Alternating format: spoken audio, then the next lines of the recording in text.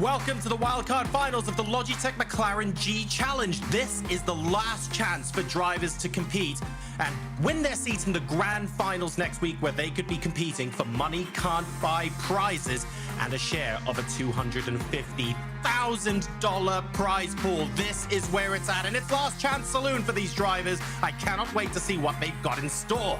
My name's John Sargent. Joining me, as always, is Luke Crane. Luke, how are you doing this morning?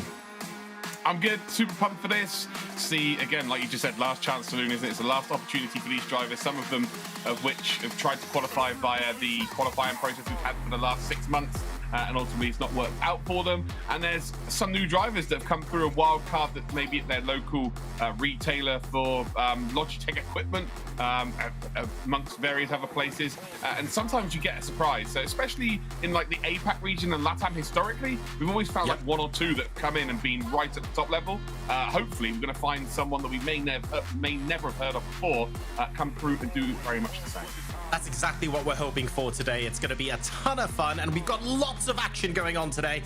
So let's take a look at what we've got going on. We're going to be moving through 3 different regions here. We're starting with Asia Pacific, APAC, and we'll then be moving through EMEA to Latin America. So Luke, talk us through our tracks today and what we should expect. 3 really different challenges, to be completely honest. Suzuka is just nice and open, plenty of overtaking opportunities. It really is just a driver circuit. Everybody loves Suzuka. Zandvoort then is quite the opposite. It's more to do with how well you qualify. Get yourself a decent qualifying position, relatively easy to defend your position there as well. So expect it to be really tight. And, you know, if you've qualified sort of top 3, you're in a good spot. And then you got Kyalami, which is kind of best of both worlds. You need to qualify well, but if you are really on the top level, you can find yourself some overtaking opportunities during the race. So yeah, really good 3 tracks chosen. So let's talk about the format for exactly what we're going to be doing today. You're going to be seeing 3 races, as Luke just mentioned. Luke, how are today's races going to be going down? Wow is going to be 10 minutes of qualifying for each race. So 3 races in total, as you just mentioned. If you have the fastest time in qualifying, you start at the front. If you indeed have the slowest time, you start at the back. Players are awarded points from 1st down to 17th if there are that many drivers. And then the top 3 drivers with the most points added up over those 3 races will indeed advance to our grand finals next week. So let's take a look at points. This is going to be pretty important because it's 3 races, and the drivers are going to have to accumulate as many as possible throughout the course of these 3 races to get into our grand finals. What are we looking at here, Luke? Well, you're looking at the 1st, 2nd, and 3rd positions. They're the biggest differential within points. So 5 points is the difference between 1st and 2nd. 4 points between 2nd and 3rd. So you know, if you get yourself a 1st and a 2nd, or a 2nd, should I say, twice, for instance, so you get 45 points for getting 1st and 2nd in the first 2 races. You are looking very good to indeed get yourself into that top 3. So yeah, anywhere outside the top 3, you're going to put yourself in a little bit of trouble. So yeah, interesting to see. But every single position is worth a point. So you're going to see people battling, you know, potentially, especially in the first race. If you're 16th position, if you can gain a couple of spots, like, you put yourself in a relatively good position in terms of you're just gaining points, just having a little bit extra to work with in race 2 and race 3. It's going to be all important. Every position is going to matter. If we have a driver, for example, who wins one race but finishes in 6th the next race, suddenly it all gets blown wide open as well. So it's going to be very entertaining to watch. There's going to be a fantastic amount of competition for these last couple of spaces in the grand finals. Let's take a look at the drivers who are going to be racing today and learn a little bit more about them. Welcome to the wildcard finals of the Logitech McLaren G Challenge. Let's take a look at our competitors from the APAC region. Muhammad Alif, age 23, from Singapore, plays Brazilian percussion in his spare time and finished 4th in the G Challenge World Finals in 2019. Sam Budgeon, aged 33, from New Zealand, was a bit of a maths prodigy when he was younger, but is now applying his talents to sim racing. Also from Singapore, Mohammed Jim Masfi, self-confessed bit of a dive bomber, but that racecraft could serve him well. At just 18 years old, Amit Kuti from India has been hailed the fastest gamer in India by Narain Karthikeyan. Next up, it's Matthew McEwen, age 20, from New Zealand. His dream is to learn all of the inner workings of how a car drives, but for now, he'll settle for the top step of a podium. Jeff Newton, 33 years old, from Australia, one of the region's fastest sim racers. He goes to the beach and plays golf in his spare time. Bernard Russley, age 27, from Australia, has a particular passion for instant noodles. But if they got him this far, why not? We then have Davlish Singh, age 25, from India, whose favorite racetrack is Monza, the Cathedral of Speed. And finally, from the Chinese Wildcard final at 29 years old, we have Zhao Tianye. So those are our drivers lining up on the grid. Let's get ready to race. Looks like some great competition today, Luke, and this is their last chance to make it into the grand finals. A bunch of names that we haven't necessarily seen regularly during the G Challenge as well. Who have you got an eye on? I think it becomes very difficult to look past someone like Muhammad Alif, fourth in the global finals in 2019 in Vegas. Being known as one of the very fastest in the APAC region across multiple titles for maybe the last 4 or 5 years. So very much a pedigreed sim racer for sure. We've seen Matthew McEwen, we've seen Jeff Newton and Sam Budgeon in different disciplines during the Logitech McLaren G Challenge this year. So expect them to be up and amongst it. But then everybody else really is a bit of an unknown, which is exactly what the wild cards are for. Is there going to be someone who's going to take this opportunity with both hands? I say this, I've said this many times over the course of this championship. You do not want to get to Monday and think I did not give absolutely everything. There was something else I could have given, especially more so today, because this is the final opportunity. So just leave it all out there, take chances, try and get yourself that opportunity and make a name for yourself at the very least. But yeah, getting that top 3, qualify for next week's grand finals, and it isn't the end of your journey. It's one of the reasons why this championship is one of the most exciting in sim racing. At the end of the day, you've got competitive drivers here, sure, but you've also got the amateurs coming in, Luke, and the ability for someone who we've never seen before to come in and blitz half the field and really open our eyes and go, hang on a second, there's a lot of talent right there. I want to say that could happen today. Odds are that will happen at some point today. Yeah, this is the competition, and this is something I've always mentioned in the 4 years I've been involved. Opportunity. You've got to take that opportunity. We always see new drivers coming through. The competition's just growing bigger and bigger and bigger every single year. But it's not a gimme. None of these are a gimme. It's as simple as that. You have to go out there and grab that opportunity. We're going to see some new names today really do that today, and that's what I'm excited for. Wildcards, again, is just such a unique form of qualifying for the grand finals, and it's probably my favorite because really I have no idea what to expect, and that's the best for me as a commentator anyway. Having no idea what to expect makes for exciting races, that's for sure. We're now into qualifying for our first track. Suzuka, no nighttime scenario mode today in the finals. It's all focus on track. All the drivers should be getting some of their laps in now. And we have no idea who's going to be on pole. This is going to be fantastic. Expect the times to be a little bit slower than what we've seen previously as well because of the track temperature. So this is a completely different challenge. It's like a different circuit. It really is, considering we've been, like you said, nighttime scenario mode every single time so far during the competition. So in daytime right now, it is going to be a little bit more of a difficult challenge. Hitting those apexes, hitting those braking points, the braking zones become a little bit longer. It's you have to get the power just ever slightly later as well. So yeah, it becomes a little bit more difficult, but these drivers have qualified for this for a reason, so I'm pretty sure they're going to be fine with it all. But 8 drivers, 3 races, not a huge amount of drivers, but again, just opens up more of an opportunity, a bigger percentage chance of you qualifying. And we want to remind you guys as well that we're collecting tweets from you throughout the finals using the hashtag Logitech G Challenge. So send us your questions, who you're cheering for. Let us know what you think. And we'll be looking forward to checking some of those out. Certainly a lot of supporters of several of the drivers in chat already.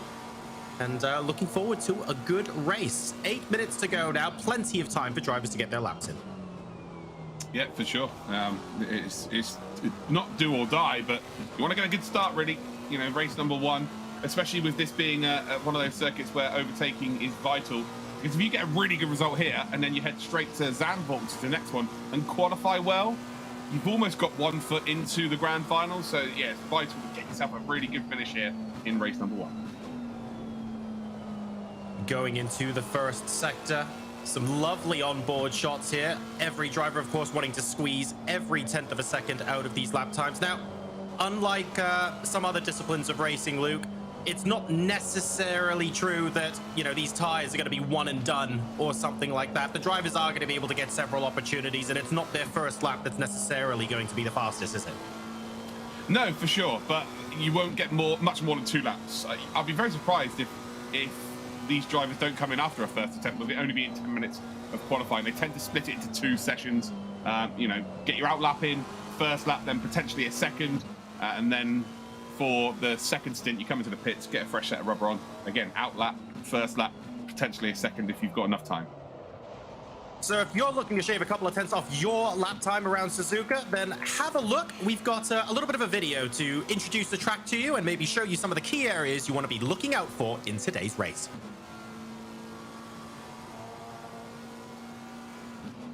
The first racing track to ever be built in Japan, Suzuka is one of the most recognizable racing circuits in the world, known for its figure-of-8 layout, but also as one of the world's favorite drivers' circuits. Let's get stuck in.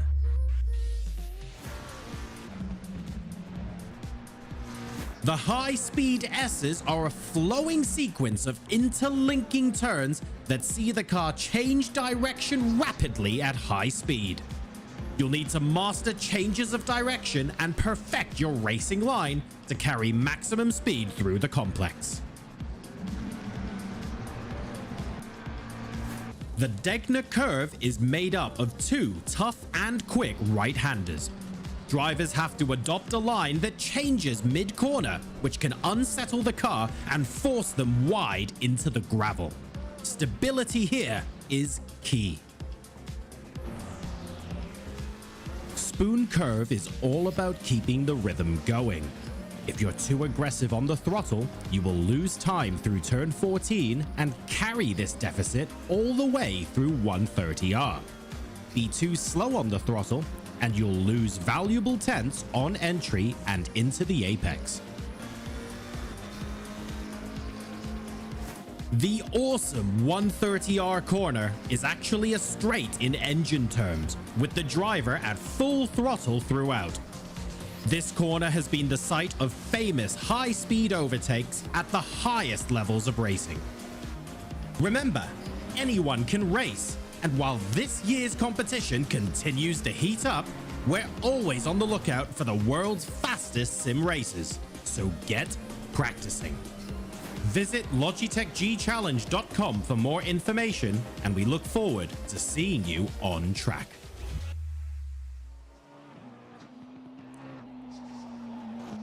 Resuming with qualifying then on Suzuka, the first of our 3 tracks here, and the first of our 3 regions as well. We start with Asia Pacific, 4 minutes left to go now, and well, it's almost like you predicted it before we started here, Luke. Provisional pole goes to Mohammed Alif.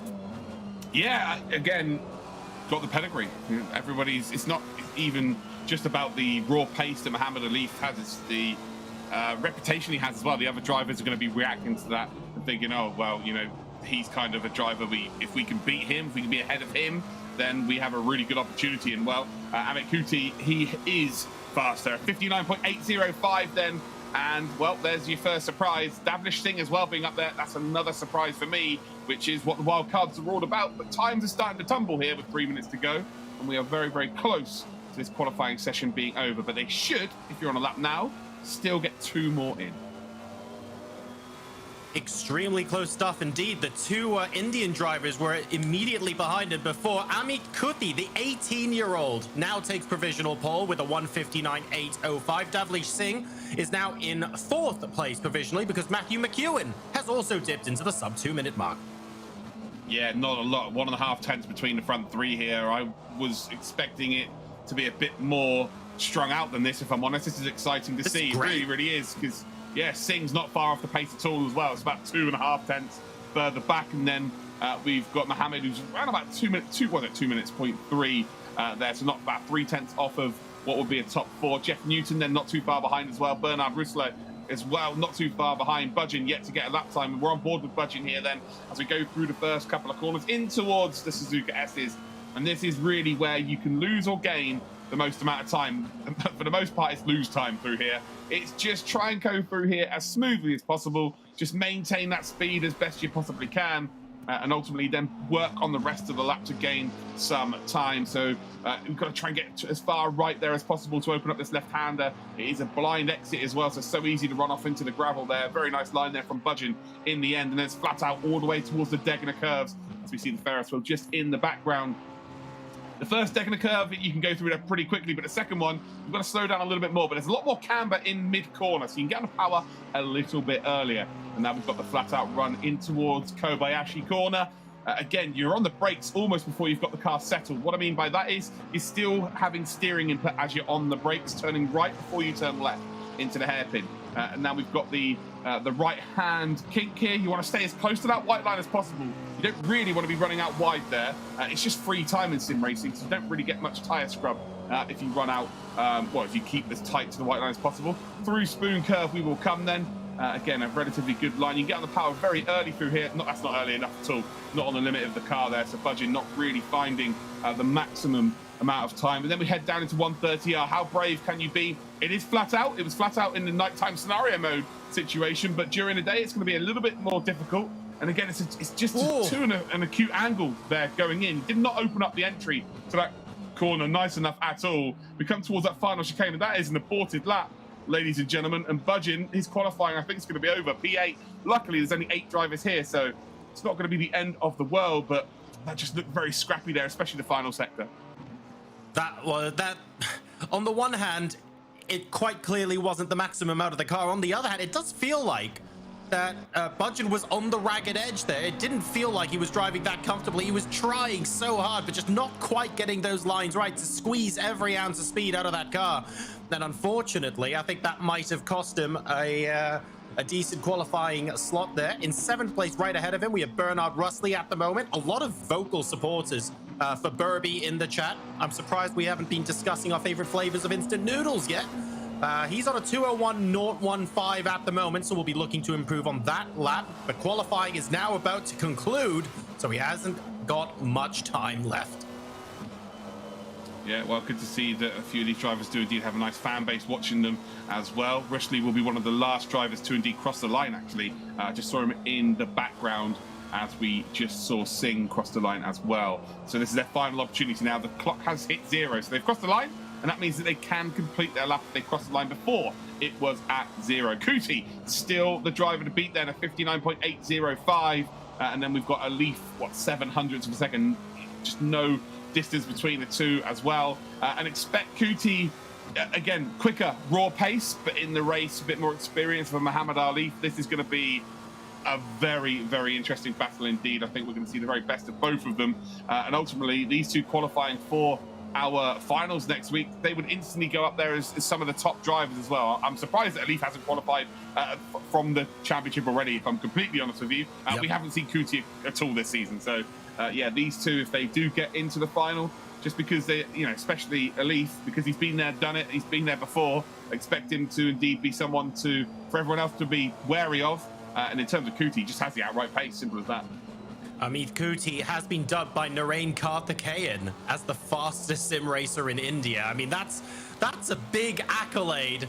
Let's see if he can live up to it in the race. So far, he's looking good to take pole position here on Suzuka. Drivers now finishing their laps. Oh my God, he just finishes a 159.5. He blitzes the field. Wow. Luke, this isn't 700th. That is stamping his dominance over this lobby at the last possible second. That is a massive, massive, massive statement there. Half a second now, pretty much as pole position. That is a phenomenal time there from Kuti. And you say Karthikeyan saying he's the fastest racer in India. What is there, like 700 billion people there? Like, that's a bold statement to say, but he certainly backed it up there in qualifying. That was a superb final lap, shaving something like 3/4 off his previous best. And that definitely cements his pole position there. So the drivers have completed their laps. We'll be getting those times over to you very shortly indeed. Qualifying is now over. let's have a peek at the race conditions. It should be fairly comfortable, I would say. We don't try and chuck right into the mix or anything like that here at the G Challenge.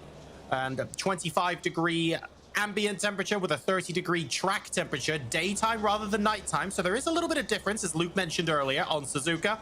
Absolutely no breeze at all, and a nice cloudy outlook, meaning we should get some decent, consistent racing moving on to our 20-minute race itself.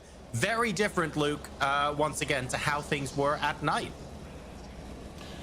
Yeah, 100%. It's going to be a little bit slower. It's not going to be a crazy amount of time slower, but it is going to be slower, to say the very least. Again, they're not going to really have to worry about tyre wear here as well, although they will feel a little bit more like bubblegum by the end of the 20-minute stint.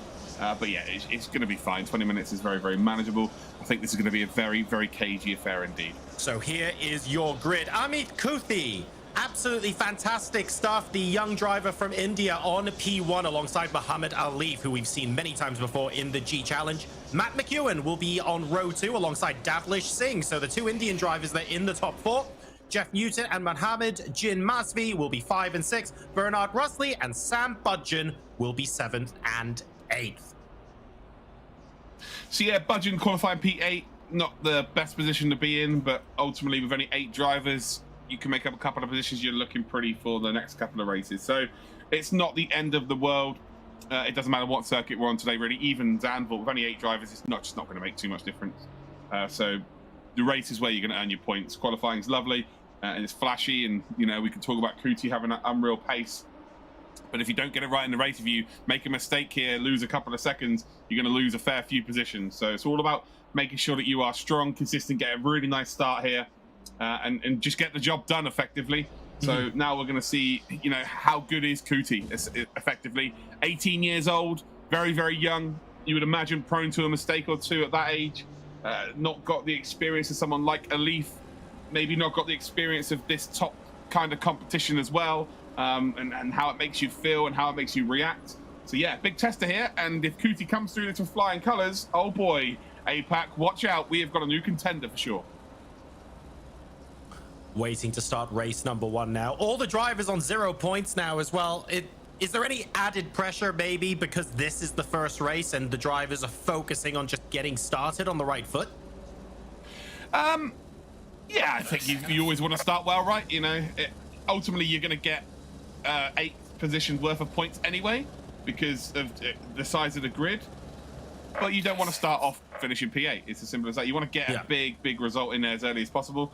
I'm not sure it's as big a deal as, for instance, next week when it's only 2 races per region or per final. So you've got a little bit of wiggle room, if you like, having 3 races. But again, you've got to start strong. Kuti has, for some of these drivers, come out of nowhere. Obviously, you know, there's a lot of people in his own country that know exactly who he is. But use that to your advantage. If there's drivers that are not sure about your driving style and stuff like that, try and use it to your advantage. And I'm sure that there's people giving advice to Kuti on a daily basis. He'll be fine here, but if he can get a good start, get out into the lead, not crack under pressure. Again, like I said, we've got a genuine contender, not only for today's wildcard, but for the whole championship next week. So yeah, excited to see how this goes down. Bunching up the field, heading into the final corner, getting ready for this race to start. Amit Kuthi, 18 years old, on pole position as we get ready to go green light racing here in the wildcard final. Here we go, and ladies and gentlemen, it is indeed the wildcard for the Logitech McLaren G Challenge. It's race number 1 off 3 for the APAC region. It is Kuti on pole, and then we've got the elder statesman at 24 years old, Mohammed Alif. Who's going to come out on top here then? Who's going to get that dub? Remember, top 3 over the course of 3 races in terms of points will qualify for our finals next week. Kuti then taking them away, waiting for those green lights to appear on our screen. And it will be just after they cross the start-finish line normally.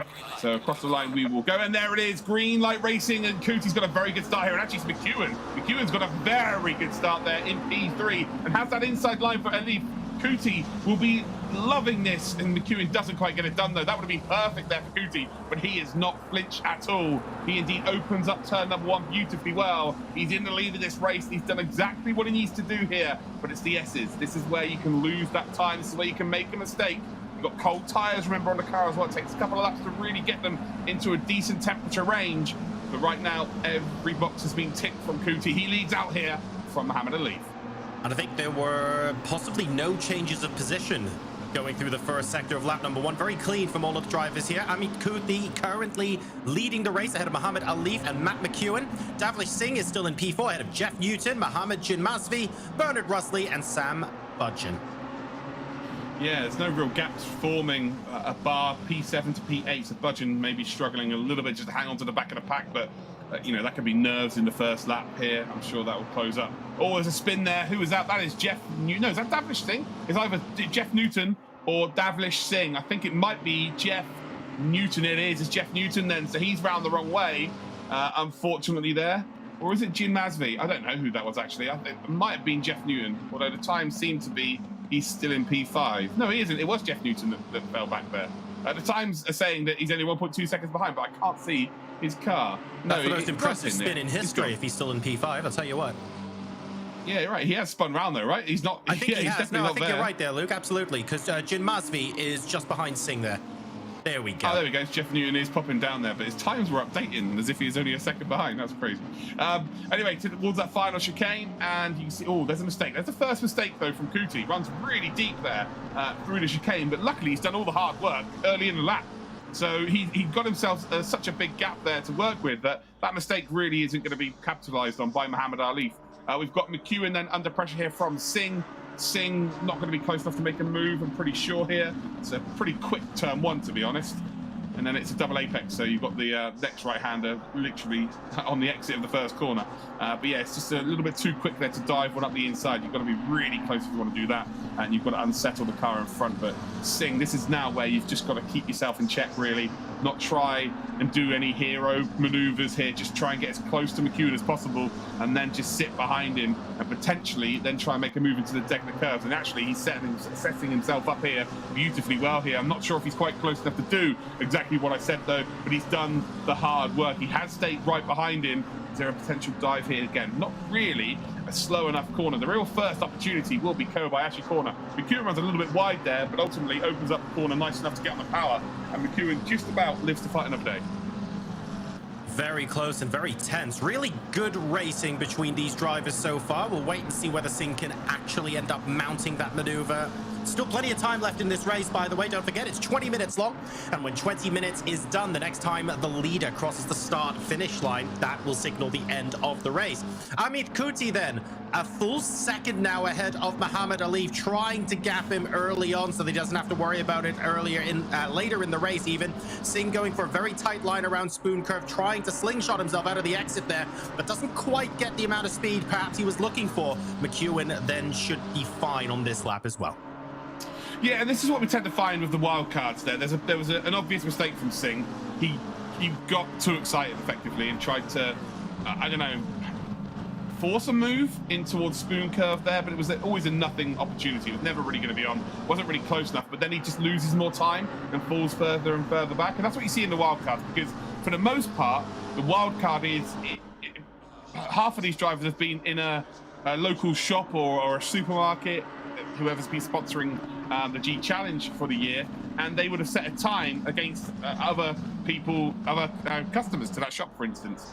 And so it's really about your raw pace. So these drivers are all going to be quick. They're going to be really, really quick. But when it comes to the racing, this is where their lack of experience will indeed come. But this is their first opportunity, if you like. That's why I keep telling you it's an opportunity competition. Take that opportunity, move on to the next phase, win some cool prizes. So this is where you learn your racecraft. So a few of these drivers aren't going to make it past this stage today, right? They're not going to get into the top 3, but ultimately this is their first step on the ladder of the sim racing. So expect to see these names coming back time after time. You know, we're seeing drivers that have already qualified for our global finals or the grand finals, whatever we're going to call them this year. I don't know, the special super pumped up party finals, I think we're going to call it by the end of the year. But a lot of those drivers that have qualified have come through the wildcards, right? The previous years, not quite made it to the finals, but then they've used that to then come back this year and perform a little bit better. And those little incremental improvements are going to be what benefits some of these drivers across these 3 races there. Davlish Singh still trying to find a creative way past Matt McEwen, but like Luke said, in places, maybe trying a little bit too hard, going a bit deeper when there might not be an opportunity there. He just needs to bide his time a bit, hold off for an extra corner or two, get super close, and maybe go for one of the more obvious overtaking opportunities. It'll be less flashy, but I think he'll have a higher percentage chance of getting it done. For sure. Well, McEwen's just been given the whole race winner tag in the bottom right-hand corner of your screen. So apparently being in P3 is where you need to be today. Yeah, don't worry, guys. Just a graphical glitch. It's all good. He hasn't won the race. But yeah, McEwen right now is in a good position. Like, would love to push up another spot, but ultimately not quite close enough. But keeping Singh behind him is huge. If you can get yourself a top 3 in the first race, you're looking really good, right? You're going to feel not only it's just confidence. It fills your ego. You're just feeling just good, effectively. That's where you need to be. You don't have to qualify in positions. You know, then if you get another third, or 2 more thirds, you're pretty much done and dusted, right? But also, you know who your rivals are. So before this race began, even after qualifying, you still don't know who your rivals are in terms of who's got what points, because you're all on 0. But as soon as it starts to unfold, you start to realize, oh, who do I need to beat? Who do I need to be around? And it doesn't necessarily, for someone like McEwen, you don't necessarily have to go out there and beat Alif. You don't necessarily have to go out there and beat Kuti at this, it's race 3, for instance. You then think, oh, I only need to finish ahead of one driver, and it becomes like potentially a race in 6th and 7th position in a race. It can all change there. The script changes. But Singh right now, just still trying to chase down McEwen. The gap's stayed relatively the same for a few laps now. And it's kind of just try and force a mistake from the driver in front of you. Singh doing a relatively good job, again, not falling too far off the pace if he does make mistakes. But if a mistake happens in front, we'll be able to take full advantage. I tell you what, though, Kuti now 2.4 seconds in the lead. And as much as, he's the quickest driver in India as it's been stated, if you're that far ahead of someone like Muhammad Alif, you are absolutely flying. You're one of the very quickest drivers in the world. That's how good you are. So that's really, really impressive to see. Yeah, Kuti is really making himself known to an international audience here. There's no question about that. On board now with Matthew McEwen, still just about staying ahead of Davlesh Singh. No real overtaking chances yet, but Singh, to be fair, still staying with him. And bear in mind, of course, that if Singh finishes this race in 4th position, all is not lost. If he finishes in the top 3 in any of the other races, he's taking one of those spots away from these drivers. So Singh very much in the hunt here. The gap behind him, though, a little bit further along. It looks like plus 1.9 seconds there to Jin Masvi, who will be looking to stay ahead of Bernard Russley in P6, who I think is a further couple of seconds down the road. So possibility for another mistake, but it looks like they're starting to gap now in the midfield. Yeah, absolutely. Singh is in a very good position here that if he does close up to McEwen, he can attack. He can at least go, I would say twice. He's got 2 opportunities before indeed he would give an opportunity to Jin Masvi. So the last thing you want to do is give an open invitation to a driver behind you. If you've gapped them by 2 seconds, you've done the hard work. You want to make it a 1v1, try and get that job done, but you've got to make it stick if there is an opportunity to make an overtake, because Jin Masvi will, as much as the gap is 2.4 seconds, it's not a lot slower over a lap time. And if there's an opportunity to make an overtake and you give him an opportunity at freebie, he's absolutely going to take that on. So yeah, you just don't really want to be inviting anybody else to this party at this stage. Alif has kind of been given a hurry up. He really was dropping back into the clutches of these two. He'll be hoping that these two do battle at some point to slow them down so he can get a little bit of a gap. He'll be happy with second. If you said to Muhammad Alif, right, you're going to get second 3 times today, you'd be like, yep, absolutely. Thank you very much. I'm off. I'll see you next week. So, yeah, he will be super, super happy with this, but he needs the 2 drivers behind to start battling. But actually, the second half of this lap, he really has put the hammer down. And he's indeed grabbed a few tenths of a second. Bit of a mistake there by McEwen. Runs a little bit wide, but actually maintains some really nice speed as we head down to 130R here at the midway point of this race. Still 10 minutes to go.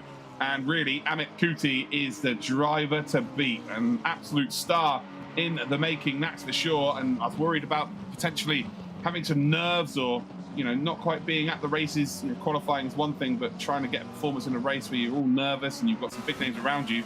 Wow, not phased in the slightest. 3 seconds the advantage still, and looking like the driver to beat for sure. That's the strategy, isn't it, Luke? If your racecraft is a little bit less experienced than the guys behind you, step 1, gap them by 3 seconds. Step 2, pretend it's qualifying. Well, you don't need racecraft if you're on your own. It's as simple exactly, as that. right. Like, yeah, if you're if you're out on your own by 3 seconds, you are hot lapping. You can take the best line around the circuit. You don't need to be worried about racecraft alongside another driver. That's for sure.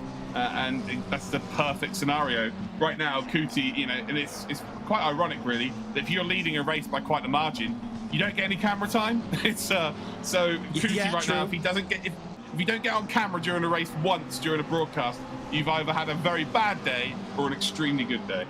Yeah, this definitely counts as extremely good. Kuti here, bringing the gap up to around 3.5 seconds now. I mean, it's absolutely fantastic, the degree to which he's been able to pull out the gap in first place. And Alif here, not quite falling into clutches of these two anymore, but he's not safe by any means. It's about a second between him and the battle for third and fourth. Yeah, but he seems to be getting caught up through the first sector. So the S's seem, again, the most technical part of the circuit. Seems to be losing a bit of time through there, but then sector 2 and sector 3, just figuring stuff out. Again, getting that gap back out to around about, I don't know, 0.8 of a second, maybe just about a second. So yeah, he's doing a relatively good job, but just seems to be a mistake or two in there for him. I tell you what, though, Singh has got an unbelievable run out of Spoon Curve here. Although, looks like McEwen's second phase again has got him out of trouble. So those two still battling for that third position. You know, if Singh gets an opportunity to make an overtake, he has to take it on. Oh, yeah. You know, this is a last chance saloon. McEwen runs a little bit wide there on the exit. But yeah, this is interesting to say the very least. It feels like when it matters most heading into those long straights, McEwen's corner exits and the amount of speed he's able to carry even when he's making those minor mistakes is enough to fend off Singh from having a look down the inside, but only just. It's a constant game of cat and mouse between these two at the moment, and Muhammad Alif is going to be hoping that it goes on as long as possible. 7 minutes left to go in this race, and well, I have to say there might have been a mistake there out in front from Amit Kuti, because he was showing at over 4 seconds ahead, and he did drop to between 3 and 3.5 a couple of moments ago. So I'm wondering if there was a minor error, but he's still comfortably far up the road that it shouldn't matter too much at this stage. But maybe he's not invincible after all. I think that's more of an API thing than anything, because he keeps going out to sort of 3.9 and then down to 3.2. He was 4.7 at one point. Yeah. I think the gap is around about 3.2 seconds, to be honest. Again, 59.7, only a couple of tenths slower than the qualifying lap with a bit more fuel on board. That's a really, really good time indeed. Just doing the business. He's now 5.9 seconds in the lead. Wow. Like, yeah. Okay. So, ignore that. Ignore that. Alif, McEwen, Singh. Again, Singh versus McEwen is really, really the battle. That is the key battle at this stage, getting that top 3. Sam Budgeon and Russ Lee, they're now P8 and P7. Jeff Newton, who went down to P8, by the way, has gained a couple of spots. And how important are these points going to be moving forward in this? He was battling right around the top 3 as well, so definitely has the pace to be in and amongst it. Can Singh find himself an opportunity here? That is the big question. Very close between these two in that slipstream. This game's based on endurance racing as well, so it's not the easiest game to make an overtake on, especially when you're all in exactly the same car as well. You know the strengths and you know the weaknesses of the car in front of you. Singh not close enough to make a dive there, but again, McEwen taking a lot of curb on entry, which is only going to slow him down here, and this is the opportunity surely. Singh is closing up, but I just think, again, the exit from McEwen is getting him out of trouble here. His entrance is very slow, but his exit's very punchy, and you can see that Singh's just going in a little bit deeper into the entry. But indeed, his exit's a touch slower. But there's two massively different driving styles here, but ultimately both getting exactly the same effect. So very good stuff from both of them. Singh there just runs out a little bit wide, too much curve then through the second curve of turns 1 and 2. And yeah, again, just falls out of favour here. And he's been pretty good for the first 15 minutes of this race. The S's is really where he's been strong, being able to close up to the back of McEwen. But look, you can see him just getting caught offline. As soon as you're offline ever so slightly through the S's here, especially with a car right in front of you, you get that jet washed air, and you just can't recover it. You cannot get that car back onto that racing line. And ultimately, McEwen's going to gain, it's only a few hundredths of a second. He runs a little bit wide there through the first Degner curve as well. And, well, that's a little bit better. But, yeah, as soon as you make one little error, it's so difficult to recover. And with how difficult it is to overtake as well in identical machinery, you need every little bit of an advantage you can get. McEwen once again slingshotting his way out of the corner. Singh trying to use the absolute full width of the track there, but you can see that gap to the car in front is stubbornly refusing to go down. This is a delightful race from both drivers. Realistically, it's a who blinks first from a mistake point of view. Just under 5 minutes left to go. 75% of this race is now complete. And Singh continuing to do a fantastic job of pressuring McEwen, saying, are you going to make a mistake and let me by? McEwen holding on for dear life, but doing it very, very well. Imagine that was actually the case. You've got a 20-minute race and it's like, right, if you blink first, that's it, you lose. Like, they've got matchsticks keeping their eyes open. They've got water dripping down their faces. I'd watch that stream. Absolutely. It'd be a stream of eye water coming down everyone's face. That'd be great. It'd be cruel, but it'd be great. 4 minutes to go, 3 laps. That's race number 2. That is race number 2, yeah.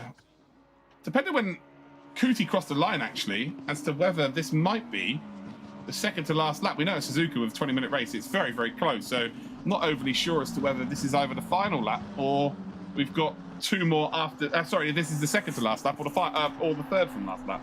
So yep. I guess we'll find out. We'll just if it's 3 laps, we'll just call a race finish twice again, John. Why not? It's certainly possible. Kuti looking like there might even be the option for Kuti to slow down on his final lap to make sure the timer hits 0 and the race finishes. He might end up having that option at this rate. We'll wait and see. Still under half a second, the gap between McEwen and Singh. These guys are not letting up at all. Amit Kuti, though, 18 years old, 4.6 seconds ahead of Muhammad Alif in second place right now. Regular at the G Challenge and someone we know is incredibly quick. So Kuti doing a great job. Alif getting valuable points going into race number 2, assuming nobody makes a big mistake. 3rd and 4th is where the big fight is at the moment. And Jeff Newton recovering from a spin early in the race, currently in P6, trying to chase down Jin Masvi, but that gap might be a little bit too big. That's the story of this race so far. Yeah, really impressive from all of the drivers, to be honest. I didn't expect it to be as close as it is throughout the field, and to see this nice little battle between 3 and 4. McEwen doing a stellar job as it stands in holding on to that P3, but just judging by their pace and judging by the cat and mouse style that they've had, I find it very difficult to believe that we won't be seeing these two battling for this 3rd position. It seems to me that Kuti and Alif just have a little bit too much for the rest of the field here, especially at Suzuka. Maybe that will change in terms of the track, but I believe that these two, this is going to be going on for 3 races, these two battling it out, and I would be very surprised if we don't see this reversed, like indeed McEwen finishing 4th and Singh finishing 3rd, and then goes to the final race, basically who finishes ahead. Because Kuti, it's going to find it so difficult for. I can't really see Kuti being beaten on this form for Suzuka, but we've seen so many times that certain tracks suit certain drivers, and with Zandvoort being a completely different challenge altogether, very similarly to Kyalami, that could all change, I guess. But if you've got pace, you've got pace. That's kind of the nature of the beast when it comes to motor racing or sim racing. Davlish Singh still closing up, and I think this is the final lap of the race, to be honest. Like, I'm sure Kuti crossed the line with around about 1 minute 57 or 1 minute 56 left, so I think this is potentially the last lap of the race. This is where he pulls the this 154. Is potentially the last lap of the race. Nice bit of conviction there for me, so who knows? Well, I don't think he's going to cut 5 seconds off his fastest lap very suddenly there. This could well be. I think you're right there, Luke. Kuti and Alif have basically driven on their own for most of the race, but it's been a fantastic one from them, it has to be said. Alif briefly coming under pressure from the cars behind. Matthew McEwen in 3rd place and Davlish Singh currently in 4th, but ultimately able to withstand that. He got the hammer down when he absolutely needed to, and as a result, he seems to be in a fairly stable P2. It's Amit Kuti, though, who is making himself very well known amongst our audience right now, going around the lap for the final time. What an absolutely delightful drive from this young man. Yeah, incredible drive. 130R left to go for the final time, or the second to final time. We will find out very, very shortly. It's going to be close. Again, grabbing nice bit of curve on entry. Yeah, still going he wants another optimum lap. Time for sure. Yeah, through the final chicane we will indeed come. Bit of curve grab there. This is going to be the final lap then. So as we come around the final curve here, Kuti Well, he's setting a statement here in the wild cards for the APAC region. Takes victory at Suzuka as well. Congratulations to him. A sensational performance then as we again head down into turn of one. There's no checkered flag yet on our screens, but yeah, there we go. Right, finally, thank you. Right, Mohammed Ali is going to finish in second. McEwen finishes in third, then Singh finishes in fourth position. Singh not able to get ahead of McEwen. McEwen's going to be happy with that because you're going to have a lot of adrenaline, you're going to have a lot of nerves, and he would have been facing both of those for 20 minutes there, and he did not make a mistake. So Singh's also going to have the flip side of that and gone, well, if I'm behind McEwen once again, oh, I'm in trouble here because he just doesn't make any mistakes. So yeah, fascinating for the third and fourth battle. Kuti and Alif, we kind of, after qualifying especially, before the event, Alif for me was one of the favorites. But yeah, after qualifying, it was very clear that Kuti had some serious pace. So yeah, we expected them to be right up the front there. Then that battle for P3 and P4. Jeff Newton, someone who we've been kind of supporting the whole way through as like our sort of little special driver for the championship, if you like. Made that mistake, but gained a couple of positions to get back up into top 6. So how important is that going to be? Because he was battling around that P3 spot himself. So yeah, interested to see how it goes down for race number 2. If Jeff Newton is able to recover and get himself a podium position, for example, in race number 2, that arguably blows the door wide open to grab one of those top 3 positions overall. Going into the final race, it still remains to be seen. We were talking before this broadcast even started about which names that we haven't seen before in the G Challenge rising to the top and absolutely demolishing everyone. It's Amit Kuti here, who manages to take the race victory. A superb drive from him. Let's go ahead and take a look at our results for race number 1 here in APAC, sponsored by Splunk. Amit Kuti will be taking home the W. Muhammad Alif and Matthew McEwen will be occupying the rest of the podium. Davli Singh, though, just behind in 4th place. And then we have Mohammed Jin Namazvi, Jeff Newton, Bernard Rusley, and Sam Budgeon rounding out our 8 drivers. So as you can see, the gap in points between one of those top 3 positions and even last, 7 points is no laughing matter, especially because if you finish last, you still get 9 points. But there is every opportunity for the Rusleys, the Budgeons, the Newtons. They can turn it around in race number 2. A little bit more pressure on, though, I would say now, because at the end of the day, they now need a big result to complement their first race's points.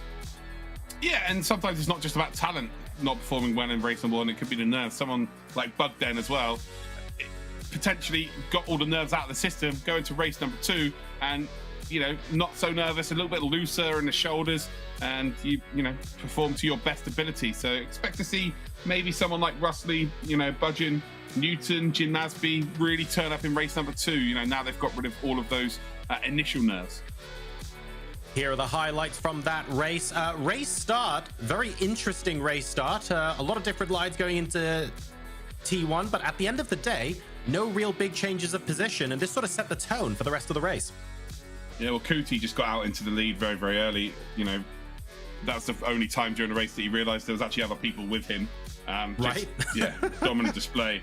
And then it was this battle here, the McEwen versus Singh, and ebbed and flowed. So every now and again, Singh was closing right up to the back, but you know, the job was always being done by McEwen to just keep that gap or maintain it, or then extend it.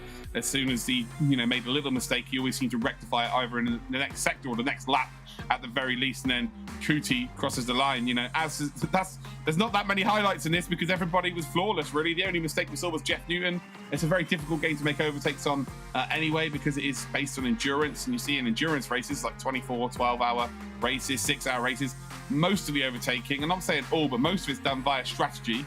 And there's not really much strategy in 20-minute races. So yeah, if you can qualify well with this car, with these tracks, this game, you're looking very, very good. And Kuti did that. P1 in qualifying, P1 in the race. So that was just race number 1 of 3. Remember, the drivers have to maximize their points haul across all of our races to stand themselves with a chance of getting into the grand finals next week. Huge thank you to Splunk, Logitech G, Quantum Pay, and McLaren for helping us put on this program. That was race number 1. We're going to be back with Zandvoort in just a little bit. See you soon.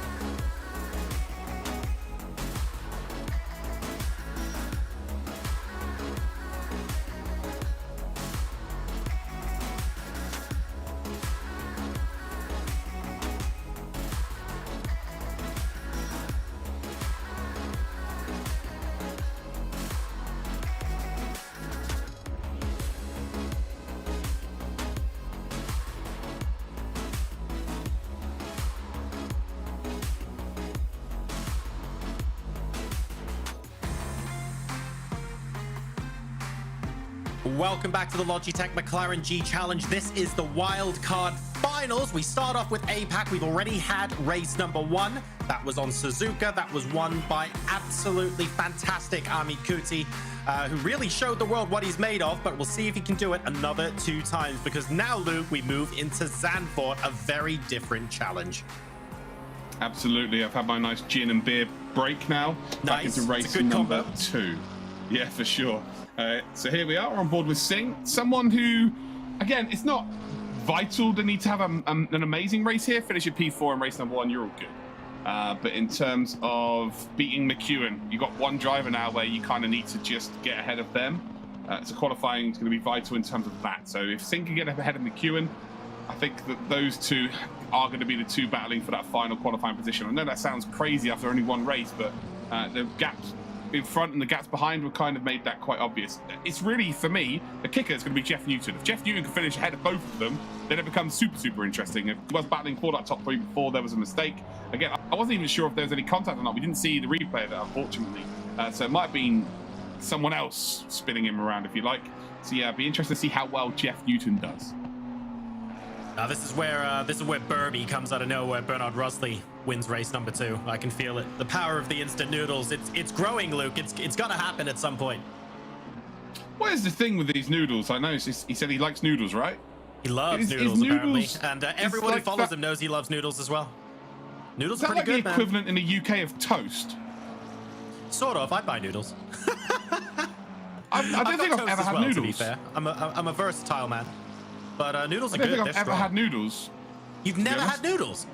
I don't think so.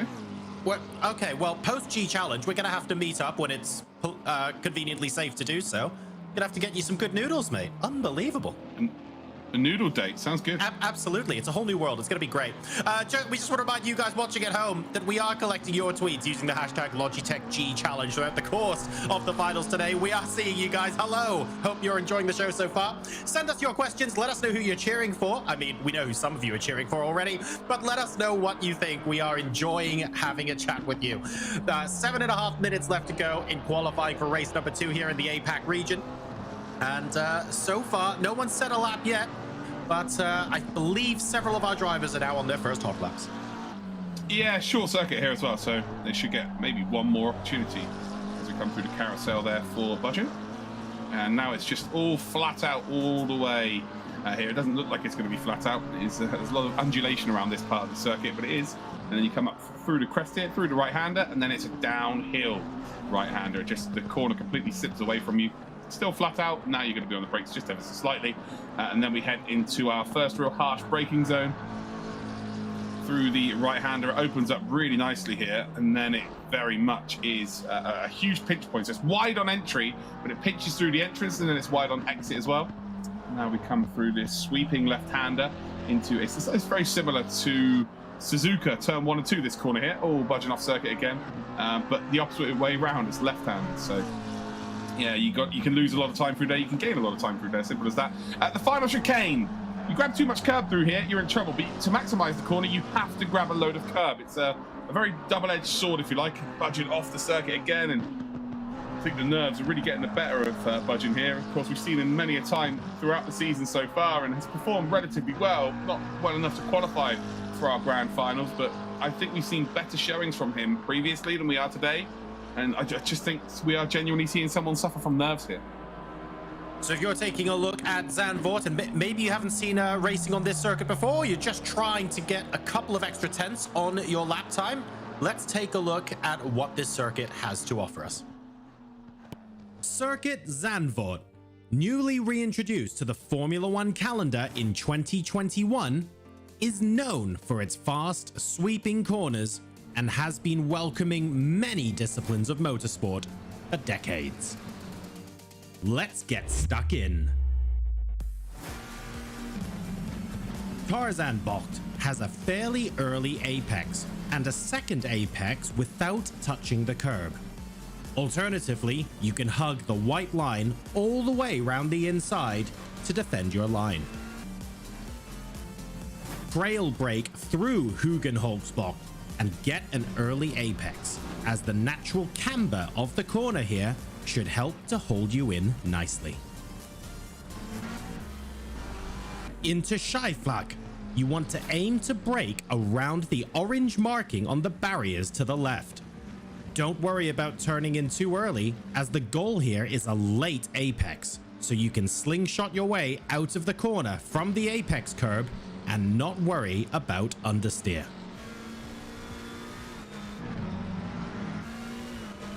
Hunserud is a place on the circuit where keeping the car wide and taking as much of the inside curb as possible is actually okay and won't unsettle the car. In fact, this could be a good idea to maximize your exit, which is crucial here. Remember, anyone can race, and while this year's competition continues to heat up, we're always on the lookout for the world's fastest sim races, so get practicing. Visit LogitechGChallenge.com for more information, and we look forward to seeing you on track.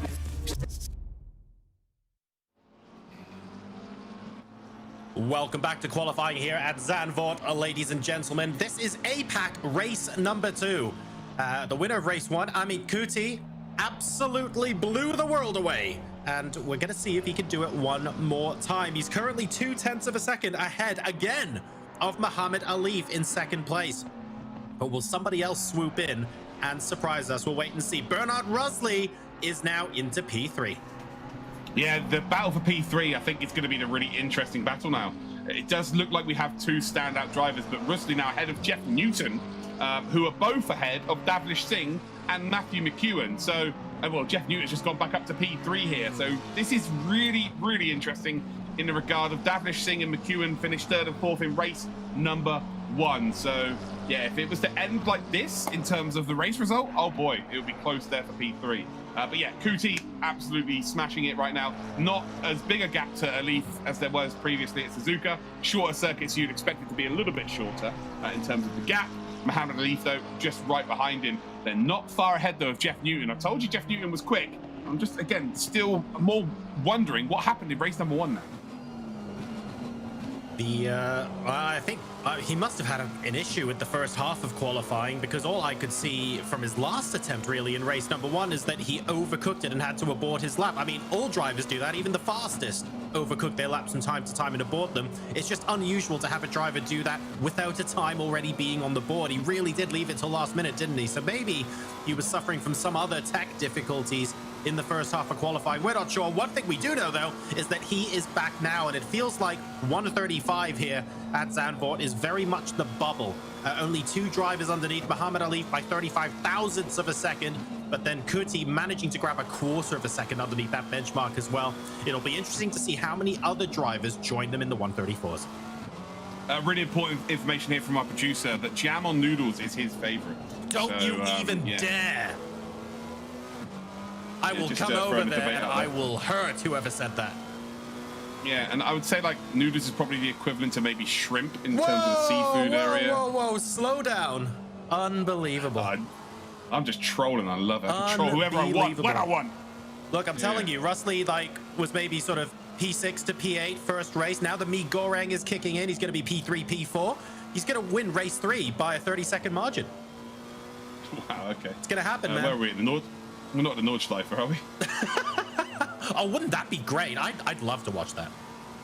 Yeah, that is. I love that circuit. That would be awesome. It's one of the best circuits in the world, as we know. Jeff Newton still 3rd, Rusley in 4th. Singh just put his time in. There we go. So Singh's ahead now of McEwen. So roles reversed, but down in 5th and 6th position. This P3 battle is very much warming up nicely here. Jeff Newton putting himself back in that position with Rusley ahead of then Singh and McEwen. This is, wow, I cannot wait to see how the points are. We're not even in the race yet. It's only qualifying. But I cannot wait to see how close it is after race number 2. This is so good. Yeah, the battle for P3 in the last race is now the battle for P5. And 2 of the drivers that finished lower down, as things stand, will be battling for P3. So this could end up being a 4-way fight by the end of race number 2. This is fantastic.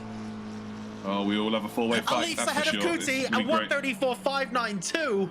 Okay, that's a statement. Yeah, that is.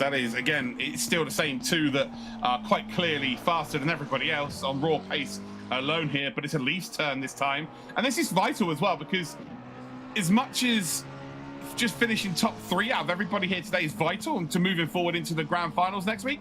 If you're just finishing consistently second to one person today, how can you expect to then go out and win the grand finals next week? So to beat them today, like Alif now ahead of Kuti, this is huge for his mindset going into next week. I mean, unless you sort of kept something in the bag, I don't really have a counterpoint to disagree with that, Luke. You're right. If you just keep losing to one driver and you both go through, you're going to be going into next week going, oh, well, I have to beat them and the fastest drivers of everywhere else. Davlish Singh P3, 34.997 out of nowhere. A 10th of a second clear of Jeff Newton, and that has thrown the cat amongst the pigeons. At the death in qualifying, Davlish Singh joins the 134 club. It's not Muhammad Alif and Amit Kuti alone. Davlish Singh has moved into the 134s. Jeff Newton right behind him. This is going to be very interesting from a points across 3 races standpoint. I'm really looking forward to this one. This is huge. Davlish Singh, finishing just behind Matthew McEwen. If he was to go out and finish 3rd in this race, but McEwen only down in 6th position, oh, that's massive, especially if he finishes ahead of Newton, if he finishes ahead of Rusley. He really does put himself in pole position to be in that top 3. The 2 standouts, though, Alif and Kuti. But the opposite way around right now. Alif played the Uno card, the reverse card on him, and there you go. So going into the final race, we could potentially have a tie between the front 2, and obviously to set a statement going into the global final, grand finals, party finals, whatever you want to call it. Being the top dog today sets you in good stead for next week. So it's just battles all over the place. This is great. This is really making things interesting. If the top 2 have played the reverse card, then someone's played the +4 card on McEwen and Singh, because they are still fighting with each other, but they're further down the order now. So it's less clear who's going to be fighting for that 3rd place overall heading into the final race. This is absolutely delightful stuff. So qualifying is now over, ladies and gentlemen. Let's take a look at the track conditions and what we can expect come the race. So track number 1 was Suzuka. We've now moved on to Zandvoort, and here we go. Delightful 25-degree ambient temperature, 30-degree on track, and identical cloudy conditions with absolutely no breeze whatsoever. Just once, I'd like to see 100-kilometer-per-hour gusts in one of these races, but I've been told that for competitive integrity purposes, we're not allowed to have that happening here. Nonetheless, we should have an excellent race. Don't worry, John, I'll provide the 100-mile-an-hour gusts. Brilliant. It is early in the morning. We can trust you. Yes, we can. And here is your grid for race number 2, ladies and gentlemen. Oh, did he just put in a flyer at the end? Because I thought Muhammad Alif was on pole position. But from what we have here, it's Kuti and Alif on P1 and Singh and Newton for... In fact, does this look identical to the grid for race number 1? No, this is well, yeah, it could be. No, Singh was 4th in race number 1. It was McEwen. Yeah, no, so, okay, P3. we've got Kuti and Alif on the front row, Singh and Newton immediately behind him. They were, I think, 6th and 7th, so they've managed to make it back up to 3rd and 4th, so well done to them. Rusley and McEwen then 5th and 6th, still glued to each other. And then we've got Jin Masby and Sam Budgeon rounding out the grid. So again, 8 drivers on the grid. Even if you're on the bottom row, you should be able to make up some places on lap 1. If you're able to get a good start and navigate your way through the field, we'll wait and see what these guys have to give. Yeah, it's a technical circuit as well, so drivers making a mistake, it'll be magnified. So you've got to take those opportunities if you're behind them. But yeah, it'll be super interesting to see how this goes down. The front 2 look like they're the standouts of the show. Davlish Singh, big opportunity here. Go out there, finish P3. Hope that McEwen drops a couple of positions. Effectively, Newton is overperformed from what he did in race number 1 in terms of qualifying now. And of course, Rusley as well. But if Singh can finish ahead of them for the 2nd race in a row, completely nullifies their progress.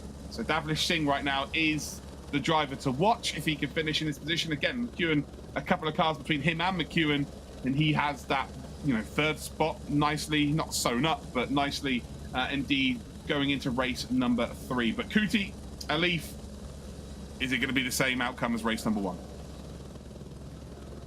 I don't know, man. I'm really looking forward to this one. Alif was what, 2/10 ahead at one point after he put in that flyer of a lap. So Kuti absolutely sneaking in at the end and doing another fantastic individual lap time. Cootie's basically been out in front so far. So if Alif manages to get a good start and maybe gets ahead of him going into T1, this could be very, very interesting moving into the race. We're going to see a different kind of driver as Cootie will then be forced to battle it out rather than do a series of hot laps at the front. Maybe that'll happen. Yeah, but I think this is a huge statement again. It's pressure. Twice in a row, putting in, it didn't need to in race number 1 for qualifying, put in an unbelievable time there to just really put a huge gap between the rest of the field. But this time around had to do it to get onto pole position. So Cootie dealing with pressure wonderfully well for such a young driver and expecting to see very much the same result in the race here. This driver seems like a very special talent, simple as that. Alif, can you get up ahead into turn number 1? It's a long way around the outside because turn number 1 isn't one corner, it's 2 apexes. So it becomes a little bit more difficult. Can you be on that inside line up towards turn number 4? That's the vital part. Can he keep that overlap around the outside of 1, 2, and 3, and then potentially get that inside line in towards turn number 4? We're about to find out then. It's race number 2 of our wildcard APAC region. Top 3 over 3 races will qualify for our grand finals next week. And it is indeed Cootie in pole position, the green card. Then we've got Alif, who just about got his nose up ahead here. And I tell you what, I think Singh has made it up to P2. Oh, there's contact between P1 and P2, but Davlish Singh is up into the lead here. And he gets straight across Cootie, and out of nowhere, wow. Davlish Singh, not only from P3, you know, ahead of McEwen, but he's got up to the lead of this race. Pretty nice stuff. That was an incredible start to the race from Davlish Singh, currently in P1 ahead of Cootie and Muhammad Ali. Jeff Newton in P4, Bernard Rosley right behind him. And Cootie now coming under a lot of pressure from Alif. Yeah, he is. Cootie struggling here at the start of this lap, that's for sure. There was definitely a mistake in towards turn number 1. One in the brakes a little bit too early, which gave, again, Davlish Singh an opportunity to get on the inside on the exit of the corner. So he covered the inside line really, really nicely to start off with, but then just run out wide on the exit, which gave Davlish Singh the opportunity. And Singh now has absolutely taken full advantage of this. He's got a lovely little gap to work with, maybe by a second. And the beauty of the situation is he knows Alif's going to have to attack Cootie here as well, which means that he might be able to get even more of a gap. So great stuff here from Davlish Singh. His nearest rival for that P3, Matthew McEwen's down at P6. This is a massive opportunity right now. And for someone like Jeff Newton, if he wants to get into that top 3 today, he has to attack the 2 in front of him. He has to get between Cootie and Alif. I didn't think that those 2 were even going to be in question whether they can qualify for next week. But all of a sudden, if Jeff Newton can get involved here, that becomes even more difficult for them. Here's our Quantum Pay replay of what happened at the start of that race. Davlish Singh then managing to sneak one in at the inside. A little bit of contact it looked like there, but hard to tell from this angle. And he gets into the front of the field. That's incredible. The first 20 seconds of this race for Singh, absolutely superb. Yeah, well, it's on second view there, John. Got to call it a spade a spade. Wasn't the cleanest of moves, not going to lie. So that might be it definitely wasn't a no contact sport there, we'll put it that way.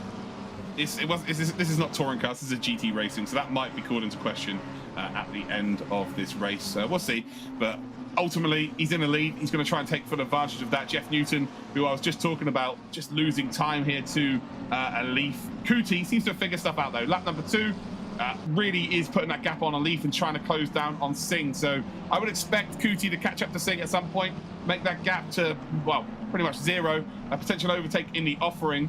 And also he's got to take solace that McEwen just really isn't coming through the pack here as well. So Singh in a great position. A race victory and a P4, like in a great spot to qualify for next week. It certainly would tee them up fantastically well going into the final race, but they need to not get ahead of themselves at this point because it's 17 minutes left to go in race number 2. They're in a good position, but being in a good position now earns you absolutely 0 points. What's going to be fun now is watching the Cootie sandwich. We've got Singh a second ahead. We've got Alif a second behind. This isn't just shut up and do hot laps territory now. So we're going to be seeing Amit Cootie definitely getting his hands dirty and battling a couple of these cars. And I'm looking forward to seeing what he has for us. Yeah, well, for sure. And this also will say a lot about Singh. Soon, we know Cootie's the standout driver in terms of raw pace once again, but what can he do from behind? Has he got that overtake in him? You know, does Singh have the ability to... We've seen Singh be able to challenge McEwen for lap after lap, not able to make an overtake, but, you know, consistently putting in those lap times. How is he going to deal with it, the shoe being on the other foot? Remember, the difference between P1 and P2 is 5 points. So if Singh could get that massive 25 points, it's almost with a P4 as well.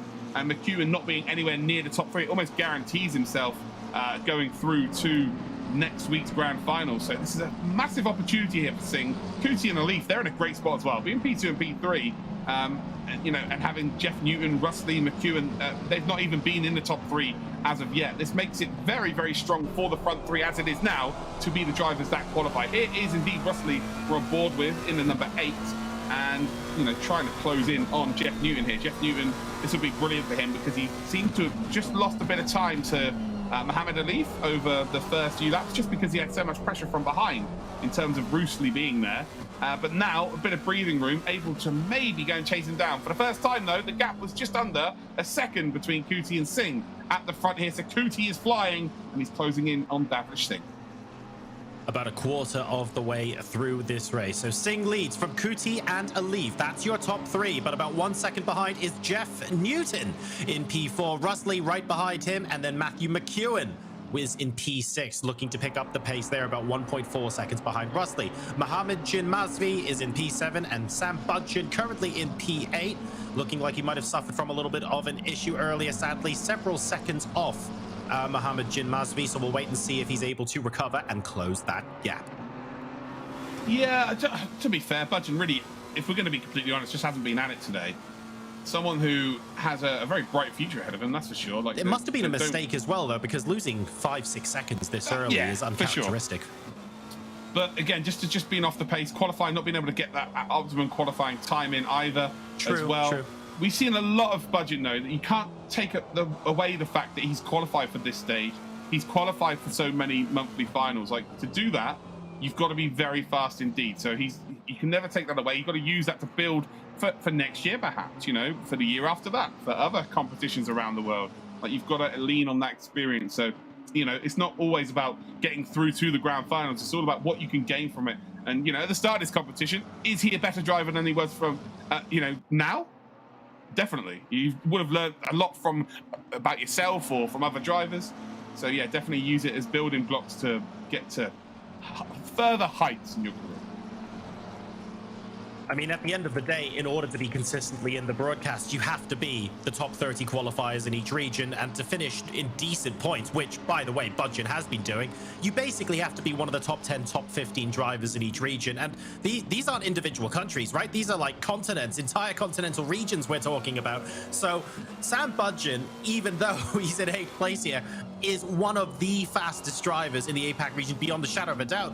It's just that at this stage of the competition, he's racing quite literally against the cream of the crop as far as the wild cards are concerned. The level of competition here is intense. Yeah, 100%. So, yeah, a lot of positives to take from this competition. I'm sure we'll see Sam Budgen again. It feels like we've seen him every single week at this point. So, yeah, a fantastic campaign, just not to be this time round, unfortunately. Jin Mazvi probably needs to find a couple of positions here, I think, down in P7. Not far off the pace, though, only a second off. It's just not a lot to choose between the rest of the field here, really. And now, Kuti, I think this might be pretty good for Kuti's championship or his thoughts going into next week's grand finals, if he is to indeed qualify. Can he make an overtake at Zandvoort? It's a tough place to make an overtake, but this is something you can learn, a lot about yourself, a lot about your fellow competitors, because more than likely you're going to be racing against Singh next week. And psychologically now, it's a case of, well, if I get past him next week, if I'm in this same position again, Singh's going to know that I have the pace to overtake him. But psychologically, this is a really good thing for Kuti. Obviously, he wants to be out in the lead. He wants to be dominating races very similarly to Suzuka. But if he can make a mistake at the start of a race, but then, indeed, I say mistake, it was a mistake caused by Singh, let's say. But sure. Being in P2, how can you deal with that adversity? And then moving forward in the competition, you can lean on that fact. Half a second now, the gap between Davlish Singh and Amit Kuti. Kuti was 0.3 of a second faster on that previous lap, so really starting to put the pressure on just before the race gets to the halfway point. This is going to be very entertaining to watch indeed. Mohammed Alif also last lap, dipping below the 135, so trying to keep pace with the front two, but he is a further second behind. And with the exception of the front two here, we're actually almost starting to settle down for a bit. Jeff Newton has a little bit of a gap either side. Bernard Russley has a little bit of a gap either side. We're starting to find our rhythm in this race now a little bit. Yeah, we are. We certainly are. We're also starting to see the shape of the competition of who are more likely to be in that top 3 going into the final race take shape as well. Sing right now, it's one of those circuits where if there is an overtake, if Kuti makes an overtake, they're going to lose so much time because of it. And Leaf now has to be, well, ready, poised and ready to make an overtake, or maybe get involved for the battle for P1. Expect, if P1 and P2 close up, expect it to be maybe a 3, maybe 4-way battle by the end of their little exchange, because there's no way you're getting this done in one corner, unless Sing's really clever. So if he realizes that Kuti's just so much faster, and he effectively not lets him have it, but, you know, says, right, if you can get alongside me, I'm more than likely going to back out of this situation just to guarantee myself P2, then they won't lose too much time. But if they battle and they proper go at it here, expect the Leaf to be involved very quickly indeed. And with the racecraft that we know a Leaf is capable of, he will not hesitate if he gets given a chance. So this is going to be very, very exciting. I hope they battle. I know that Sing letting Kuti by and guaranteeing the 1-2 is probably the sensible thing to do. It's probably the smarter thing to do from a strategic point of view. I want to see this battle. I want to see a Leaf get in the mix. Caster bias. That's what I want to see in the second half of this race. Yeah, anyone watching at home, you know, unless you've got a particular driver you're supporting, will be exactly the same. We're neutrals at the end of the day. We want to see, you know, flat out racing, side-by-side action, maybe a little bit of door rubbing as well. Not maybe the kind of door rubbing we've seen through turn number 1, but ultimately we want to see these two battle. Kuti, they're getting caught in the dirty air, runs a little bit wide. Now we come up to our first real harsh braking zone outside of the first hairpin. And Kuti is really close now, isn't he? Again, it's a nice open entry to that corner, but the pinch point through the middle is very, very tough. And realistically now, unless you're diving one up the inside as we go on board with Jeff Newton, unless you're diving on up the inside through the left-hander there, Kuti will have to indeed probably stick around P2, I would say, until, well, he might have an opportunity into the chicane, actually. Was he close enough? I'm not sure. Not sure whether he was close enough or not there. There we go. Right. So we can see that the lead is not a big gap at all. Turn 1's not really slow enough for there to be a dive up the inside. So the real next opportunity is into the hairpin, which is turn 4. So we'll stay on board with this, watch him down the straight. And for Kuti now, you just got to stay as close as you can. Try and be right up there underneath. Maybe try and get a little bit of an overlap towards the hairpin. And I'll tell you exactly where the hairpin is in a minute. So we come through turn number 1 here again. Just take the optimum line. Try and gain as much time as you can. Try and be as close to Sing as you possibly can through this sector here. It's all flat out through this part. Maybe a little bit of a let off the gas here. And then it's all about harsh braking in towards this hairpin. Use the camber of the corner to get the car rotated as well. And now it's just all the way flat out. And really, again, not an opportunity to make an overtake for a good 4 or 5 corners. And even then, you need to have some sort of overlap here, which is just not the case. Kuti, close. But again, you know, in qualifying, you're on your own, aren't you? Putting those quick lap times in. You don't have to be worried about anyone else. Now, you know, you can only go as fast as the driver in front of you. 0.3 of a second separates Sing and Kuti. 0.6 of a second separated Kuti and a Leaf. We're going to start seeing Jeff Newton close up on this soon. This would be rather exciting indeed. And a lot of exploring now from Kuti. He's taking slightly different lines, trying to put his car as large as possible in the mirrors of Davlesh Singh. Make him aware that he's there, try and distract the car in front, try and pressure him, goad him into a mistake. So far, Singh's withstood the pressure very well, but there's quite some time left for someone to make a mistake here. Kuti's showing chinks in the armor. If anything, Singh is performing exceptionally well. He is at 110% right now. His mind is in tune, though, with his body for sure. Smashing it. Just doing a great job. Kuti's the one who's run wide twice since we were on board there. So Singh's in a great spot. I don't think Jeff Newton's quite got the outright pace of the front 3 here. But again, if they battle for position, then there's every reason to suggest that he would get involved. But if the front 3 are clever right now, Kuti's got a race win already, right? Alif's got a P2 already. So P2, P3, you're in a great spot. Kuti, a P1, P2, you're in a phenomenal spot. Singh has got a P4 and a P1. Jeff Newton's one of those drivers that if he does get in the mix of this and finishes ahead of you, that's the only way he realistically would have an opportunity going into race number 3. As to, there's only 8 positions in this race, right? You can finish 8th in the final race. If you've got, you know, a P1 and a P2, you're kind of golden. So race clever here. As much as we want to see them go at it and go side by side and make some battle, you know, have some battling and whatnot, the drivers in the front 3 right now don't need that. If they finish in these 3 positions here, it becomes very difficult for anybody else to get involved. So effectively, the only way you're giving a ticket to somebody else is by you handing it to them. It's as simple as that. So they stay in this front three here.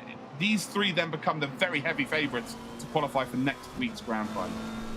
Davlish Singh is going to be maybe under a little bit more pressure as well, given he finishes outside of the top two in the previous race. He's going to want to hold on to this race win because he doesn't know if those points are going to be critical to him maintaining a top three. But you're right, if it finishes in the order that it does now, I think all of these drivers are going to be reasonably happy. And honestly, the trigger that sort of starts setting off the anxiety in these front three drivers is whether Jeff Newton can catch up to the back of them. And as much as I want to hype it up, Luke, I think you're right there. In terms of outright pace, if they start battling, maybe Jeff can get up to the back of them, but overtaking them is another matter entirely. Oh, yeah, for sure. We're seeing this, Davlish Singh, I don't think is the quickest driver, again, with outright raw pace. But, using Zandvoort to, the nature of the circuit to your advantage. Although Kuti really hasn't been close enough to force anything anyway. But also, I want to throw something else out there. Davlish Singh seems to have got faster and faster and faster as this has gone along. I've never seen Davlish Singh race before. And okay, I could be very, very ignorant here, and maybe he has been sim racing or he's been racing at the top level in the APAC region for a long time. And again, if that is the case, I would like to apologize.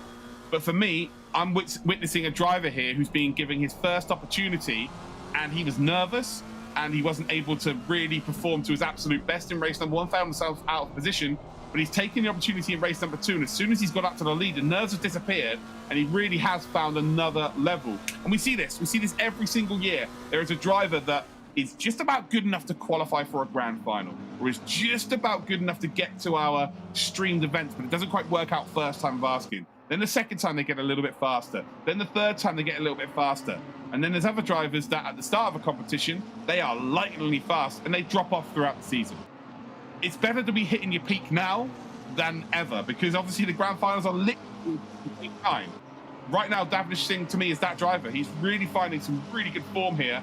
And I think racing against people like Kuti and Alif only raises your level. If you accept the challenge, you're only going to get faster by being around them. So speaking of peaking at the right time, these are, of course, your data-driven insights powered by Splunk. Davlish Singh starting third, currently in the lead of this race number 2 in the APAC Wildcard final here at the Logitech McLaren G Challenge.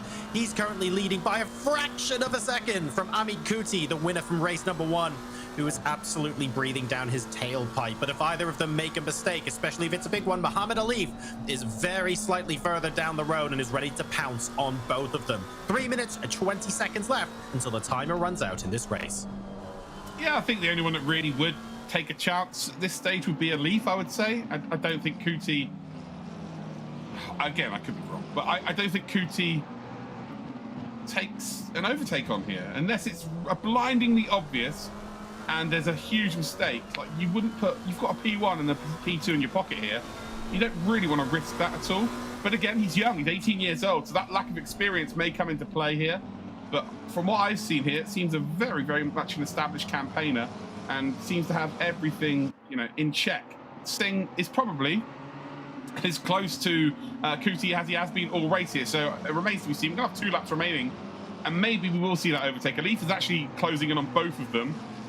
Newton, it really needs this to happen. He needs them to all go at it on this final couple of laps to try and gain some positions. He has rectified the mistake from race number 1, but ultimately the 3 drivers that are ahead of him, they've already finished ahead of him in race number 1, so it just makes it so difficult. Matthew McEwen's going to be gutted here because he performed exceptionally well in race number 1, getting that P3. But being down at P6 here, he's just given himself a whole lot of work to do at Kyle Army. Oh, right up the rear, but nowhere to go to try and overtake. There might be an opportunity later on, though, but he's running out of time. We're into the final 2 laps now, on board with Amit Kuti, looking for a way past Davlish Singh. This doesn't look like a driver who's content to sit where he is. He wants to give himself every opportunity to grab these 2 race wins in a row. He's being quite aggressive right now. Yeah, for sure. And we haven't really had many. Matt Danson, I guess, is someone. Brandon Hawkin.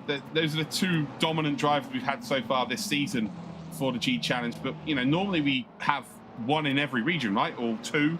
We haven't really seen that, especially, with the sports cars as well. So Philip Makita, maybe? Yeah, I guess so. But again, not definitely.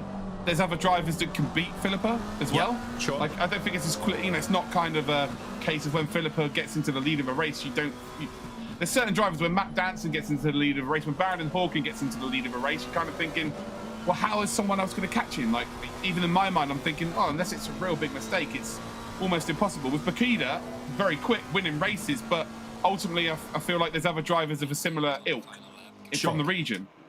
Kuti, you know, if there's an opportunity to make an overtake, to have that, I don't know, to give everyone else the feeling of you are a dominant driver and it's very difficult to ever really get one over you, that would be huge going into next week's grand finals. But as it stands here, Singh is doing a sensational job. I didn't think this was going to change, and I don't think it is still here with what, half a lap to go. They'd be very silly to do anything right now.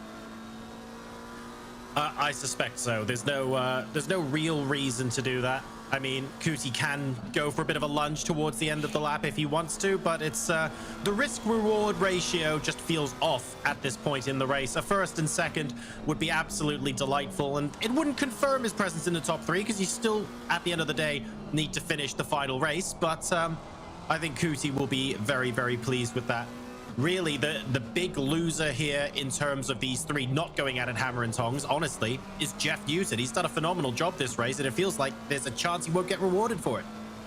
Yeah, absolutely. You know, terrible first race, unfortunately. We're not sure whether it was a mistake on his own or whether there was some contact with somebody else. Matthew McEwen as well, who got himself a podium in race number one, is just not performed to the level of that at all in race number two. And really, this has handed a massive opportunity to Singh, although Singh could just have an equally as bad race in race three, so who knows. But as we come up towards that final kink, then it is going to be Davlish Singh, or with that Indian flag raised up for a P1 and P2, because it's going to be Kuti in second as well. At least then in P3, Davlish Singh has taken an opportunity here that I didn't think was going to present itself. I really didn't. Again, maybe a little bit aggressive into turn number one, whether that's looked into or not, because Kuti will probably not even report it because he's finished second and he's happy with that. But ultimately, he carved out himself an opportunity and he fully took it with both hands. And Davlish Singh now, one of the favourites to go through to our grand finals. Fantastic. India 1-2 in race number 2 of the APAC region there. Davlish Singh taking the victory. It wasn't a lights to flag victory. He had to fight for it, and he managed to get into the lead of the race on lap number 1. It was an opportunistic move, but the opportunity was there and he took it. If he's going to be waking up on Monday morning going, did I leave everything out there? I think it's safe to say, at least on lap number 1, he most certainly did. Yeah, he left everything out there and left a little bit on the other car as well in Kuti. So it's going to be a bit of a red McLaren paint scheme on that green car of Kuti. But again, we are watching an APAC server from North America in the UK. So we don't exactly see, with netcoding and sim racing, we don't exactly see how that went down. So normally with a contact like that, if the other car is sent into the shadow realm, so maybe there wasn't as much contact as what we would have thought anyway. So again, this is the nature of sim racing. It is what it is. We're seeing something different to maybe what the drivers are seeing, but regardless, got into the lead of the race and just controlled the race. Kuti a couple of times got close enough, and again, I don't think Kuti was at full tilt because 1.2 seconds behind and got to within 4/10, and it was that the whole rest of the way. So maybe Kuti's got a little bit left in the tank, so to speak. But ultimately, Davlish Singh got into the lead, did the job. The real loser of this situation is Jeff Newton. P4 was a poor race in race number 1 with a P6. Makes it very, very difficult for him because Davlish Singh was really the driver he needed to have a bit of a poor race, and ultimately went out and won it. I mean, there is a chance that Jeff Newton blitzes the lot of us and wins race number 3 to really make this spicy. But you're right, he's now going to need a Herculean performance. Yes. Is it probable? I'll leave it for you guys to figure out. Let's go ahead and take a look at our results here. Provisional results for race number 2 of our sports car, sponsored by Splug here at APAC. Davlish Singh will be occupying the top step of the podium. Amit Kuti then just behind him, a first and second. Absolutely delightful result for him. Muhammad Alif is in third, and Jeff Newton finishing just outside the top 3. Behind him, we have Bernard Rusley, Matthew McEwen, Mohammed Jin Masvi, and Sam Budgeon. So this potentially sets us up rather nicely going into race number 3. Really interesting race as well with the way that was playing out. It was almost more interesting if it weren't for a couple of quick laps right at the end of qualifying, Luke, but things settled out by the end of the race. Certainly did. Front three got themselves into a nice position, especially Elif and Kuti, of course, with the P1 and P2 in their back pocket from race number 1. They didn't really need to push anything. But as you see here, Kuti just runs ever so slightly, runs ever so slightly wide on our screen. It looks like Davlish has helped that indeed happen. But as soon as Singh got into the lead, it was good. Good golden. Happy birthday, happy Christmas, happy Easter. Your teeth have fallen out and the tooth fairies didn't do anything. It was one of those kind of races, but you've got to then grab that with both hands, take that opportunity and move on. But again, Kuti was at 1.1 behind, but closed the gap into, what was it, about 0.4 of a second for the remainder of the race. But Singh did it, he'd come out on top, but it is a P1 and a P2 for Kuti, so will be the leader in terms of points. Really good performance. So 2 races have now concluded, and we're heading into the final race here at the APAC Wildcard Finals. Let's take a look at the standings to see who's on the bubble and who is currently safely in the top 3. Let's take a look and see who is on top there. I'm expecting a Kuti. Oh, so apologies. We're still waiting for a couple of moments for that. Bear with. We'll be getting those to you in just a sec. I'm expecting Kuti to be comfortable. I'm expecting Elif to be comfortable. I'm expecting Davlish Singh now to be very, very happy compared to where he was at the end of race number 1. We do need a big effort from the drivers outside of the top 3. And it has just sort of sifted out that way, Luke. I don't think we can hide that. No, definitely not. I think Singh's going to be either 1 point ahead or 1 point behind Elif. I think Kuti's good. But I think it's going to be Singh and Elif that are going to be really, really close here. And then it's going to be McEwen and indeed Jeff Newton, who are going to be a little bit further behind. But again, we've seen that we can't really count anyone out at this stage because Davlish Singh really, I'm not saying out of nowhere, but P4 in race number 1 didn't really look like he had any kind of form or pace to be, at the front at the very least, winning races. I didn't think that was going to be a thing. But ultimately, that has happened. So could McEwen or Jeff Newton do that? Absolutely. Especially Jeff Newton. This guy's been sim racing for a long time. Been at every single G Challenge from my memory for the APAC region. So yeah, that experience is not going to phase him. He's definitely, maybe not quite got that outright pace, but if there's an opportunity that will present itself, he's going to take it on. He's going to do it cleanly, and he's one of those drivers that would be very difficult to pass if he does get up into the lead. Well, we now do have those standings for you after 2 races. Let's take a look and see who is in the lead. And it is going to be Amit Kuti with 45 points in provisional P1 as far as this championship is concerned. Remember, the top 3 go through to the grand finals next week. Davlish Singh ahead of Muhammad Ali, 39 and 36 points respectively.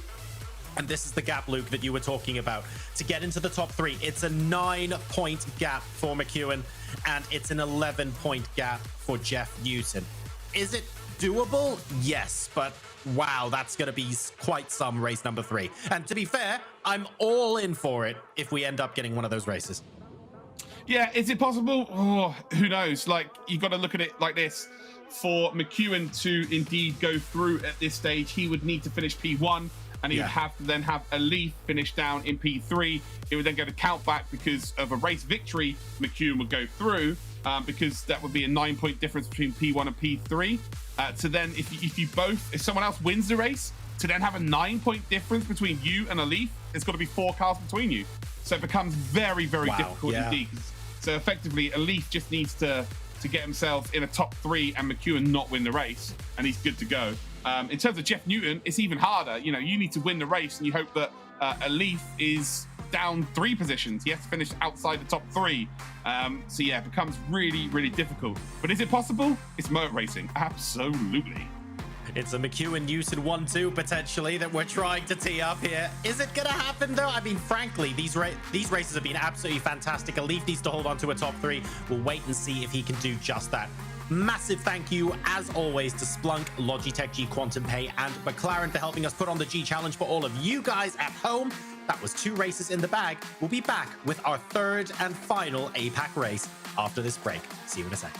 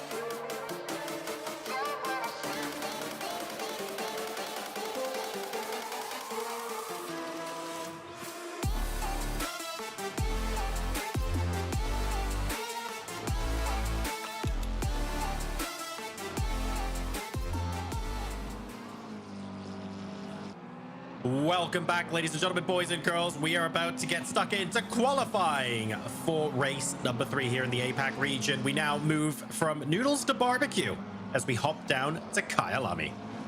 Oh, this is where there's no question about me liking barbecue. I've had lots of that in my time, as you can tell. Oh, baby, I love barbecue.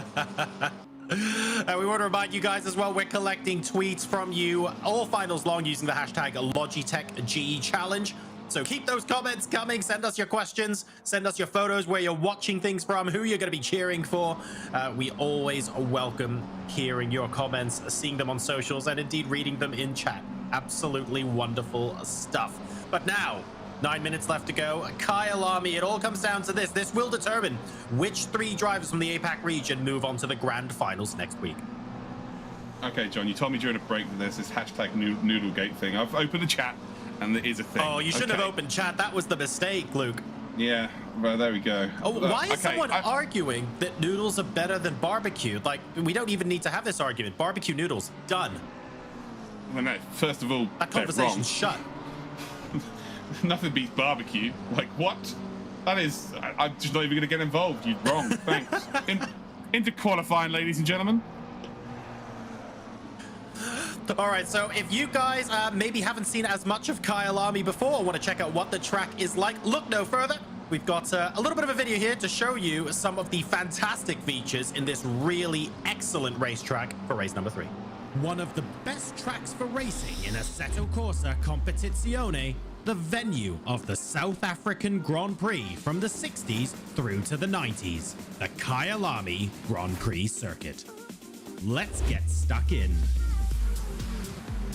Your first challenge will be Crowthorne. Roll over the curb on the inside and don't run too wide on the exit. Stay in the middle of the track to get a better line through the next section, taking care not to unsettle the car over the curbs. A little further on is Barbecue, which can be tricky as you want to keep the car as straight under braking as possible to have a smooth run at the apex. As soon as you have enough grip to make it round the corner, get the power down early to maximize your speed onto the next straight. After the S's later on in the lap comes Leeuwkop, which has a very tricky uphill braking zone where you need to practice your braking point to get it just right. Rolling over the first apex, then letting the car run wide onto the next straight will give you optimal speed heading into the final section of the lap. Remember, anyone can race, and while this year's competition continues to heat up, we're always on the lookout for the world's fastest sim races, so get practicing. Visit LogitechGChallenge.com for more information, and we look forward to seeing you on track.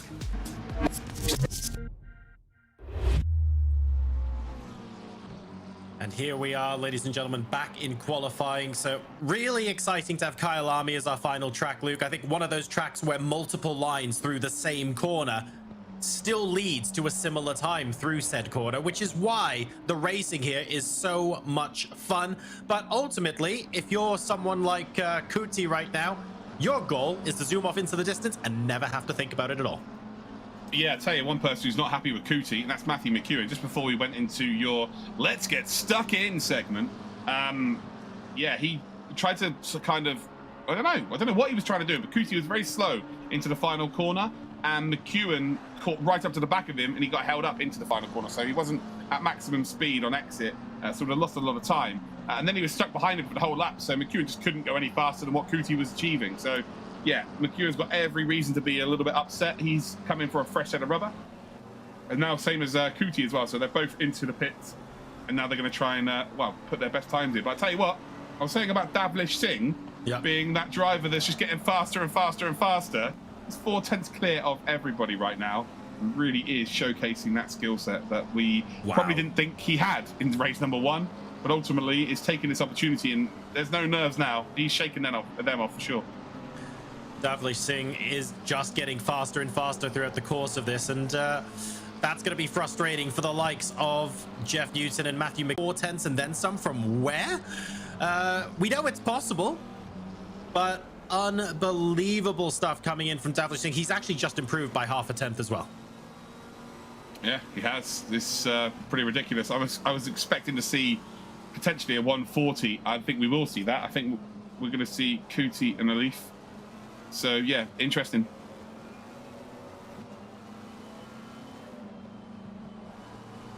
Four minutes left to go now in qualifying here. Jeff Newton has also improved, but he's 2/10 behind Davlish Singh at the moment. So really strong stuff, actually. All of the drivers continuously improving their lap times, but he still needs to dig deep and find a bit more.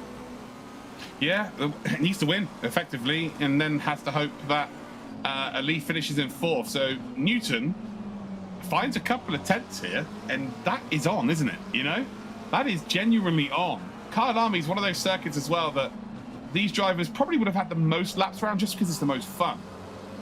Can Jeff Newton produce something magical here? And also, we've already seen that drivers can make mistakes into turn number 1.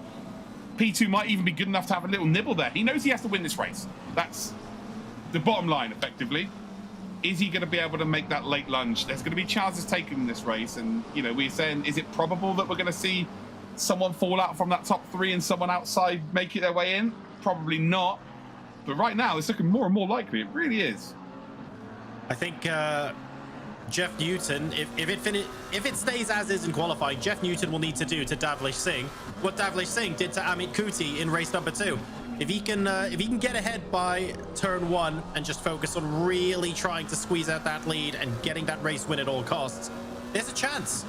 It's not a huge chance because Muhammad Alif is still there in 4th place and potentially looking to climb only 1/10 of a second, no, 100th of a second behind Kuti at the moment. But that will give Newton the biggest chance he can get. Yeah, Newton needs Kuti to stay there. He needs Alif not to improve, and he doesn't really need to get to P1, but it would be ideal for him in qualifying to start in the position that would get him qualified. But Jeff Newton, we've been banging on about this guy the whole time. Oh, yeah. And I don't know, it's not... I'm obviously on the fence about everybody. I'm right down the middle. I'm just a neutral. But I would love to see Jeff Newton qualify. I really would. I feel like he's someone that has embodied the G Challenge over the years. He's been at every single... he tries to take every single opportunity to get qualified for our grand finals. So, yeah, would love to see him there. Ultimately, if he's going to do it, he's going to deserve it because he's got to really perform in this final race. But I think if we get 3 different winners from our wild card here, John, this sets us up for next week unbelievably well because all of these drivers are super capable. The times they're producing as well are similar to what we've seen in the qualifiers as well. Anyway, so for Jeff to be not able to qualify via the qualifying phase so far means he's upped his level to be hitting the similar times of what we've already seen. Sure. So Jeff Newton's getting faster and faster as well, similar to what Davlish Singh is. Kuti, he might be getting a bit worried that he's falling backwards here after, you know, maybe fatigue is set in terms of 3 races back to back like this. It is difficult if you've not been in this kind of format before. So yeah, this is lots of interesting stories. It's endurance racing of a different kind, where the track just suddenly changes beneath your feet every 20 minutes. It's difficult to get into that mindset again, having to qualify again and start back on the grid. It's you need a certain versatility in order to be able to do that. It's a different kind of racing for sure, and Kuti showing that he has got the outright pace, but maybe over the course of 3 races, not quite as imperious as we thought he would be at the start of this first race. All of the drivers now are on or about to start their final lap of qualifying. Davlish Singh a 141.180. Jeff Newton exactly 2/10 behind on a 141.380. And then in provisional P3, it's Amit Kuti 141.637, literally just ahead of Muhammad Alif at 141.665. He did improve as well. 18 thousandths of a second. Amit Kuti just went faster. Yep, shaving the Parmesan off that time. Exactly. At this level, you know, that is the kind of gains you're expecting from these drivers. It's not about tenths really. At this stage, it's not about seconds. You know, these drivers are all at a very elite level. Sam Budgeon, by the way, want to give him a shout out. Only a 1/10 of a second from P7, a 42.6. Definitely, you know, 1.5 seconds off pole position. So Sam Budgeon really now has started to find a little bit of form and showcasing, you know, a reason why he is here. Although we've just seen now Matthew McEwen is P7 because Rusty just moved up into P5. So an improvement there, 141.865 then for Bernard Rusli. But again, it's the top 4 from the previous race, but they are completely shuffled as it stands. Jeff Newton, oh, is he going to provide us with some magic here, John? Is Jeff Newton going to be able... Please. He's gone faster, by the way. He has gone faster. He's done a 41.325. That's his qualifying over, though. Kuti, is he... Oh, Jim Masvi now. Hello. All of a sudden, pushing Elif to 5th. So right now, if Newton was to finish 2nd and Elif finishes in 5th, I think that's good enough. I wonder, actually, it'd be great if we can, between qualifying and the race, if we can get what the points mean, what points they get for the race, just so we can kind of have a look at what this would mean, to be honest. So let's see if we can get a look at that. That'd be great. But yeah, Davlish Singh, Kuti is he's P2 now, so he's got up in between Newton and Singh. So Newton's lost out here as well. McEwen about to come across the line. So this is ridiculous. I don't know what's going down here. Can McEwen find some time here? Is he going to be able to get himself right up in the mix as well? Doesn't look like he is, unfortunately. So Jeff Newton then is going to be a little bit gutted with how that's gone down. But ultimately, this is anybody's right now. Whew. This is going to be very exciting indeed. Jeff Newton knows what he needs to do, and he absolutely gave that his all. It's going to be great to see what happens in the race and whether he can do anything from the front row. But first, let's take a look at the track conditions. So we're here at the Kyle Army Grand Prix circuit. 25-degree ambient temperature and a 30-degree track temperature. And again, no breeze, which is a little bit harsh given it's 25. You'd like a light breeze, really. And cloudy, meaning that we have decent conditions for racing. To be fair, the breeze will be provided by a whole bunch of GT3 cars going very quickly around a circuit. So this promises to be a fantastic race number 3. It is not all decided yet. The cats have definitely been set amongst the pigeons. You can really feel, Luke, that some of these drivers, Jeff Newton amongst them, are trying ever so hard to maximize their chances of getting in. Here is your grid. Davlish Singh at the last second grabs pole position from Amit Kuti. Kuti grabbing P2 even from Jeff Newton, who is now in P3. Mohammed Jin Mazvi, who at one point really rocketed up the standings, is in P4, and Mohammed Alif is behind him. So Newton needs to try and gap Alif. He needs to finish in those front 2 positions, ideally win the race. We'll see if he can do that. Bernard Russley will then be in 6th, and then in 7th and 8th, we have McEwen and Budget. Yeah, this is great. I just think people have all hit their absolute maximum here. It's taken a couple of races, but they're all now at the limit of their abilities, which is going to just provide an incredible race for sure. Jeff Newton's going to be gutted that he's out of 2nd. I think 2nd would be good enough if Elif finishes in P5. That's the key area for me here, because it's going to be, 2 drivers between them. So yeah, it'd be interesting to see exactly what is going down in terms of the points. My brain isn't quick enough to remember exactly how many points people get for that position. But as it stands, there was, a 9-point gap between Elif, who's 3rd, and no, sorry, it's 11 points to Jeff Newton, isn't it? Jeff Newton is in, or was he 4th? Was he 4th right. or 5th? It's McEwen, right? Or was it Newton then McEwen, or McEwen then Newton? I can't remember. My mind. It was a 9-point gap and an 11-point gap. Yeah, no, sure. McEwen finished. Yeah, McEwen got P3 in race number 1. So yeah, you're right. So McEwen's 9 points behind, and Newton is 11 points behind because of his P4 and his P6. So yeah, I think Elif finishing a P5 and a P2 for Newton, I still might not be enough. Well, let's go ahead and take a very quick look at how those points break down ahead of the race, because this is going to be all important. So first with 25 points, 2nd with 20, and then 3rd 16. Keep an eye on those top 3 positions. It then goes 14, 12, 11, 10, and it just continues to drop by 1 point all the way down to 16. So here with 8 cars on the grid, if you want a 9-point advantage over someone who's finishing, say, in 6th, you have to finish in the top 2. No question about it. Yeah. Jeff has to come 2nd, and he hopes that Elif finishes 8th. Basically, Jeff needs to go out and win this race. It's as simple as that. It's it's last chance saloon. You got to go out there and win the race. And here's where things are sitting. Kuti currently on 45 points, Singh behind on 39, and Mohammed Alif on 36. As things stand, those are your top 3.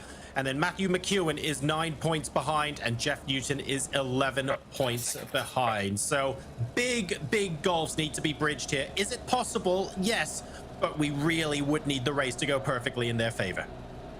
Yeah, 100%. So here we go then. It is the final race of the wild cards here for the APAC regions. The final race for the APAC region to qualify for the grand finals. There's no more chances after today. Here we go, ladies and gentle cars. This is going to be incredible. Can Jeff Newton produce something magical here? Can he go out and win the race? He has to go out and win the race. There is no two ways about it. Kuti, with maybe a point to prove with Singh. Singh and him had a bit of, well, there was a lack of harmony, let's say, into turn number 1 in the last race at Zandvoort. Are we going to see them two potentially have a little bit of a coming together, which may open the door for Jeff Newton? Because you can bet your bottom dollar that if an overtake opportunity is going to present itself, Kuti will want to get one back over on Singh. Here we go, ladies and gentlemen. It's race number 3 done at the APAC wildcard here for the Logitech McLaren G Challenge. And we are green light racing. And Jeff Newton has got a flyer from P3. You can see there Kuti trying to find a bit of an inside line on Singh. Is he going to fake it and dive up the inside? Jeff Newton's got to take the opportunity. He's got to go for P2 surely here. But actually he hasn't. He's going to stay in P3. Alif, though, is making up a position already ahead of Jim Masvi. So Alif then has made up one position. Jeff Newton's going to see him in his rearview mirror and think, ah, no, didn't need that. That's not ideal. McEwen then from 7th up into 6th position. It looks like Russ Lee has dropped down into 7th position, but the front two have got away here. Alif, well, he needs to, if he can get some insurance here by just finishing ahead of Newton, he guarantees himself that spot going through, and you can see he is super, super close there in P4. Kuti did not make that move on Singh. Singh's done a great job of holding on to the lead, but ultimately the battle for that final qualifying position is going to be between Jeff Newton and indeed Alif, and at this present time, Alif's in a golden spot being in P4. We'll see if they can maintain those positions. Jeff Newton needs to carve his way up the field. The driver he needs to beat by a large number of points is unfortunately right behind him at this point, but it's early days in this race. It's a 20-minute race, remember, and at the end of that 20-minute period, the next time the leader crosses the start-finish line, that's when the race will end. So plenty of things can happen between now and then. It's motor racing. Goodness knows who's going to make a mistake. We might even have a DNF or two, although frankly speaking, everyone's been rather well behaved, I have to say, in this series of races so far, but you never know what will happen. As things stand, though, Singh, Kuti, Newton, Alif are your front four. I'll tell you what, we had DTM Esports this week, right? And the first 2 races were just clean as whistle. 28 drivers in each grid. Third race, third lap, it was clean. I was like, oh, I cannot believe the standard of driving. No one's been facing the wrong way today. As I finished, 3 people ended up facing the wrong way. So in motor racing, anything can happen, and it more than likely will. So expect the unexpected. Kuti will definitely want to get one over on Singh. It's as simple as that, because from race number 1 at Suzuka, Kuti was just, no one could beat him, right? On a different planet in terms of pace. But then it's got to race number 2 and race number 3. Singh's had to make an overtake to get into the position, which makes it an even more incredible win, to be fair, from Singh's perspective. And then in race number 3, he's just gone up into another level again. It's almost like he's gone up notches 3 times during this competition. We've seen a different driver in Singh each time, a better version each time. So you can only imagine that going into next week, we're also going to see another better version in him. He's peaking at the perfect position right now. Kuti, again, is it a case of, do you know what? I know P2 is going to get me through here. Don't want to be too worried about it. I'm not going to try and take any chances here. Jeff Newton, if he thinks that's the case, he needs to play on that. He needs to close up to Kuti and just put some pressure on and go, Kuti, look, how safe do you think you are? Are you going to let me come through here and potentially go out and win this race, or are you going to defend that position? So still a lot of variables to indeed discover, and I'm excited to see how it goes down. I really am.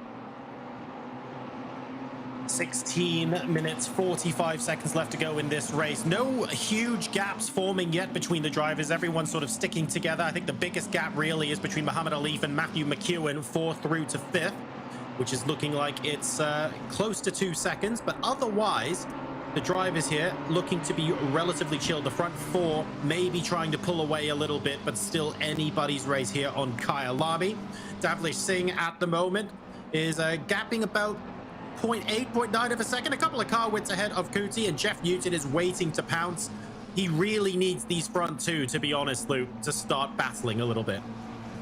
Yeah, it has to, and Alif right now is in a great spot because he's got a nice gap to P5.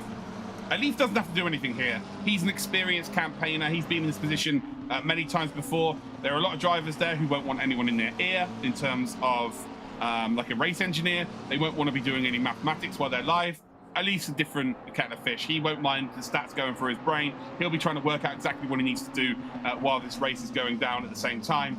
So he's, he knows exactly that he's in a great spot right now. Doesn't have to put any pressure on in front. He knows now that Newton has to win this race. It's as simple as that. He will not give up that position to McEwen and behind him. Like 2.5 seconds, 3 seconds. Alif doesn't make mistakes like that. He'll make a small mistake that will cost him a couple of tenths of a second, but he's one of those drivers that just doesn't make a mistake that will cost him, 1.5, 2 seconds. You very rarely see that kind of driver facing the wrong way because they know how to drive within themselves when they're in a qualifying position. So, don't expect any freebies given by Alif. Jeff Newton has to, well, does he have any more pace? That's the question. You've got to try and take some sort of chances now at this stage. And look, the scenario where a driver who's capable of driving within themselves makes those big mistakes and face the wrong way, it does happen, but it happens in scenarios where, to be blunt, it's a bit like Jeff Newton, where you have to win the race and finishing second is almost no good at this point. It's when you're put under that sort of pressure that drivers that are normally super consistent can still make some of those big mistakes. Muhammad Alif is not in that position at the moment because he knows he could just chill out and stay exactly where he is and make it through as things currently stand. Also, he can force something on Jeff if he needs to, so he can slow him down. He can make a little, he's really close now. Again, the perfect scenario for him is go P3 and you've got Jeff behind you. But ultimately, if the front two do start battling and it closes the field up, Alif then has it all. Singh there runs really wide. That was very close to him binning it off the circuit there. Great save from him. But ultimately, Kuti is piling on that pressure. He is the faster of the two drivers. But right now, if Jeff does start to catch up to the front two because they battle, that's where Alif then does have to act a little bit. He has to maybe force the issue a little bit and try and make an overtake, or at least force Newton to go defensive for a couple of laps just to slow him down. Because ultimately, it is out of his hands then. Kuti there with a little bit of a mistake as well. So Singh and Kuti, as much as they look really quick in terms of raw pace, again, there's a mistake in them. Jeff Newton's got to take this opportunity on, though. But time is running out. 14 minutes to go. For Jeff right now, that time is going to disappear like it's 2 laps. For Alif in P4, it's going to feel like a 40-minute race. If Newton manages to get his way in front somehow, Alif, I think the best thing he can do is finish second. But I believe if he finishes third, that should be good enough. But at the end of the day, it's down to Jeff Newton to make the first move to say, I'm going to pile the pressure on by overtaking P2 and subsequently P1. So he's still got all the work to do, but he's in a decent position to do it. He's just not quite in a position to overtake just yet. He's hanging on to the back, though, of Amit Kuti. He's waiting to see when there will be a chance to strike, and if he gets given the opportunity, he absolutely has to take it. So make sure you stick as close to that rear wing as possible, and the moment you even see a minor mistake, that's when you gotta pounce. Kuti's in trouble here. Jeff Newton, again, has to make an overtake if the opportunity presents itself. Again, he's just, I don't think he needs to be as timid here. We know Jeff is such a sensible driver, and he's never gonna put someone else's race at risk. He's got to take a chance, though. He cannot get to the end of this race and think, look, I just didn't really try anything. I was maybe a little bit too safe. Just not doing enough for me at this stage. Kuti has had a couple of laps here where he's struggling. Runs off wide once again. This is great news for Singh. But ultimately, Newton will just see that gap between P1 and P2 growing. P2 isn't enough here. He has to go out and win this race. It's really as simple as that.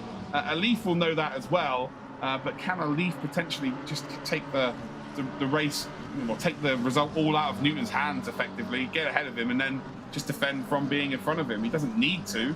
Ultimately, he's in a good spot right now. But with these three all closing up as much as they are, Singh's loving life, by the way. These three battling for position will just be absolutely beautiful for him. But ultimately, it really does come down to Jeff Newton. What is he capable of? 141.392 from Davlish Singh. That's 3/10 faster than the trio of cars behind him. We have got another car on a 141.5, 141.6 a little further back. So that is Davlish Singh trying now to gap these three. You can see that gap growing on your screens. Absolutely fantastic. The next fastest driver, I think, is Muhammad Alif, but he's at the tail of this trade of cars. Those 2/10s aren't going to matter very much if he can't get past the car in front, which, to be fair, is the car that if he gets past, he can try and put the result beyond all doubt. So 11 minutes left to go now at Kyalami here in race number 3, and it's very much all to play for, but something does have to happen soon. Yeah, something's got to give, hasn't it? Something, Jeff Newton right now, P3, he will surely know that this isn't going to be good enough, with Elif being just in behind him. And ultimately, what's going on in front now is not ideal. He would have wanted Kuti and Singh to stay really close to each other, and that was maybe his only opportunity of getting both positions. Isolating one driver and trying to negotiate an overtake around Kyalami, it's going to cost you such a huge amount of time that not only would he have this gap to contend with between Kuti and Singh now, it would be bigger than that, because he would have lost time making that overtake on Kuti. So yeah, the perfect scenario was really Kuti and Singh battling, them costing each other time, and then try and work something out if they get a bit of a coming together, or they're both slow out of an apex and you force something, you force them into a mistake. But right now, with Singh just driving off into the sunset, pardon the pun, yeah, just golden right now for Elif. Elif in P4 doesn't really need to do too much, but it's been a really strange one for Elif, because he kind of would have qualified by the skin of his teeth, and that's really not something you associate with him. So it will be a week of preparation here where it's kind of back to the drawing board and really has to put in some laps and find something extra, because the region has improved so much so, because he was the standout a couple of years ago, not so much anymore. Like the region as a whole has just come on leaps and bounds, which is testament to Logitech and McLaren for putting on competitions in this region. There's loads of competitions in this region now for sim racing, hundreds a year, effectively. Some big, some really small. But it does improve the drivers. So yeah, it's fantastic to see there are some new names, but if you are a Leaf, you kind of need that to be a bit of a wake-up call. Yeah, you certainly do. At the end of the day, all the way up to getting into the grand final, I would argue it's completely fine, not desirable, but fine to get in through the skin of your teeth. Once you're in the grand final, if you just happen to be squeezing in by the skin of your teeth and you're the slowest driver there, that's not going to do you many favors. There's nowhere else to hide. So between now and next week, whoever qualifies, they've got some thinking to do for sure. Yeah, because, you can always say that there's people out there that have potentially sandbagged their way. They've got some outright pace. There's no way you sandbag yourself to have to go through the wildcard, right? Because it is the most unknown quantity of the competition, because you have no idea. Half of these drivers you may have never seen sim race before, so you have no idea of the capabilities. It is really the most open season of races, the wildcards. So yeah, you've definitely not sandbagged to get yourself here. Clues in the name. Needs to be a little bit extra. Exactly that. Yeah, wildcard for sure. So you just need to find out a little bit extra, and but if there is a driver that can do that, it is Mohammed Ali. So I'm not overly too worried about it. For him personally, just getting there. Again, you're going to see drivers that are there for the first time who are lightningly fast next week. You're going to see a couple of them crumble under the pressure, because it does become very, very difficult next week. There is no chance for a mistake, although there really hasn't been. Crazily, the wildcard, normally you have a real disparity of pace between the first and the last driver. Yes, just hasn't really been that this time round. The form of each driver has been very, very good. The standard has been a lot higher than I thought it was going to be as well. And you haven't really been able to afford a mistake at this level. So this is really going to, the drivers who are going to make it through to our grand finals, put them in really good stead for that as well, because they've already been in that kind of do or die environment. Yeah, they've just been they frankly have just been really, really good and really bunched up. I completely echo your sentiments. Sometimes in the wildcards, we tend to see the fastest drivers lapping the slower drivers. I'm sure we've seen that before as well. And this field absolutely is not that at all. It's been very competitive, very tight. And I think that actually gives maybe the people that qualify through the wildcard, it's going to give them a bit of a confidence boost going into the grand finals as well. They're not going in as, oh, these are going to be the also-rans. Absolutely not. Some of the outright pace we've seen here today, they will be taking the fight 100% to the drivers that are waiting for them in the grand finals, and that's what we want to see. Yeah, you see in other esports events, like a double elim bracket, for instance. Let's use Call of Duty as an example. That sometimes, or last year for the most part, the winners came from like the loser bracket, effectively, because they're on the final day, they're just in competitive matches all day, whereas the winners finalists tend to have had maybe a match in the morning and then they're waiting for the loser bracket to finish. Yeah. So the drivers that have already qualified via the qualifiers, they've been, well, since before Christmas, right? They've been putting in laps and maybe with a couple of teammates, but they can't replicate competition like this. Whereas these qualifiers are going to head straight into the finals next time out, or next week, 7 days time, and they're fresh from competing the week before. So this is a massive positive. The wildcards being the final thing does give these wildcard drivers, I think, a slight edge in terms of competitive sharpness. But, you know, I don't think it's a massive advantage, but any advantage at this level is needed, right? Oh, yeah, you take it. Every hundredth, every thousandth of a second at this place, you absolutely take it. It's at the end of the day, it is all about getting into the grand final, and then it really does come down to the smallest split hairs in qualifying, to the tiniest, I don't know, matter of inches during the race could make the difference between a podium position and some money can't buy prizes and you out of a race or out of a championship entirely. So very much all to play for here. 5 minutes left to go here in race number 3. Davlish Singh currently in the lead by about 1 second from compatriot Ami Kuti. Oh, so no, Singh's binned it. Singh's binned it. No. So the lead now goes to Kuti. Now Newton moves up into P2, and Newton is, oh no, he's off. So now Newton's run off the circuit there as well. I think Singh's rejoin has caused contact with Newton. Newton's now behind Alif. This is brilliant for Alif, but Singh, wow, that is a mistake all on his own. That has come out of absolutely nowhere. All of a sudden now, Kuti leads this. He's going to get the most points, I think, in terms of, I think he will now jump into the lead of the qualified drivers. Then that will put Singh second position and Alif in third.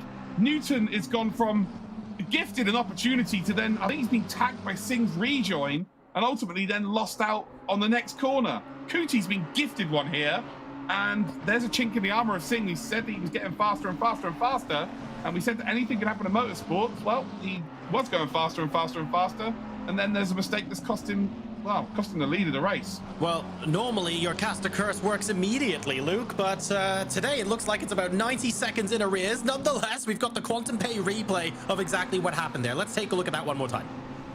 Here we go then. So, he's just not gotten the brakes early enough. So he's tried to rotate the car. I mean, he does that. So basically, what he's done there is he's tried to rotate the car whilst going too quick into the corner. So then he's tried to oversteer the car and to try and, have the effect of the car braking. And you're just a passenger there effectively. And you see the rejoin. The rejoin was poor as well, by the way. The rejoin was a bit naughty, wasn't it, really? Yeah. Like it was, I know you're not necessarily in full control of the car, but you're in enough control of the car there to have been avoiding that. You could have left space on the outside. Yeah, that's your mistake. Oh, he's off the circuit again. He is in absolute trouble town, isn't he? And he's now diving up these. Like again, that's a poor rejoin. Like Newton's had to take avoiding action there. So really, Newton, you should just give Newton the position. You're good to qualify here. Don't do anything silly that could potentially get you kicked out of this race. Or indeed, given time penalties or whatever that could potentially lose you that chance of qualifying as we go deep into braking into turn number 1.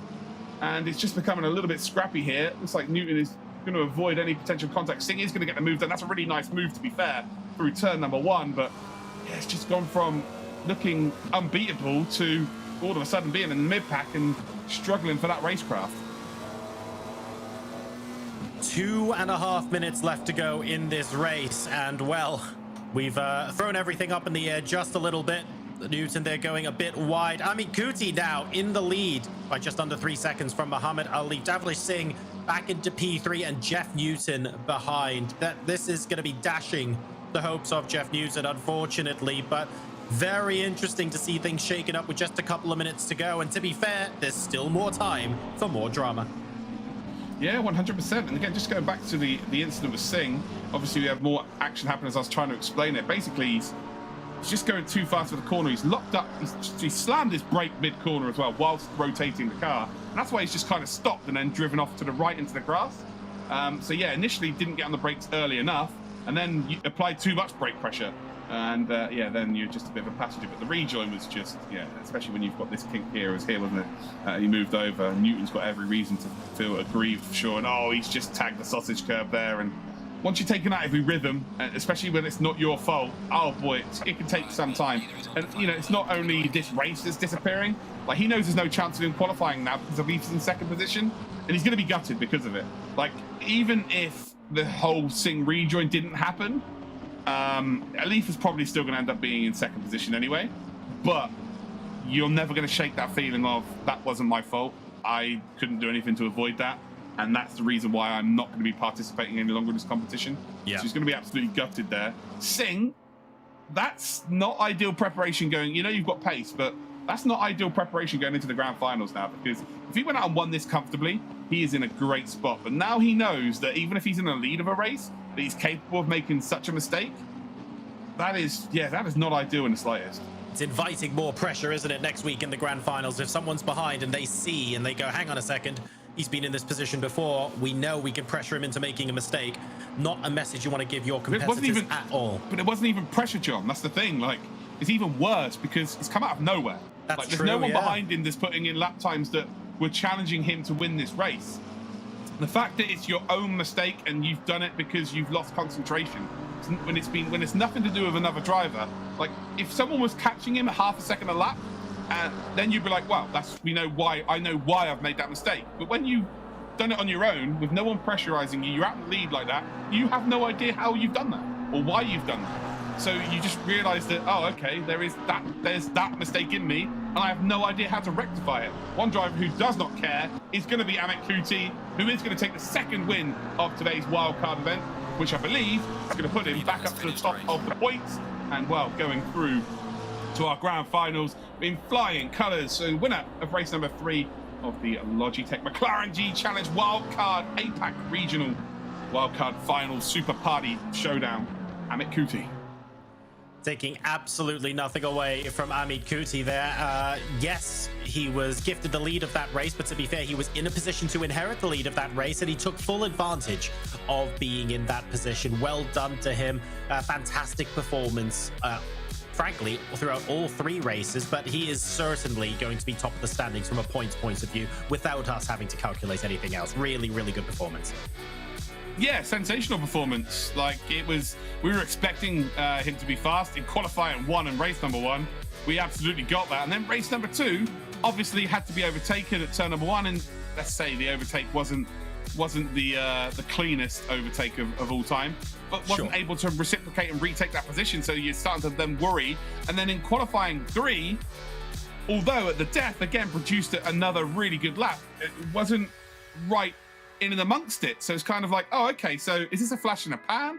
And then in race number 3, just putting yourself in a position to take advantage of anyone making any mistakes. Singh did make that mistake, and Kuti then takes the victory. So I think there's more to come from Kuti, and maybe the age factor may have been the whole nerves sort of setting in the reverse way. Normally it happens at the start, but as it went on, it's like, oh, actually, maybe he had no expectations today, actually, and was kind of like, oh, I actually have a chance of going through here. That could have a big effect on somebody as well. But I would imagine that race number 3 would have shaken it off. So watch out next week, because I think we're going to see maybe a Suzuka version for the entire grand finals. Well, let's go ahead and take a look at the provisional results now. Here we go. And out on top, it's Amit Kuti.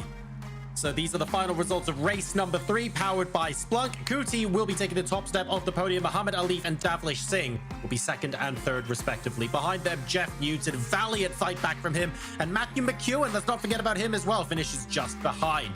Mohammed Jin Masvi will be 6th. Bernard Rusley and Sam Budgeon will round out the grid. But now it's going to be all eyes on who ends up going through to the grand finals. In our heads, we think we've more or less got it worked out, but we're going to wait for those final results as well. Really, really exciting trio of races in the APAC region. And you know what's scary as well, Luke, is that Amit Kuti, maybe it was nerves coming in race number 3. It could well have been. But if he's able to finish top of the standings while soaking up the experience and just constantly getting better because of this racing experience, he is going to be a force to be reckoned with for years to come. Oh, 100%. But there was no, massive mistake either today. You look at someone like Singh, who is 25 years, 7 years a senior of Kuti, and there was a big mistake in race number 3, whereas we haven't seen that from our young 18-year-old. He's just been, again, at a consistent level. Maybe dropped off ever so slightly from race number 1, I would say, but nothing too major. This is the key mistake here. I wonder if we're in the replay, we're actually going to see the rejoin. This is what's cost Jeff Newton. And he just tripped. Oh, no. I don't know. You can kind of see, he probably thinks he's clear. of the position, but he's just beelined onto the racing line. That's poor. That's not what you expect from someone of that level, to be completely honest there. And then you can see this. He's made a mistake, and he really, again, should have just given that spot up there and let Jeff have the position, and then Jeff's just racing on tilt, really. He's going to be furious with indeed how that has gone down, unfortunately for him. But it is what it is. That's motorsport. You know, as a commentator, you see that all the time. People, you know, do not want to give up positions. If you do want to give up positions, you shouldn't be a racing driver. It's very, very simple. You got to feel sorry for Jeff. Again, someone who's been within the Logitech McLaren G Challenge for many years now. It's such a shame for it to end like that. Singh has got a lot of questions to answer now, hasn't he, in terms of improved across the whole day, and that one mistake will be the one thing he remembers. As much as it's like, oh yeah, I've qualified, that's the one thing he genuinely will have in the back of his head now. Like, it would have been, what would have been better for him is to finish P4, start P4 and finish P4, not go to the, or P3 where he finished, should I say. That would have been a better outcome really for him, but going from P1 to P3 in the manner he did, that's just going to be sitting on the back of his mind now for like the next 7 days. And he's got that 7 days before he can really rectify that mistake. Well, look, the good news is, right, there is a silver lining to this, which is if you're going to be going away from the 3 races today, ruining some of the mistakes you made, the best possible way to do that is at least thinking about some of your mistakes from a position where you're set to go through to the grand final. If you make some of those mistakes and you finish 4th and you were in the top 3, my God, you're going to be having a torrid week. But at least there's an opportunity, hopefully, to rectify those mistakes and really get his mentality in the right place for the grand final. Like, his speed, we've seen, is absolutely magnificent. We just need to work on maybe just the tiniest bit of consistency there. Yeah, and that's also could be seen as a positive in the regard of if you feel like you are in tip-top form, you've got nothing to really work on going into the grand finals, maybe you take your eye off the ball ever so slightly. So yeah, you could see that I need to just sort of figure a few things out, you know, just keep yourself sharp and not really rest on your laurels effectively. So yeah, It could be a positive. Ideally, you don't really want to be dealing with those kinds of spins, and you want to be just always thinking, oh, I can always improve. But yeah, this is what motorsport throws up sometimes, and it's just really about how you deal with it. So after 3 races in the APAC region in the wildcard finals of the Logitech McLaren G Challenge, here are your standings. Amit Kuti, Muhammad Alif, and Davlish Singh will be making their way through to the grand finals next weekend on 70, 56, and 55 points respectively. Matthew McEwen and Jeff Newton, after all that, finished tied on 39 points. We then have Mohammed Jin Masvi, Bernard Rusley, and Sam Budgeon. Yeah, it's the standings there don't really, if you just looked at that, if you've not watched any of the races and you just looked at that, you're like, oh, there's 3 standouts there, you know, that's how it went down, like there's no one else really challenging. It doesn't tell a story in the slightest. There's drivers that have fallen outside of the top 3 that would more than happily compete, or they would definitely be competing at the top level within the grand finals. But that's more testament to the region's growth more than anything. Absolutely. In seasons gone by, I think it would be fair to say that the grand finalist, it was kind of at the start of the competition, you kind of knew who it was going to be, whereas it's just not as clear cut anymore. So, you know, we head to the grand finals and you just got to really tip your hat to the APAC region. They really did come and show all of their strengths, and there's a lot of drivers that will be disappointed, but the fact that they are disappointed means that there's so much more strength and depth to the whole region as a whole.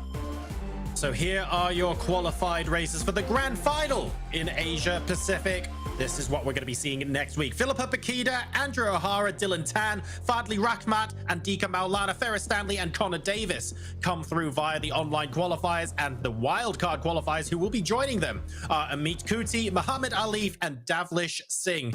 That is a very, very hot grid for the grand finals next week. I cannot wait for this to happen. It's going to be fantastic. Oh yeah, it's an amazing set of names. You can see Alif was, I don't know, a little bit off the pace of the other 7 that had already qualified prior to today, because he's been in all of those finals, haven't he, across the months. Not all of them, but a few of them. But the other 2, Kuti and Singh, those two look like they could go right to the top of this region and really will be challenging for the championship. And well, at least being in the global finals before, so we know he's got the capabilities. It's all about whether he can just go away, just find that extra couple of tenths and, you know, potentially get in the mix. You know, it would be, you know, you would be a very strong person to bet against Muhammad Ali, that's for sure. Well, joining us now is the winner of race 3, and indeed a double race winner today, Amit Kuti. First of all, Amit, congratulations. You are through to the grand finals next week. It was fantastic to watch you racing today. Describe for us how you're feeling making it into the grand final. Yeah, thanks guys. I'm really happy about how I performed today, and especially in race 1 and all through race 2 and 3 as well. I was really consistent, I felt. Obviously, I couldn't really nail the last qualifying, and even in Zandvoort, I couldn't really get past Doublish, but overall it was a really nice performance. Well, first of all, congratulations. Again, new name to the G Challenge. It's great to see you going through the first time of asking. What are your expectations going into next week's grand final? Yeah, I was actually participating in the first round in the Asian challenge, and I did pretty well until the race where I got collected in an incident. So I'm looking forward to doing pretty well there as well. Taking a look at one of the moments from Zandvoort, what was going through your mind? What were your thoughts when Doublish passed you in Zandvoort? Were you eager to get back ahead, or were you happy to stay where you were in P2? What was happening emotionally there? Yeah, at the moment I was actually in a confused state of mind, and I thought that Doublish hit me, but obviously looking at the replay, it's a racing incident, I'd say. And once he got past, I kind of just put the pressure on him and hoped that he would make a mistake, because unless he made a mistake, it's pretty much impossible to pass in Zandvoort. So I was just hoping for a mistake and staying back. Oh, well, thank you very much for that. I mean, congratulations once again, and we are all looking forward to seeing you race in the finals. Well done. Thank you, guys. Brilliant. A massive talent. We cannot wait to see him in the grand finals, ladies and gentlemen. That was Kuti, the winner, the double race winner here, and cementing his status as one of the drivers to look out for next week in what promises to be an absolutely fantastic APAC grand final. That's all 3 races done now for our first region here in the Wildcard Finals Day. Huge thank you to Splunk, Logitech G, McLaren, and Quantum Pay for allowing us to put this program on. We are going to be going to a break now. We're going to be moving on from APAC to EMEA, and after that, we're then going to be moving to Latin America as well. It's an action-packed day of racing. 3 races down, 6 more to go. We will see all of you in the next region. So Asia Pacific has had its 3 qualifiers through to the grand final. We now move over to EMEA to work out who is going to be crowned next and join the 7 drivers that have already waiting for in the grand final. See you soon.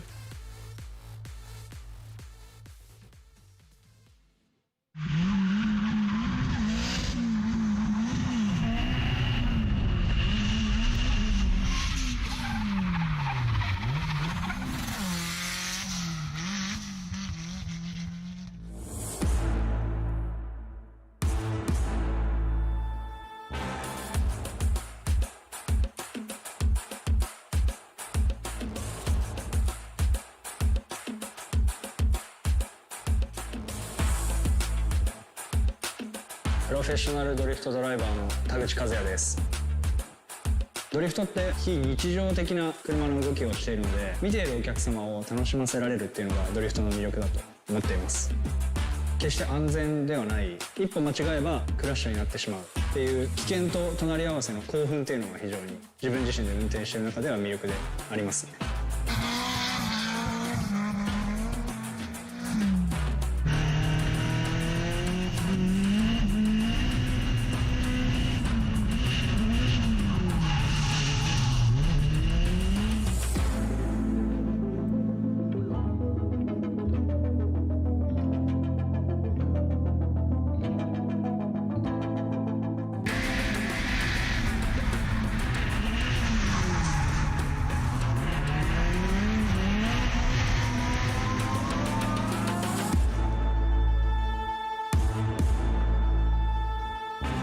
僕のレースの会場だと普段は一般道として使われている普通の道でレースをすることがあるんですけど、物理的にそういったところでは練習をすることができないんです。なので僕は事前にシミュレーターでトレーニングをしてます。いかに自分が掴んでいるステアリング、そしてペダル、さらにはシフトが今車がどのような動きをしているかをどのくらい伝えてくれるかっていうのが非常に重要なんですけど、 G923 はステアリングを通して車の動きのフィードバックをリアルに伝えてくれるので、トレーニングに重宝しています。ドリフトのスタートは日本の方が先で、アメリカは後からドリフトがスタートしたんですけど、今となってはもう完全にアメリカではプロフェッショナルのモータースポーツになっていて、ドライバーだけではなくてチーム、監督、メカニック、そしてオーディエンス、お客さんも全てがみんなプロなんですよね。日本人としてアメリカのドリフトシーンで活躍することによって、母国日本のドリフトモータースポーツカテゴリーももっともっと盛り上がってメジャーになっていってくれればいいなというふうに思ってます。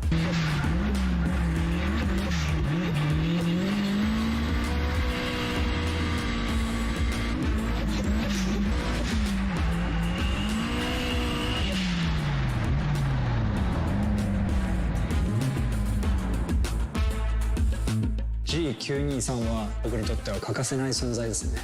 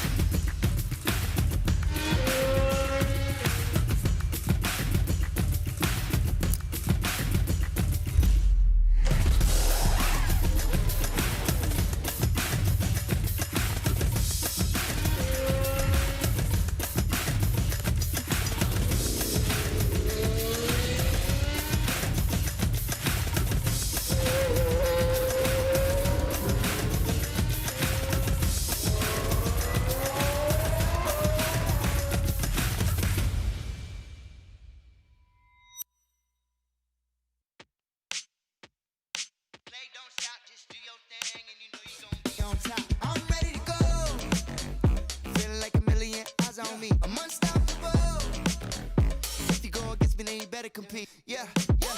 Why you keep knocking at my door? Came to fight, yeah, that means war.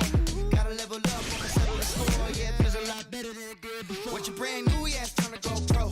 Go beast mode, better find a cheat code. On my throne, now I'm in my zone. Man, it looks better than it did before. I said if play don't stop, just do your thing, and you know you gon' be on top. It's my game, it's your game. Say it now, and let the whole world watch. Play don't stop, just keep it going. You know you gon' be on top. It's my game, it's your game. Go ahead, let them talk.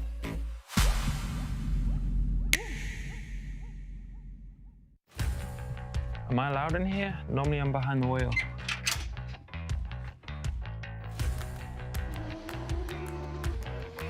The beauty of esports is that anyone can experience the adrenaline of Formula One for themselves. Just grab a gaming setup, put it onto drive, and let the data guide and help. Hi, I'm Landon Norris, and you're about to experience the art of data.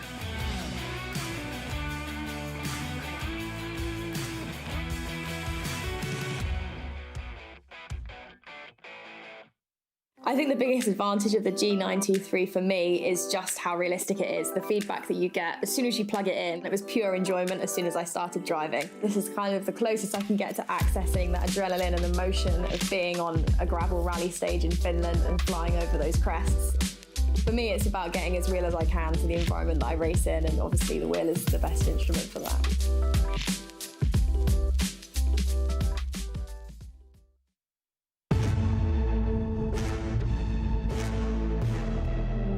If you seek greatness, let nothing stand between you and the win. Zero distraction. Zero doubt. Zero opposition.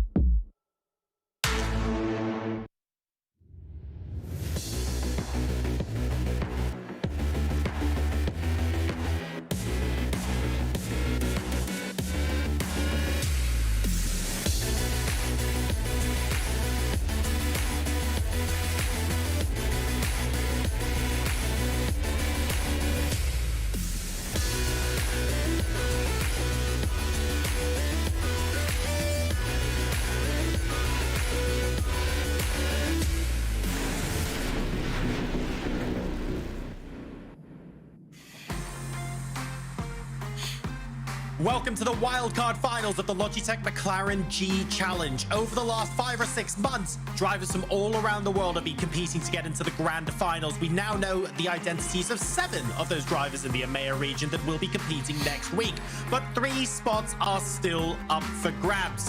Over the next hour or 2, you're going to be seeing drivers compete across 3 races to attempt to get one of those top 3 spots. My name is John Sargent. Joining me, as always, is Luke Crane. Luke, welcome back. APAC was very exciting. Let's see if EMEA can step it up a notch. Yeah, historically, the sports car or, the tin top GT cars, EMEA has just been streaks ahead of everybody.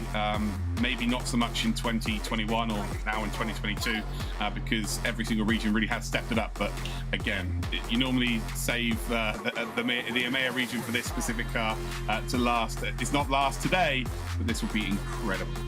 So there's a ton of action going on today. We've already had APAC. Let's take a look at what the schedule looks like from a regional perspective. Asia Pacific is complete. All regions are going to be driving the same tracks today, Luke. We're in EMEA now. We'll be on Latin America later on. What can we expect? Very much the same. I think it's going to be very, very close from start to finish, or top driver to the slowest driver, if you can call them that. And we've got Suzuka, which again, nice open circuit, plenty of overtaking opportunities if you set yourself up correctly. Zandvoort, it becomes a little bit more difficult to make an overtake, so qualifying becomes key. Kyalami, a little bit of both. With these drivers, I expect the times to be even faster than what we saw previously, but I expect to see 7, 8 drivers all really contending for those top 3 spots. Let's talk about the format of how these 3 races will be occurring today. What can our viewers expect across these 3 races, Luke? Well, they can expect a definite. It's going to be 3 races, 10 minutes of qualification. Fastest time in each qualifying session will start on pole position. The slowest time will start at the back.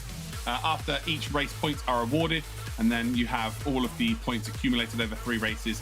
That will indeed give us our top 3. They will advance to next week's grand finals.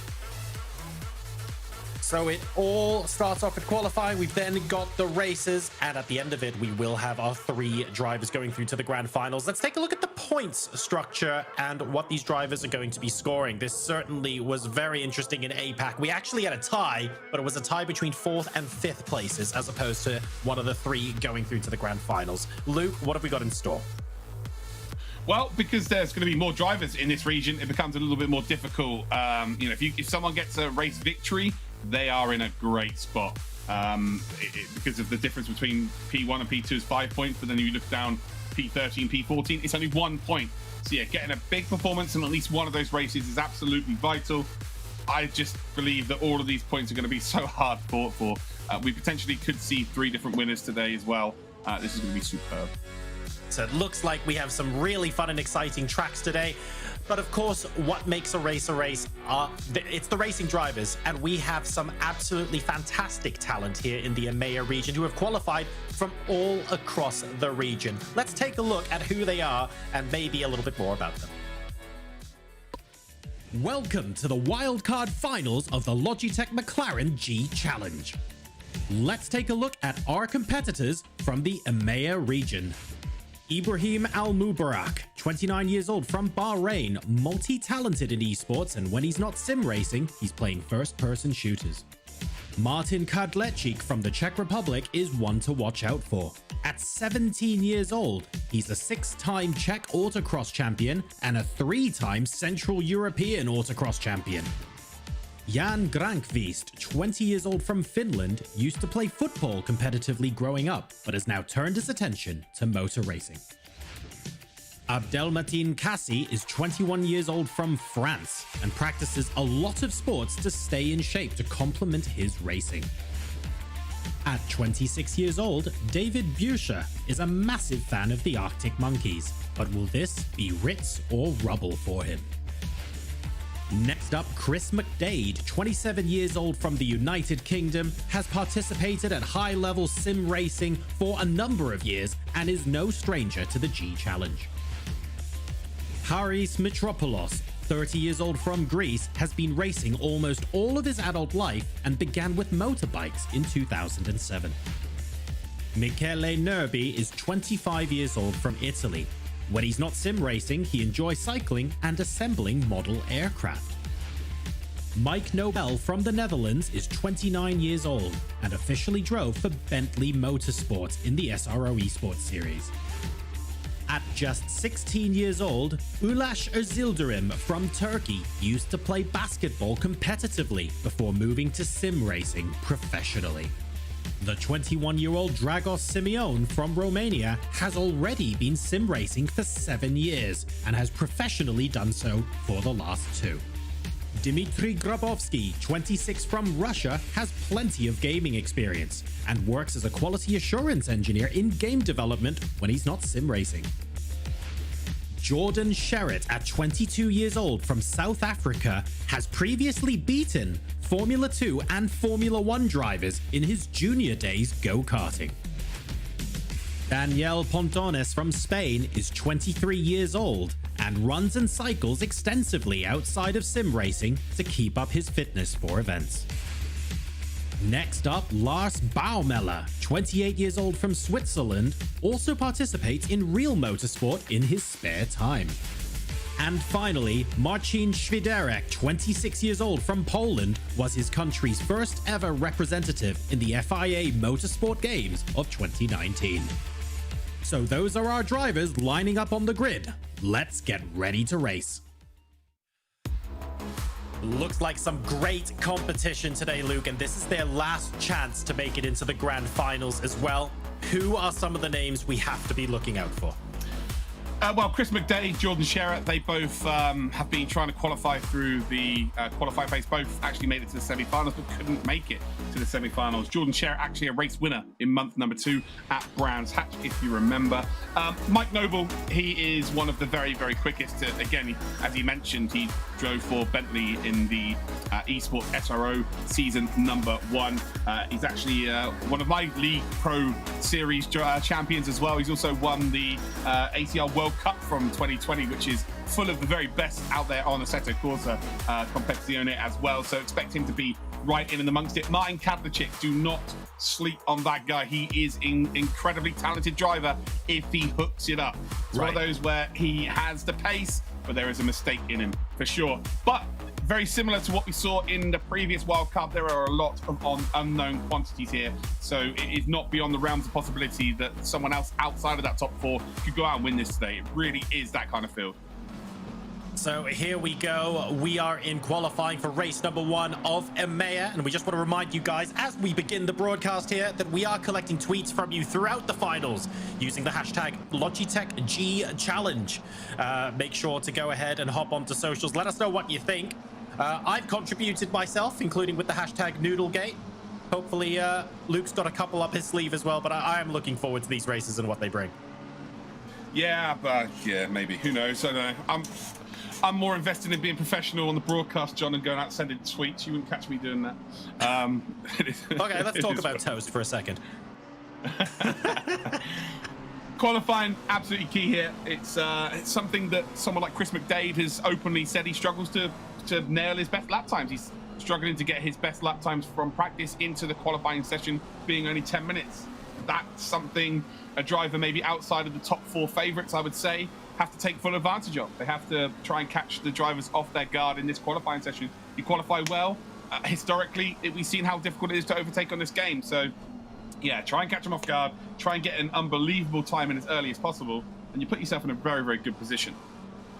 So if you're looking to shave a couple of tenths off your lap time, or really just want to take a look at this beautiful circuit and what we can expect to see today, take a look at this. It's a delightful overview of Suzuka. The first racing track to ever be built in Japan, Suzuka is one of the most recognizable racing circuits in the world, known for its figure-of-8 layout, but also as one of the world's favorite drivers' circuits. Let's get stuck in.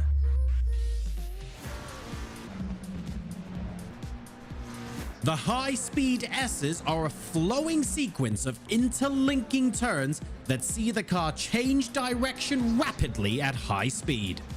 You'll need to master changes of direction and perfect your racing line to carry maximum speed through the complex.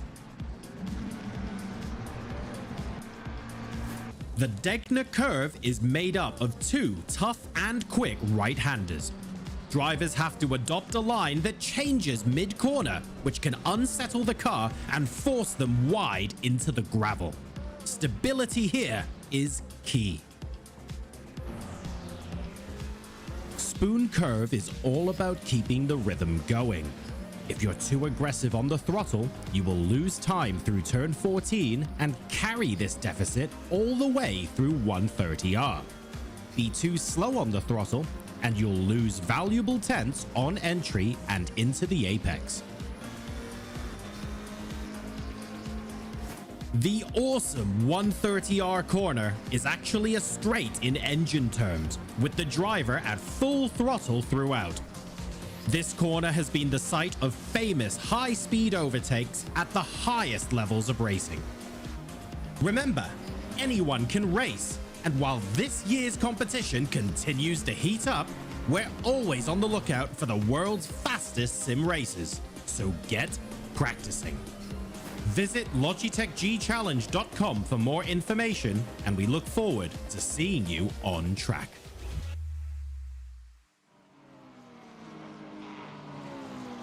So qualifying here for Suzuka, 6 minutes remaining. No lap times on the board just yet, but no cause to panic as well.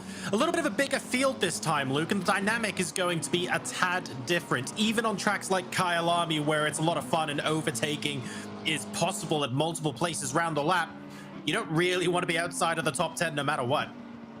No, definitely not. You want to put yourself in a strong position from the get-go. It's simple, just like Jordan Sherritt's done there, a 58.77. Wow, okay, there we go. That is a miraculous time, that really is. We know how quick Jordan can be, but that is, I'm not even sure. Might be beaten by him, but I'm not sure anyone else is going to be able to even match that. That's a very good time indeed. Kadlachik then in second position. I'm telling you, if he hooks it up, he's a very quick driver indeed, but again, just does have a mistake in him, that's for sure. Mitropoulos is, well, was P3, now down into P4. I think Mike Noble may have just gone up into the top 3 himself there. A driver you definitely have to be watching out for is the Dutch driver of Noble. And also he's someone that, he's up to second position there, so 58.940. His consistency, especially around the ICGT circuits, which there are 2 of them we're using today, is unbelievable. He is ridiculous around Kyalami, Bathurst, Suzuka, and I'm forgetting what the 4th one is. Laguna Seca. He is unbelievable around those circuits on this game specifically. He's incredible at every circuit, but yeah, the ICGT ones more so. So yeah, like, he's got that in his back pocket. He'll be happy with P2 as it stands here. Looks like Grabowski is being held up here in qualifying as well, which is not ideal. Both of these drivers now are going to lose a shed load of time with 4 minutes 20 seconds to go. It's kind of, you just got to back out, get into the pits, get a fresh set of rubber on, just so you can guarantee yourself at least 1 lap at this. Swiderek up into P3 will definitely be one of the surprises for me to be right up there. But absolutely, you know, you expect anybody, especially on this game, Poland have got so many good drivers, so you're definitely expecting them to be right up there as well. So yeah, Marcin being in P3 is not really a surprise to me. He's definitely one of the favorites outside of that top 4 for me that could definitely produce a surprise. Oh, if he does, that would be tremendous. There's so many different possible results here in a field that's this talented. I can't wait to see how the race shakes out as well. But with the 58s on the board so early on, Jordan Sherritt, Mike Nobel, currently sub 159. We'll see how many other drivers will take that place as well. Michele Nerby coming into P3 provisionally with a 159.2. And we're on board now with Cassie, the French driver, looking to try and climb his way up the standings as well. I believe he's the last driver to go ahead and get a competitive time on the board. No, actually, still a couple more there. So we'll see where they can slot in. 3 minutes left to go. Yeah, this is just so tough, isn't it? Only 3 drivers advancing to the next stage of the competition, to the grand finals. You've got to absolutely nail it at the first time of asking. McDade, and then on his second to last lap, he will get 1 more after this. Again, he won't be able to come into the pits for a fresh set of rubber. It is just 2 laps then from this point onwards. Daniel Pontanez is in P5 now. Again, a few surprises up there, but if you want to get in and amongst, like I say, there's a favourite for me, sort of top 4, who have done historically well. There are drivers that have maybe come across some different games in this grid right now that maybe have not had so much of a spotlight on them over the last sort of 24 months within ACC, that are going to come out and spring a surprise. But the best time to do it is qualifying right now. Get ahead of them. It's a really quite a simple game to defend on. Realistically, it's not an easy game to make any kind of overtakes on. So yeah, qualifying is absolutely vital, as we have seen for the last 6 months.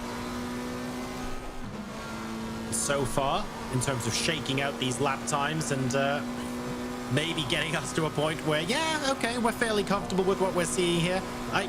I want to see those 4 drivers just be so close to each other in terms of lap time on the grounds that during the race, I just want to see them scrapping a little bit. This is, if we're going to be watching them for 3 races at the end of the day, Luke, I don't need to see a concertina. I want to see some fantastic battles where 3rd and 4th places especially are properly fighting for that final podium position. And I think we're going to get that today, honestly. This is going to be a lot of fun. Oh, he liked it. McDade did like it. It was faster. It's a 59.6 down to a 59.5. But all of a sudden, well, no, that's his qualifying over. So it's going to be, a maximum of P7. It's going to be P7 only for McDade here. And that is not ideal. Expecting him to be, putting in a little bit more time. But he's also double dutying this weekend. He's actually racing in the virtual Le Mans esports as well. So he's got that to contend with, this to contend with. And yet he's still managing to qualify at that top 7. That is absolutely ridiculous. That's how good he is as a driver. But ultimately, it's not good enough to get anywhere near that top 5, I'm afraid. The top 5 are looking very strong indeed. Kadlecic here, again, P6, probably, I would say, a little bit out of where I would expect him to be. He comes across the line here. We'll get one more lap time. I don't think this is, I think this is an outlap, right? Because he has not tried to cut the circuit as short as he possibly could. We saw a brief shot of him earlier. I think this was a racing lap, you're right. A quali lap, I should say. Across the line, he indeed went. Did he improve? Well, he did. He goes up to P5 then, so he went 6th to 5th. Pontonez now down into P6 here. But Kadlecic has one more opportunity. And really, right now, if you find yourself a 10th of a second, you're moving up onto the 2nd row of the grid. So, and maybe even a couple of positions beyond that. I think 3 is in the offering for someone like P5 by about a 10th of a second.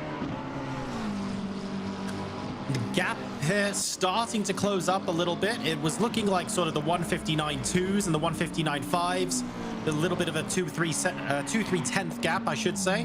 A couple of drivers now wading into that territory, but the question for me is which driver can find an extra 10th or 2 and maybe do a 59.1 or similar, because that is the difference between a potential P8 and a P3. So that, for me, those couple of tenths will be very, very big for one of our drivers. But who? Yeah, but it just goes to show how impressive Jordan Sherritt's time is, being 0.3 of a second faster than Mike Noble. And then Noble is 0.3 of a second faster than P3. Like, those 2 times are absolutely ridiculous. And then you've got, what, is it 0.4 of a second? 0.4 of a second and down from P3 to 10th is absolutely nothing, which says to me we've got 2 absolute standout drivers, and if they continue to perform like this, it becomes very difficult for anyone else to qualify outside of that. But then again, we saw that from in the first one, Kuti and indeed Elif in the first race, wasn't it? It was those 2 that were out in front there and not having anything to particularly worry about. And then we had Davish come out of nowhere, Singh really showcasing that he was the fastest. So again, it's not all lost if you don't perform in the first race to your full potential. But you want to try and get as many points on the board as possible. Yeah, you really do. At the end of the day, having that cushion going into race number 2 is always a good feeling. It by no means guarantees that you're going to stay there like we saw in the APAC region. It was a real tussle all the way through to the end, and a really good fun to watch as well. But knowing that you're out ahead and even a mistake might still keep you in the top 3, that's a lovely little comfort blanket to have, even if the job's not yet done and dusted. So we'll see which of these drivers seizes that opportunity, seizes the initiative, and goes, you know what, we're taking this one for a ride. Well, one of them's just done that. That's Kadlecic. He's moved up onto the front row of the grid. He's now P2 here. Wow. It's a 58.8. It's a great time. And yeah, I told you, don't sleep on that man. Kadlecic is someone to definitely be wary of. Very quick, but it's all about whether he can hook it up together. He's got 3 races to do it. That's my big worry. And I know Kadlecic's capable of being not only fast, but one of the fastest drivers in the world over the span of 1 race. Can he do it consistently for 2-3 races? This is the difference. This is what we're going to find out about him today. Again, the G Challenge, you can't get to the grand finals and perform well in 1 race and expect to win the whole thing. You have to perform over 2 races. Some would say an even bigger challenge today. You've got to perform over 3 races today, and everybody knows it's their last chance. So there's going to be dive bombs aplenty, I would imagine. But yeah, Kadlecic has done the first step here. How consistent can he be across the 3 races though? all eyes are certainly going to be on him. But bear in mind, he's on the front row of the grid, but not starting from pole position. A whole bunch of other stories are going to be told throughout the course of the next hour or two. So qualifying now over. Let's take a look at the track conditions here in Suzuka. It's a 25-degree ambient temperature and a 30-degree track temperature as well. I still think it's a bit mean that they don't even allow us a light breeze, but nice and cloudy. Things looking pretty chill for the start of our race. And, well, I mean, you can look and see how far that grid is going, Luke. There's going to be, I think, a bit more action here than we've seen so far today, that's for sure. Yeah, well, if there isn't, then there's people aren't taking enough chances. They have to realise that's genuine. I mean, if you're not taking chances at this stage of the competition to try and make overtakes, like, what are you doing here? This is I'm being 100% genuine, man. Like, you are taking every opportunity that's thrown at you at this stage, because if you get past, well, 2 hours time, if you haven't taken any chances, John, well, we're not seeing you next week, that's for sure. So here is your grid for our first EMEA race. Jordan Sherritt and Martin Kadlacik are going to be your front row. Mike Nobel and Michele Nerby will be third and fourth. Marcin Swiderek and Daniel Pontones, fifth and sixth. Chris McDade and Ulash Azuldarim will be seventh and eighth. And on row number 5, it's Harris Metropoulos and Denise Grabowski. Yeah, there's your top 10, ladies and gentlemen. Here is your next set of drivers then. Dragos Simeon is in 11th position. Jan Grankvist is in 12th position. Lars Baumler and David Boucher are in 13th and 14th position. We've then got Ibrahim Abbas, and then we've got, well, it's disappeared before I can even read it. Abdelmateen Kassi. There's our 60. There we go. Brilliant. Lovely old job. Thank you. So, yeah, it's race time, ladies and gentlemen, and this is going to be an incredible race. It's vital that you indeed get a massive start. Of course, over 3 races, you want to be earning points in each race. But also, equally as important, don't make a big mistake and completely lose it. You can't win or get through the top 3 in race number 1. But boy, you could certainly lose your opportunity by finishing outside the top 10. Or I don't know. I don't think that would necessarily be a big problem. But if you're finishing maybe 12th down to 16th, which actually, we've got John Silayas who pointed that out. If you're outside the sort of top 12, yeah, you might be in a little bit of trouble here. Although, if you finish 16th and then win 2 races, well, who knows? Right. Anyway, Jordan Sherritt, we know he's an incredible front runner. Can he get that start of dreams? Kadlacik, can he hook it all up together today? I'm expecting these two to be able to get out into the front. Noble is then going to hold on to that P3. Could he potentially find a move up the inside here? It is race 1 then of the EMEA region wildcard. And I'll tell you what, Kadlacik under maybe a touch of pressure. No, he's not actually. Noble's got a terrible start from P3. And you can see that Nerby is going to try and swing one around the outside. It's not going to work out. Front 3 go through as they qualify, which is all good in the hood for them. Is there a bit of contact there? Is the car facing the wrong way? No, we're good. Looked like there might have been, as you can imagine, through the S's here, the choke point becomes terrible, and there is some contact there. Looks like the Turk is off the circuit. Rejoins back on, and there's a big collection there. Not too sure who that was, but ultimately there's a blue car. I think that might have been Harris there. Metropoulos is off the circuit himself there from the poor region. I don't think Ulas was actually at fault there initially. But the rejoin was definitely the reason as to why Harris is off the circuit. Again, we need that confirmed, but I think you'll find that the Greek driver is no longer in. Yeah, there we go. He's dropping down the order now. So Harris Metropoulos is now outside of that top 10 and has fallen right down the order. Real unfortunate scenes here, but Jordan Sherritt not really looking in his rearview mirror right now, building a lovely gap at the start of this race. Not quite an incident-free first lap, unfortunately here. A little bit of action in the midfield. Jordan Sherritt then leading from Martin Kadlacik and Mike Nobel in 3rd place. So your top 3 currently remain unchanged. A couple of drivers, unfortunately, dropping down the order. It does mean that Abdelmateen Kassi, I think, is up to 13. So after starting last on the initial grid, has the potential to move up into the top 10, which would be pretty decent. Gaps looking okay so far. David Boucher in 14th, a little bit of a gap behind Kassi there, and Metropoulos has indeed dropped into 15th behind Boucher. Well, it's Ilajarim, like, yeah, I feel like they might be at fault here for a massive incident with our Greek driver. Again, we will see that shortly, guys. But in P1, Jordan Sherritt, again, not too worried about it. Kadlacik, a great start again, P2. Mike Noble is going to be relatively happy in P3. Again, you get 3 P3s, you're more than likely going through, you know, unless someone manages to string together a couple of P1s who doesn't finish P1 in race number 1.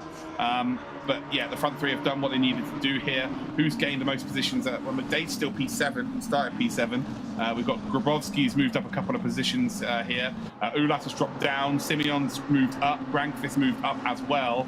But yeah, not the best of starts for, unfortunately, our Greek driver. There's a few supporters in the chat as well that are going to be absolutely gutted by that. But ultimately, there are 2 more races, 2 more chances to try and, get yourself some big points and move forward. And actually, to be fair, Metropolis has moved up already. He's in P40. Speaking of that, let's go ahead and take a look at our Quantum Pay replay for what happened there on lap number 1. A little bit messy in the midfield. Let's get a second look. Here we go then. So, yeah, so actually... Oh, it's just rejoin. It's a terrible rejoin. It's the rejoin, isn't it? Again, it's just so avoidable. Yeah, it actually was no contact initially there for Unas. Unas, yeah, there's no contact for him to run wide. He's just got all out of shape. Ulas, should I say. Ozilladrim, who's in P9 right now. He's just gone into the corner too hot, trying to hold on to too many positions, and got greedy, and then runs off circuit. And then, again, I say it's a poor rejoin. It's more he's a passenger across the grass more than anything. You can't brake on the grass because you just slide. It's like being on ice, especially when the tyres are, you've just gone through, 4 corners at full tilt. The tyres are going to just stick to that grass and just slide straight across the top of the soil, right? So, yeah, it's not a case of he could have avoided it, but he didn't really make much of an effort to avoid it, if that makes any sense. So, yeah, it's not ideal. It was his own fault. It's poor. And really, he didn't lose out. It was Metropolis that did lose out, which I'm absolutely gutted for. And yeah, he's got every reason to feel a little bit aggrieved. But I tell you what, Metropolis now, only half a second behind Ike Cassie in P14. He is coming through at a rate of knots here. So some drivers, they indeed shrivel up or they disappear after a bit of adversity. Metropolis is absolutely not that kind of driver and already making inroads in the rest of the field. So a little bit of controversy involving Zolderim to begin this race, but it might set us up for a really excellent Metropolis fight back. So we'll keep an eye on where he is in the standings, and hopefully we'll get to see some fantastic action from him to salvage some good points from this race number 1. It is definitely not over yet. 15.5 minutes left to go now in race number 1. Jordan Sherritt gapping the cars behind. 1.5 seconds at this point is absolutely delightful. We're on board with Mike Noble at the moment, still in 3rd place, 1:59.647 previous lap. Holding station, looking for an opportunity, but also wanting to make sure that Michele Nerby behind him doesn't get a look in. Yeah, Kavlicek's not really been able to go off with Sherritt because he had Noble so closely in behind him. This is actually the furthest that Noble's been behind him for the first 3 laps here. So, yeah, it's not a case of Sherritt's just been driving a worldy level. Well, of course he is to be an elite, but I'm just saying he's not that overly different to what Kavlicek is producing. But Kavlicek just wasn't able to take the optimum line around the circuit. So Sherritt's been helped out here. Of course, we know how talented he is. We know how fast he is. Of course, we know how fast he is. He won out in Brands Hatch, and apart from maybe a little bit of a mistake at the end of the race where it looked like it could all come undone, he was pretty much untouchable. Very much showing that again here. But a little bit further back, then we've got Swiderek then in P5, Pontonas then in P6, then we've got McDade in P7. We're expecting a bit more from McDade, aren't we? He's been our spotlight driver. Unfortunately, couldn't make the semi-finals due to work, but we are expecting him to be a little bit higher up the grid. He's right behind Pontones. I think you've got to be, I don't know, maybe satisfied with the P7 and give yourself a bit of a kick up the bum and go, look, I need to qualify a little bit better in the next race. We know that that's what he struggles with, is qualifying pace. But believe it or not, I race with him in a team when we do special events, and his qualifying is incredible when it's team racing. Like, there's more pressure on that because you're not only racing for yourself, you're racing for your team. Yeah, his qualifying is untouchable. I've never seen someone qualify so well. Like, he's been that good, and he only gets 2 laps to do it in the events we do. Yet it just seems to struggle on ACC. He really does. Like, I know how fast he can be, so it's really strange here. And that's again another similar story to like Kavlicek.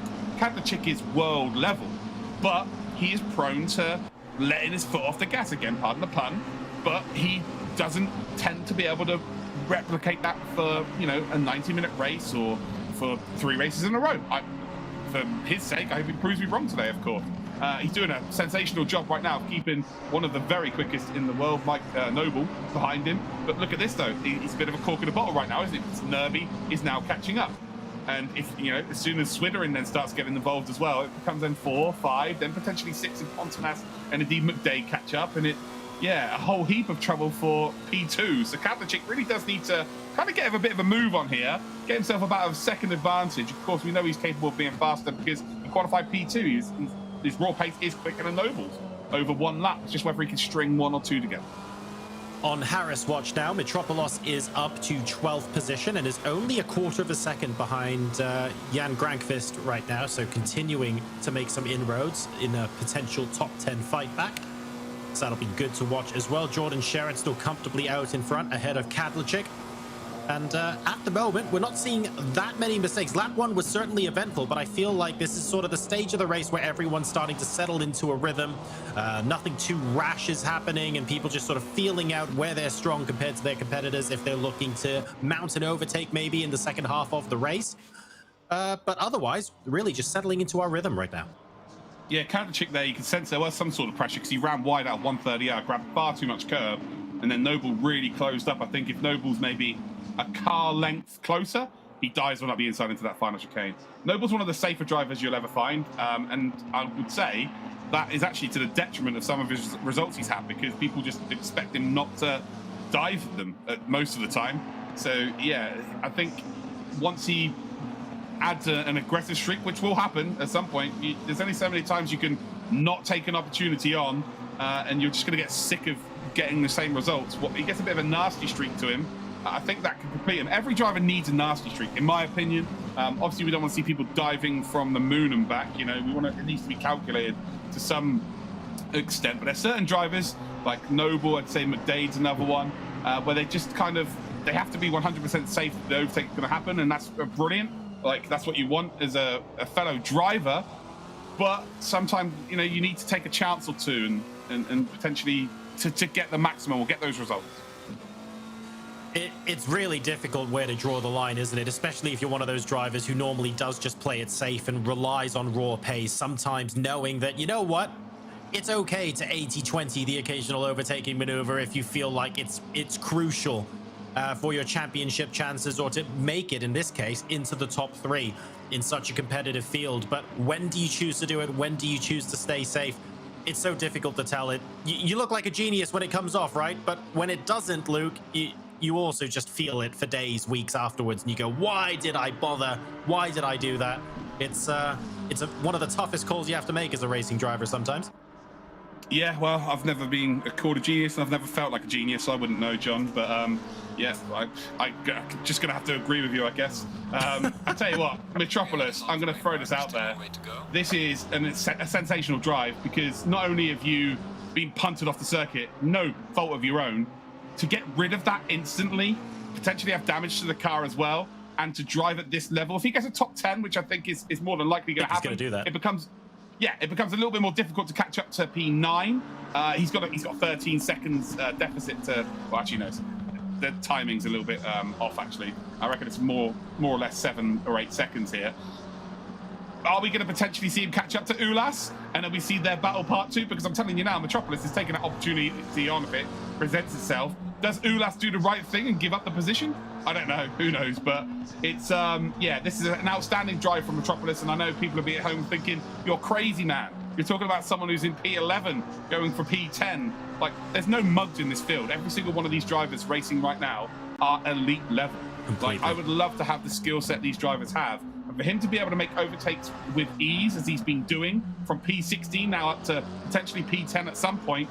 We've been watching these for 6 months. I've been watching or commentating people within ACC for years now. It's a difficult game to overtake. It's based on endurance racing. It's as simple as that. And he is just making it look so easy. So, yeah, I've got to tip my hat to Harris. As much as he's going to be pretty annoyed with how things have gone down, his rebound and his response, which is only going to do him well for race 2 and race 3, by the way, because, you know, that could have sunk most people. That really could have done. That could have, you're just instantly like, oh, what's the point? He's just got on with it. He's not sulked. He's just got on with it. And that is definitely typical for me. Back on the board then for the lead. Sorry, I went off on a little bit of a tangent there. Noble following Kadlachik there on the wide line. And I was starting to think as to whether Noble would just sit behind for P3. He absolutely isn't. He's on the limit of this car. He wants to make that overtake, which is exactly what we want to see. But look at the mistake he's made then. Look at Nerby. Nerby then right behind him, the Italian. Can he potentially make a move then as they cross the line? 7 minutes, 57 seconds to go. Down in towards turn number 1. Not really a slow enough corner for Nerby to send one up the inside. You need to you know, work an overlap along the straight. Although if Noble runs that kind of line, he's going to open up that door. He's going to invite Nerby to make this overtake here. They are side by side through turn 2, up towards turn number 3 then. And Noble should really hang him out to dry, and he does. It was, again, not a nasty streak, should I say, but Noble really making that car as wide as he possibly can. Really nice stuff there from Mike Noble. Nerby nearly makes the overtake, not quite close enough, and that's now giving Swiderek the opportunity to close in. Swiderek certainly looking to have a little bit of a nibble on this fight, and they are continuously moving slightly offline to defend or attack as appropriate. So Machine definitely looking for an opportunity to break into the top 4 here. This is where it's all at the moment in the second half of the race. This is the battle for 3rd, 4th, and 5th positions with 7 minutes remaining. Yeah, and I think this is going to continue throughout the races here, isn't it? It's not going to be just a case of Suzuka. You know, we're going to head to Zandvoort next time round, a home race for Noble, actually. And then we're going to be heading to Kyalami for the final race, and I just think we're going to see a lot of this, aren't we? A lot of cat and mouse. Is there an opportunity to make an overtake? Well, you know, someone like, for instance, Nerby, Swiderek, are they going to be content with a P4, P5, knowing that instantly they're outside of that top 3 mark? You know, it could do wonders for your confidence just knowing that you're already in that qualifying position and it's in your own hands. You know, at the start of the race, everyone's on 0 points. You've got to go and work for it. But if you know it's in your own hands, and it's only really if you make a mistake that you can lose out, yeah, that can do wonders for your confidence in races, that's for sure. Nerby, though, was a lot closer to Noble last time round, wasn't he? But not so much this time. Of course, he nailed the final chicane last time round to indeed get a bit of an advantage towards Noble. But it's just not worked out here. And actually, I think Noble is closer to Kadlachik than he has been before. Not close enough to make an overtake by any stretch of the imagination, but with all of these jostling for position, with all of these then forcing the fellow drivers to be into defensive lines, it is giving Jordan Sherratt the opportunity. Like, Jordan Sherratt's so far ahead, he's already in Kyalami, to be honest. He's like 4.1 seconds, I think he is ahead now. And it's a phenomenal performance. And again, we know he's a phenomenal front runner as well. And actually, throughout this G Challenge, we haven't seen him challenged, in all fairness. He won at Brands Hatch from the front, from start to finish, and he's qualified pole here, and he's at the front here. So, yeah, it will be interesting to see if someone can out-qualify him at some point today and really, really put some pressure on him. But if it's not today, I'm sure we'll see it next week in the grand final. Or maybe get alongside into T1 and make him fight back from P2. That would be fun as well, I reckon. Yeah, why not? Like, I reckon we should make him start from the back of race 3 if he wins 2 in a row. Oh, yeah. That'd be great. Maybe they don't know about the new reverse grid rules for race number 2. Yeah. God, I'd love to watch Last that. That would be first fantastic. challenge unlocked. I'd watch that. Yeah, well, it would, yeah, hopefully he doesn't. Hopefully that doesn't come back to bite us, and there's some sort of incident that puts him there now. Oh God, we'll just get in trouble. Yeah, exactly. Let's just keep our mouths shut. We're pretty good at jinxing everything. I say us, me. 6-second advantage though. Like, yeah. 3/4 of the race now done. Jordan Sherratt is this counts as imperious. We're allowed to use that word. This is a fantastic drive from him. The battle for 3rd through 5th is still very, very interesting indeed, although Nerby has now come off the back of Nobel just a little bit, and they're starting to string things out. Swiderek also a further second Noble's behind close. there. Sorry, John. Noble's very close to the Kadlachik. Let's get on board with that for sure. And he's gone for it. No, Kadlachik has to go defensive here, but he's going to be slow out of the chicane. He's going to absolutely be slow out of the chicane. Noble with the opportunity then. Is he close enough, though? He will get a little bit of slipstream. Slipstream, not a huge factor around this circuit here. And for me, the fact that Noble stayed left here says to me that he's not even interested in getting involved in a battle here. He just wants to just have a nice position, move on to the next race, and jobs are good in here. Again, sorry for cutting you off, John. It really looked like there was going to be an overtake out 130R. There might still be one. Noble's, yeah, I don't think there will be. I think Noble's already settled right now. And maybe for him, this is his weakest track out of the 3, because there's only one reason for him to do that, to stay into P3, is that he is super confident in the next 2 tracks. That's a good point, actually. If you feel this is your weakest track and you're already in a podium position, then yeah, there's not too much point in risking that. But he's so close, I can't help but feel there might be another nibble before the end of the race. I want to see another nibble anyway. Kadlachik doing a very good job of holding on, going very defensive though, changing his lines quite a bit. And Nerby has actually come back up the backside as a result. Okay, he has to force something, I think, here, because Nerby's so close. Noble has to make a move, because ultimately Nerby is a bit of an unknown quantity here. I think you'll find there might be a dive at some point for that top 3. Again, having a top 3 in your back pocket after race number 1 just fills your head with confidence. Nerby wants a bit of that action. Is he going to be able to go out and take it, though? That's the question. I think he's going to have to go out and take it. Kadlecic here, again, making the odd mistake here or there, but keeping it together. That's the big, question mark over his head for me. Can he keep it together for 3 races? And as it stands, though, he's doing a sensational job, and he has been under some pressure from very much the start to finish. Jordan Sherritt is about to come across the line here, and as the pace has been a little bit faster than what we saw in the previous region, I think we've got 2 laps to go. We do. So we'd have to see Sherritt come across the line. They're all coming around the final corner now. Where is Sherritt? Did he cross the line before 1 minute 57 to go? Or 58? Yes, he did. Yes, he did. Yeah, he did. So there we go. So we will have an extra lap here just because the pace has been a little bit faster in this race, because there's been no battling at the front. Sherritt's just been able to do qualifying lap after qualifying lap. Jordan Sherritt is 7 seconds ahead of Kadlecic. If he decides to slow down by 4 seconds this lap, this would be the final lap. Yeah, I don't think he will. It's actually his choice right now, isn't it? Yeah, I'm pretty sure he won't want to try and chance that, because the last thing you want to do is slow down. I've seen it happen before, where someone's tried to do that, and then they've not slowed down enough, but they've slowed down sufficiently enough for everyone to catch them. Yeah, so yeah, that would be horrible. These things do happen. I think Sherritt will be happy. If you've just done how many laps are we on now? What lap are we on? Doesn't even say what lap we're on here, actually. Well, Sherritt's on Kyalami, remember? Yeah, what are we, lap 13? Something, I know, we're not on lap 13 at all. We're on lap 9 or 10? No, we're on lap 10. We've got 11 to go, the 11th one to go. If you've been doing laps like he has been for the previous 9, you're going to be worried about 1 more. Yeah, he's doing it in his sleep at this point. Yeah, we are. And, well, look how close Noble is here. You don't want to be any closer than that to Kadlecic here, unless you're making an overtake, that's for sure. But they are super, super close here. Nerby is really the joker in the pack here. He could force something. Noble doesn't need that. I think Noble would have if he was comfortably in P3, I don't think you're going to see a move being made here at all. I've seen Kadlecic's rear step out on exits of corners a couple of times, especially into turn 2, or on the exit of turn 2, should I say. Noble not able to really hang with him through there because of the jet wash there. Look how close Nerby is. So through 130R, who can hack the dirty air the better here? Kadlecic's going to be fine. He's got clear air. And then it is all on Noble and indeed Nerby. Noble then gets a lovely run here. Is he going to be close enough to dive? No, he isn't. He's going to force Kadlecic to go defensive again. There's Sherritt then around the final chicane here. And has he tried to do the slowdown? He's a lot closer, isn't he? And with a few seconds, he has slowed down. So across the line we come, and has he done enough? He has. This is the final lap of the race then. Sherritt's going to win. It's going to be Kadlecic in second, then Noble does finish in third. Nerby then in 4th position. Swiderek is in 5th spot. So he has done it, John. He's done it to perfection. But not just that, every single lap. Fair play to Jordan Sherritt. Absolutely fantastic. He needed to slow down by, I think, a minimum of 4.5 seconds. He had a 7-second lead. So he had a little bit of buffer time there. It wasn't just tenths of a second, risking someone else overtaking. But the fact that he was able to build that lead and have that choice in the first place, that is so impressive. What a fantastic start from Jordan Sherritt. Yeah, well, we know his pedigree. He's an incredible driver. There's a massive contingent from South Africa now that are taking the sim racing world by storm. The only thing that holds them back is load shedding.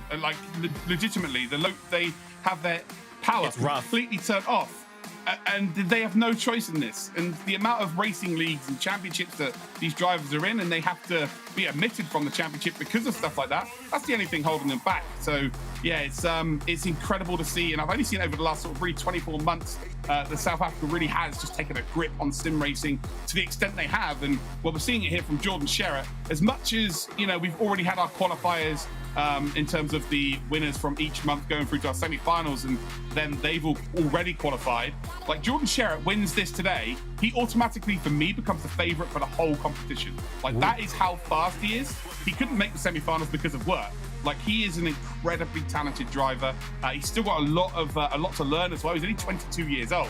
So, the sky's the limit effectively for him. True. But just showcasing the skill set there, it was incredible. The real battle, though, was between P2, P3, and P4. I thought Nerby was going to maybe try something. But again, P4 is something to work with, isn't it, moving forward? It's better than being P10. We saw what happened to Metropolis, who indeed was involved in something that really wasn't his fault. But ultimately, it's cost him a huge chunk of points. But what a fascinating 2 races we've got to come. Yeah, big hats off to Metropolis for a fantastic recovery drive there. I'm really looking forward to seeing how he performs in races 2 and 3. Jordan Sherritt stamping his authority on that particular lobby, but admittedly, the fight behind him is also extremely interesting. So that was race number 1. We've got 2 left to go. Let's go ahead and take a look and see our final results for our EMEA Sports Car Race 1, sponsored by Splug. Jordan Sherritt will take home the 25 points, and Martin Kadlachik will be in second, with Mike Noble making up the podium. Michele Nerby then will finish in 4th, ahead of Marcin Swiderek, Daniel Pontones, Chris McDade, Dennis Grabowski, Ulash Observerim, and Harris Metropoulos does make it into the top 10. Behind them, we have Laus Baumella, Ibrahim Al-Boumarak, David Buscher, Dragos Simeon, Jan Grankmis, and Abdelmateen Kassi rounding out our grid. So that is race number 1, ladies and gentlemen. Really fantastic stuff. Very tense moments. Maybe not the world's greatest number of overtakes, Luke, but a lot of threatened overtakes, a lot of tension, a lot of pressure being put on the drivers, and people maybe bending, but not so many buckling. No, absolutely not. I think Noble, with his poor start there, was really the one under a bit of pressure at the start of the race. And then we see this just, it's such a poor... The more I look at that, the more that he didn't even take any avoiding action, ultimately. And yeah, not ideal. We saw Baumler there battling with Metropolis. This is a really nice battle between the two. It'd been relatively pedestrian ahead of Metropolis in terms of what overtakes he was able to make up until that point, and then he did get it done on Baumler, but it took a while. Noble there, again, fair play to Nerby, actually. Nerby backed the car out. It wasn't a case of being hung out to dry by Noble at all. Really respectful racing from these 3, just trying to guarantee themselves some points. Nerby will want to get a top 3 out of the next 2 races at the very least. But we came across the line. Sherritt was a fair chunk of change ahead, and it could have been an extra lap, actually, but he slowed down sufficiently enough to cross the line and, took out the victory. So congratulations. Really well done there by Jordan Sherritt, taking home the victory in race number 1. There are still 2 to go, though, and if you want to be in the grand final, you have to be top 3 after the end of race 3. A race 1 victory is the best way to start, but the job is by no means done. Massive thank you to Splunk, Logitech G, Quantum Pay, and McLaren for allowing us to put this on for you guys at home. We're going to be going to a short break now before we come back with race number 2 from the EMEA Wildcard. See you in a bit.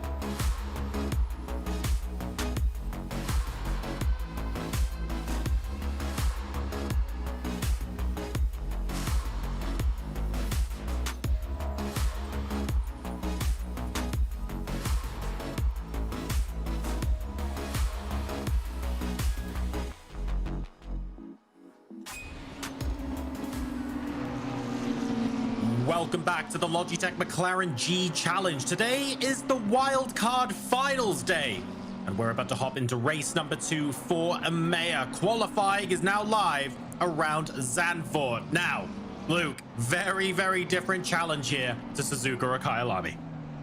Yeah, definitely. It's a much more technical circuit. If you make a mistake, it's a lot more magnified. That's for sure.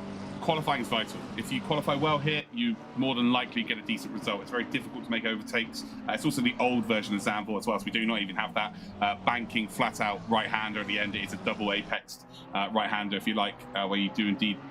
You can go flat-out on the exit of the final corner, but it's, again, difficult to hold on to the car effectively. You can end up into the barrier, especially late on in races.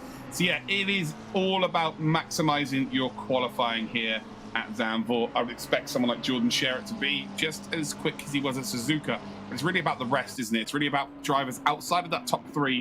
What can they do? Can Kadlecic continue and keep the form going? Will McDade, for instance, be able to get himself right up in and amongst it as well? Will Mike Noble continue to be up there?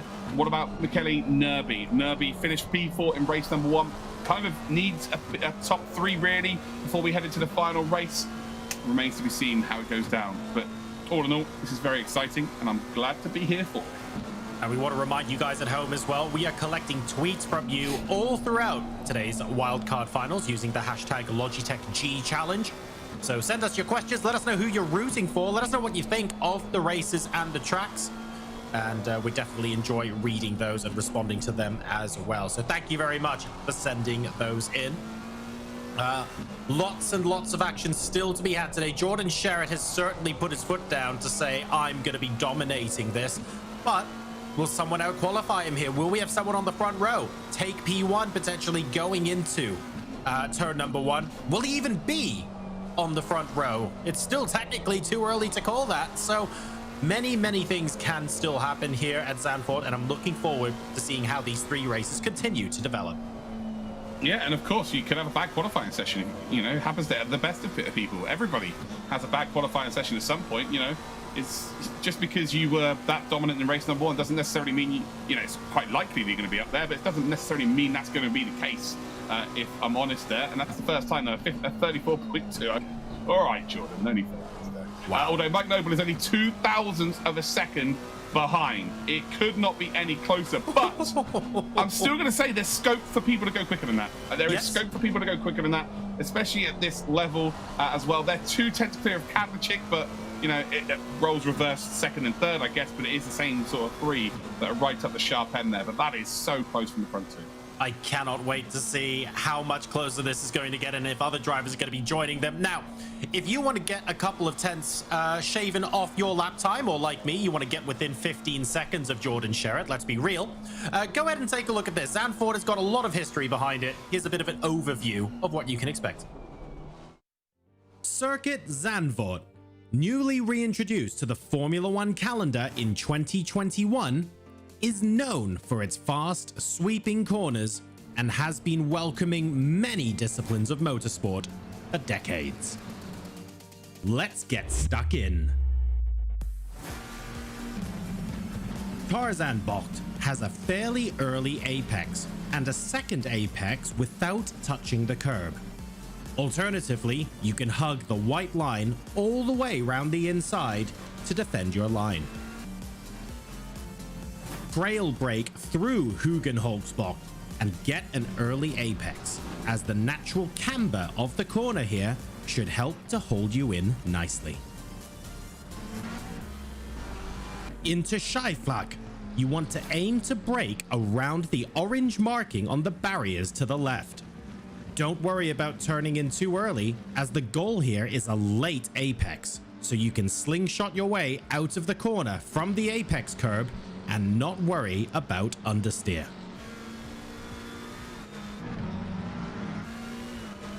Hunserud is a place on the circuit where keeping the car wide and taking as much of the inside curb as possible is actually okay and won't unsettle the car. In fact, this could be a good idea to maximize your exit, which is crucial here. Remember, anyone can race, and while this year's competition continues to heat up, We're always on the lookout for the world's fastest sim races, so get practicing. Visit LogitechGChallenge.com for more information, and we look forward to seeing you on track. Welcome back to qualifying, ladies and gentlemen. Just under even 4 minutes left to go. Jordan Sherritt still leads Mike Nobel by 0.02 of a second. Come on, guys, plenty of room for more here. Let's see some fantastic lap times up the front of the grid. Yeah, and we saw the torpedo from race number 1, Özil Durim. He's currently in P4, so that's going to be interesting to see the start of this race. Hopefully, they don't go too hard at the start and make a mistake like last time round. Although Nerby has just gone up into a P4, so in all fairness, we are kind of starting to see a genuine top 4, aren't we? From the first race, it was, the same drivers. It was Sherritt, it was indeed Noble, it was Kavlicek, and it was Nerby. It was Kavlicek and Noble swapped around though, wasn't it? And now we're seeing it again. And it's Nerby that is the P4 again. He kind of, he needs to be swapping positions with one of those front 3 to just get himself in and amongst it. This is going to be so tight going into the final race. If it stays like this, again, we know mistakes can happen in the races as well. I'm just expecting a bit more from the likes of McDade, really. Harris Metropolis, P7, will be relatively happy with that. Can he find a couple of tenths of a second? We know that he's capable of making overtakes. That's the beauty of it. And there's other drivers around him that are fully aware of that fact as well. Whereas there are other drivers that are a bit more of an unknown quantity. Drivers such as Noble, he's not really going to make a dive on you, or, that Nerby's probably not going to as well from what we saw in race number 1. But, Metropolis from race number 1, he definitely showcased his overtaking skill set. So expect to see a few fireworks from him. It was great. Yeah, exactly. And that's what you need. You need someone to take some chances. Otherwise, again, I keep reiterating the same thing over and over again. That's because I've got a very simple job. On Monday, you do not want to be sat there going, I just could have given so much more. And now, next week you're watching your mates or you're watching fellow competitors compete where you should be there, but you just didn't, you were too worried about upsetting someone maybe, or there was the, 20% potential for contact. You've got to weigh up those percentages ultimately. So yeah, we're going to see some chances taken here. That is for certain. Swiderek has to take some chances from P6. Again, he's very similar position as Nerby. Has to finish in the top 3 in this race to give himself a genuine chance, especially when the front drivers are the same dominant front drivers as race number 1. If the grid was completely chopped up and changed up, the Sherritt, by the way, has gone 2 tenths quicker. Yeah, he's gone faster here. But if the grid was different and it was completely chopped up, then it gives a little bit more room to maneuver. If you're consistently in P6 and then everyone else around you keeps changing position from race 1 to race 2, then 2 P6s, 3 P6s might be enough, But ultimately, when it's the same drivers up in the sharp end, it becomes impossible. Yeah, Kavlicek improving his time to 1:34.312, puts him on provisional P3. Jordan Sherritt just maybe a little bit uncomfortable with how close the competition is. Says, okay, I'll just pull another 2 tenths out of the bag. Super cash. Down to 1 minute left to go in qualifying now. The laps these drivers are on, or unless they cross the start-finish line very shortly, will be their last. Let's see what other times people can put up. I was kind of hoping we saw 1 or 2 more drivers dip below 1:34.2. Haven't seen that just yet, Luke, but maybe in the dying seconds. I'll let you be angry about that, and I'll let you tell the drivers that they're not going fast enough. Then okay, no problem. Come on, that's your job. No problem. But there's one factor that I'm going to bring in here, and I don't want to jinx Jordan, but it's Suzuka. There's a lot of runoff. So he's one of those drivers that doesn't really drive within himself in the race on the limit. He just doesn't have an off button. It's as simple as that. We saw at Brands Hatch that there was that chink in the armour into turn number 7, the double right-hander at the top of the hill into the forest section of Brands Hatch. And he ran out wide there, and it was so close for him being done, like into the barrier, binned the car, game over. What did he learn from that? It's all fair and well being an amazing front runner and getting out into the league. If you're capable of making a mistake, this track's very similar to Brands Hatch. If you run off the circuit, the barriers are close. There's grass, there's gravel. P3. Oh, well, there we go. So we are seeing some people making some inroads here, and they have to. Pontonez just has to do it. If he doesn't, then he's not going to be here next week. So great to see someone, well, it's not by a lot, is it? It's by 7,000ths of a second. Kavlicek pushed down into 4th. Nerby is going to be absolutely furious with this situation. But yeah, let's see how this goes. Can Jordan Sherritt go out there and lead from start to finish once again? you know, you make a mistake around here, you run off the circuit into the grass or the gravel, you know, there's no runoff like Suzuka. You put yourself in a whole heap of trouble. Is this Noble by any chance? Look like by the driver's style. Yeah, there we go. Yep. Noble then, and I don't think it's going to be any quicker. Into the pits we go. Pit lane here is terrible, by the way. It's very similar to like Paul Ricard. It's like, yeah, if you start slowing down on the racing line, you could cause a whole heap of trouble for drivers in behind you. But yeah, Pontonez is the driver then that was not quite into that top 3, John, but ultimately is taking his chance here. Now moved up into the top 3 for race number 2 and race start anyway. And you know, we were expecting one driver to be up in there, and it's that driver there. So, yeah, good stuff. Chances taken. Going to start in the sort of qualifying positions, if you like. And, yeah, maybe jump over Nerby in terms of overall points. Still an opportunity, of course, for someone to maybe try to overtake Jordan Sherritt, but realistically, we're looking at the first turn to see if someone sends one up. I honestly think that's going to be the biggest opportunity here. Wait much longer than that, and Jordan Sherritt might actually drive off into the distance. We'll have to wait and see. So that's qualifying over now for our second race. All in all, because of the top 4 we were talking about before, it's almost like, you know, things look relatively settled. Most of these predictions are interesting. Pontonez is going to be that joker in the pack now, Luke. Yeah, 100%. Kadlachik was the driver that got sent down right to P4. So ultimately, Kadlachik's the one under a bit of pressure, same as Nerby as well. Noble with a P3 and also P2 in this.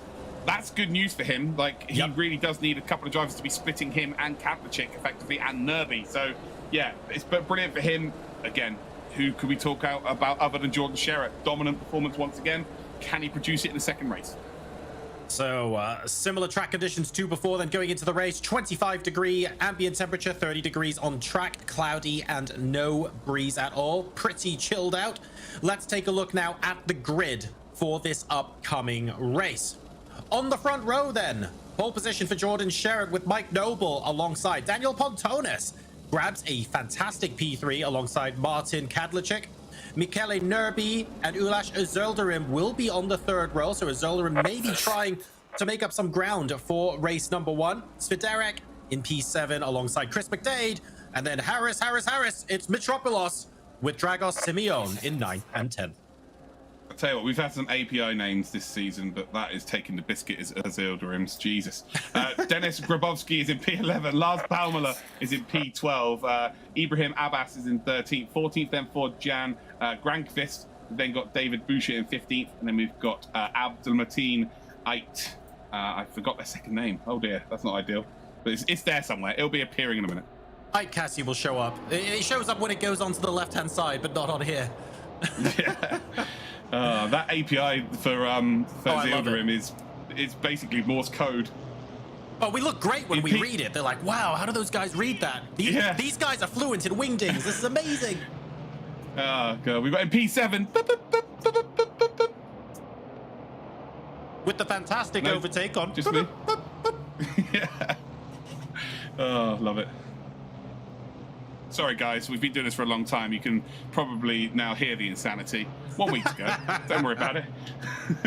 Here's race 2 then, ladies and gentlemen, of the EMEA Wildcard for the Logitech McLaren G Challenge. Oh, baby, this is going to be good. Jordan Sherritt is on pole position. Mike Noble, home race. The Dutchie is in second spot, and he's got the outside line down and towards turn number 1. There's the green flag. We're green light racing, baby. Here we go. And are we going to see an absolute worldie of a race? It remains to be seen. Ooh, there's contact there. Oh, dear. Swiderek then off the circuit. McDade then gets ploughed into as well. It's 3 wide.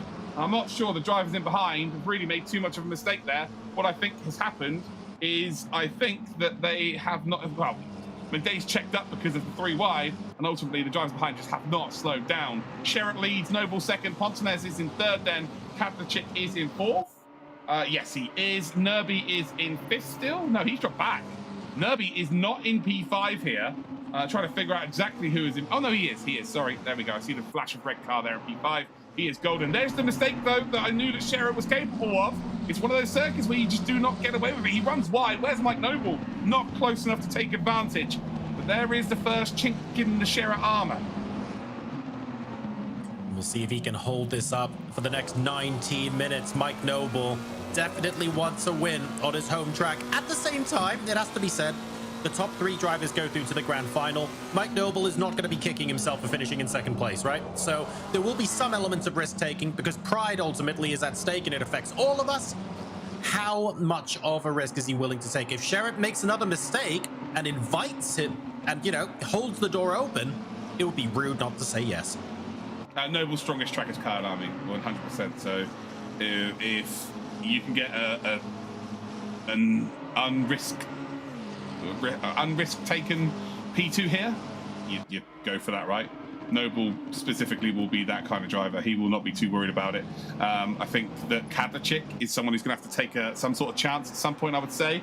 Although it not being Nerby that's ahead of him, he would still be P3, but he'd be just off the pace of Sherritt. Well, everyone's just off the pace of Sherritt.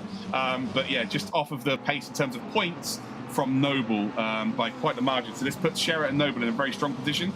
Really, the driver that's losing out is Kadlachik, but he still would be P3. Nerby kind of needs to get ahead of him. And even if Nerby gets ahead of him, I believe that it would still be Kadlachik by 2 points because Pontonez is in P3. But Pontonez then would, I think, be 2 points behind Kadlachik as well, tied with Nerby. So it's crazy. It's exciting. And, well, Sherritt, after that one mistake in lap number 1, is now driving away. Kadlachik is, I think, trying to make a move here for P3. He is very close, actually. Stay on board with that, and we need to go and look at that. Pontonez and Kadlachik are going absolutely at it right now. Kadlachik not able to find that gap, which means Nerby's going to close up, and then Metropolis is in there. Can Metropolis potentially go out there and get himself a podium finish here in this race? That would be that'd be a hell of a prize to get after the horrendous race number 1 really he had. Getting extremely close here. Let's stay on board with this just for another couple of seconds. It doesn't look like it's going to happen going into this corner, but oh my god, Kadlachik is so close. Going slightly wider as well, trying to carry a little bit of extra speed. Moving into the next section of the circuit. He's got to have a go here. He does indeed, and defensive move there, but made by Pontonez, forcing Kadlachik then to take the outside line. But there's so much camber to this corner here that you can make something work on the high side if you are indeed aggressive enough. But I tell you what, he's gone for the up and over, the over and under, should I say, the whoop-de-wop as I like to call it, and as Crofty likes to call it, the swap-a-roo. No idea. Oh, there's contact between them there. Pontonez and Kadlachik's gone the whole way round. Pontonez then's got to get back on safely here. Oh, that's poor from him there. You can't just drive across someone. Luckily, that's not going to be the worst thing in the world for Grabowski. Both of them, though, in serious trouble. Nerby is the big winner in this situation. Nerby's going to move up to P3, and that was just scrappy at very best. Pontonez there has just completely run wide, and unfortunately, Kadlachik was the driver around the outside. Oh, no, hold on. Kadlachik was on the inside? I don't know. I need to see that again. But ultimately, the car that was on the inside has just completely run the other car off. Kadlachik, though, has really suffered the big consequence. So no doubt that's going to be a future replay as well. But for now, we have a Quantum Pay replay of earlier on in the race where Chris McDade, unfortunately, ended up sending it the wrong way. Let's take a look at what happened there and what resulted in that situation. Yes, it's turn number 1 here. So where's McDade? McDade's there on the far right-hand side of your screen, the blue car. So you can see there, he's had to slow up there because Swiderex got tagged, and he's tried to, oh no, he's just been pit maneuvered. So the purple car there on the inside, I'm again trying to figure out what the name was. I can't clearly see what the name of the purple car was. Basically, they all checked up, and then a gap opened up for the purple car just to slip up the inside or in the middle, which I think might be it's Dragos Simeon. I think it's He didn't do Simeon, anything wrong, and 3 into 1 just doesn't go, and they pinched McDade. And ultimately, McDade was on the outside. He was the one ahead of Simeon and just drove across the bonnet of Simeon, unfortunately. It's just a really, really unfortunate incident, I'm afraid. So now, 15 minutes left to go. Jordan Sherritt leads Mike Nobel, and Michele Nobi is in 3rd place. But look at this. Harris Metropoulos up to P4 and Ulash Abzoldarim in P5. This is going to be very interesting from a point standings point of view. Well, yeah, especially with Kadlachik being so far down now. So he indeed finished P3 P2 in the first race, right, didn't he? And now he's down to P11. So Mike Noble, Jordan Sherritt, they're in dreamland here. Michel Nerby is in a great spot here to get into P3. I think he's net P3 right now. Metropolis finished round, I think it's P9 in race number 1. So Metropolis being P4 right now isn't going to be close enough to Nerby. But again, building something here, isn't he? If he can finish ahead of Nerby, then he's still not going to be quite ahead of him in terms of the points, but he's building something that could be really interesting going into Kyalami. So I'm excited to see how this plays out. So this P3 battle really is what's in the offering. So, you know, Sherritt and Noble, they're going to be golden with this opportunity. They're off into the distance right now. But the P3 now with Kadlachik being, well, it's P10 now, so he's made a move actually on Ibrahim. Being in P10, it opens up opportunities for Nerby, it opens up opportunities for Metropolis, potentially. But yeah, Pontonez, not so much, who's now down as P8. We've got another Quantum Pay replay now of that incident in the mid-pack. Let's go ahead and take a look in the middle of the race. What happened? There's a lot to unpick here with Pontonez. Let's check it out. Right, so Pontonez runs wide here. Kadlachik has every right to make that opportunity. It's a great move, actually. And again, we run out wide. He leaves the room for Pontonez, and then we come through this next left-hand kink here. Pontonez, he just turns in on Kadlachik. Yeah. Kadlachik left room. Yeah, Pontonez just completely turned in on Kadlachik. Kadlachik's done nothing wrong there. No. And then this rejoin is awful. Just awful. That is, I'm not going to treat the audience like they're stupid. I'm not going to treat anybody like they're stupid. You've got eyes. If you haven't got eyes, I'm telling you, it was awful. It could definitely have much better judged there. Unfortunately, the initial turn-in was just questionable. Kadlachik was already ahead. It wasn't. They weren't even side by side, sadly. So not sure what happened there. Maybe a moment of redness. It's not intentional, John. That bit wasn't intentional. It's just a misjudgment, right? Yeah, exactly. He feels like he's probably got more room on. He's focusing on the track ahead. Maybe misjudged it slightly. Exactly. It's a mistake. We all make mistakes, but the rejoin was just rubbish. So anyway, Sherritt, Noble, Nerby, Metropolis, Observatorim now, and Grabowski gone up into P6 with Svideric. Pontonez has now rejoined, currently running in P8, so still getting a decent haul of points, but was on the podium at one point, so we'll be rather unhappy with that. On board now with Harris Metropolis, having a pretty good race so far, considering his share of bad luck in race number 1. Some data-driven insights powered by Splunk here. Started in 9th, currently in P4. I mean, yes, you could get more, but you can't ask for much more than that. This is a fantastic thing. A great position for him to be in, considering it's still in the first half of the race. But he has to ask for more, I'm afraid, mate. He has to finish ahead of Nerby, because Nerby finished significantly higher than him in race number 1, by 5 positions, nonetheless. So, by my money, there's 10 points between them already. Ultimately, right now, where are we? P3 and P4. What's the difference between those two positions? It goes through 3 points. So it's about 13 points, I think. Something around that ballpark there. So ultimately, the swing of this position is 6 points. So it could be 13 going into the final race, or it could be 7. Unfortunately, it's 4 points. 16 and 14, but still a 4-point swing. You're going to need that even just to be in a decent position going into Kyalami. So you're right, Metropolis has to take Nerby here. There's no real choice in it. Oh, no, 16 and 14. 25, 20, 16, 14. Right, there we go. So it's only 2 points right now. Yeah, so he really needs this. Yeah, well, no, it's less of a deficit. So it'll be 12 points going into the final race, I think. But so it's a 4-point swing, effectively. So it'd be 8 points. It's going to be 8 points or 12 points by my maths, I would say. There's Grabowski. We're on board with now P6 again. Been gifted a few positions here due to some of the incidents that have gone down. Oh, absolutely not going to be complaining about that, right? Swiderek, who was involved in a turn 1 sort of push, is ultimately sort of settled into a P7 right now. Again, it's not going to set the world alight, I'm afraid, in terms of getting yourself through to the grand finals next week. Kadlachik really struggling to get back up into P10. And I'm gutted for Kadlachik, because again, people might think I'm giving him a bit of stick in terms of his consistency and whatnot. Like today, he's genuinely shown that isn't a problem. And that overtake was just perfect. What he produced there, and actually, I wonder if we'll be able to see that replay once again, just to showcase how good of an overtake it was. It was perfect until, unfortunately, what happened on the turn in. So yeah, Kadlachik around a circuit like Zandvoort, it has to be perfect as well. So yeah, I want to give a shout out to Kadlachik. He's going to be gutted at P10. It's not all over for him. Don't get me wrong. He's capable of going out and winning a race. He's capable of finishing again P2 in race number 3, but it's an uphill battle from here. It's going to take an awful lot. Mind you, digging deep and finding that extra pace finding the gravitas to make those moves in the middle of the race where you just need those extra points. It's possible. We don't want to take that away from him. He could actually end up winning the final race as well and therefore catapulting himself into the top 3. But it is definitely a recovery mission right now. I want to see it. I love seeing those storylines develop. And Kadlecik has been such a phenomenal driver. But the next 10 minutes now really are absolutely critical for him.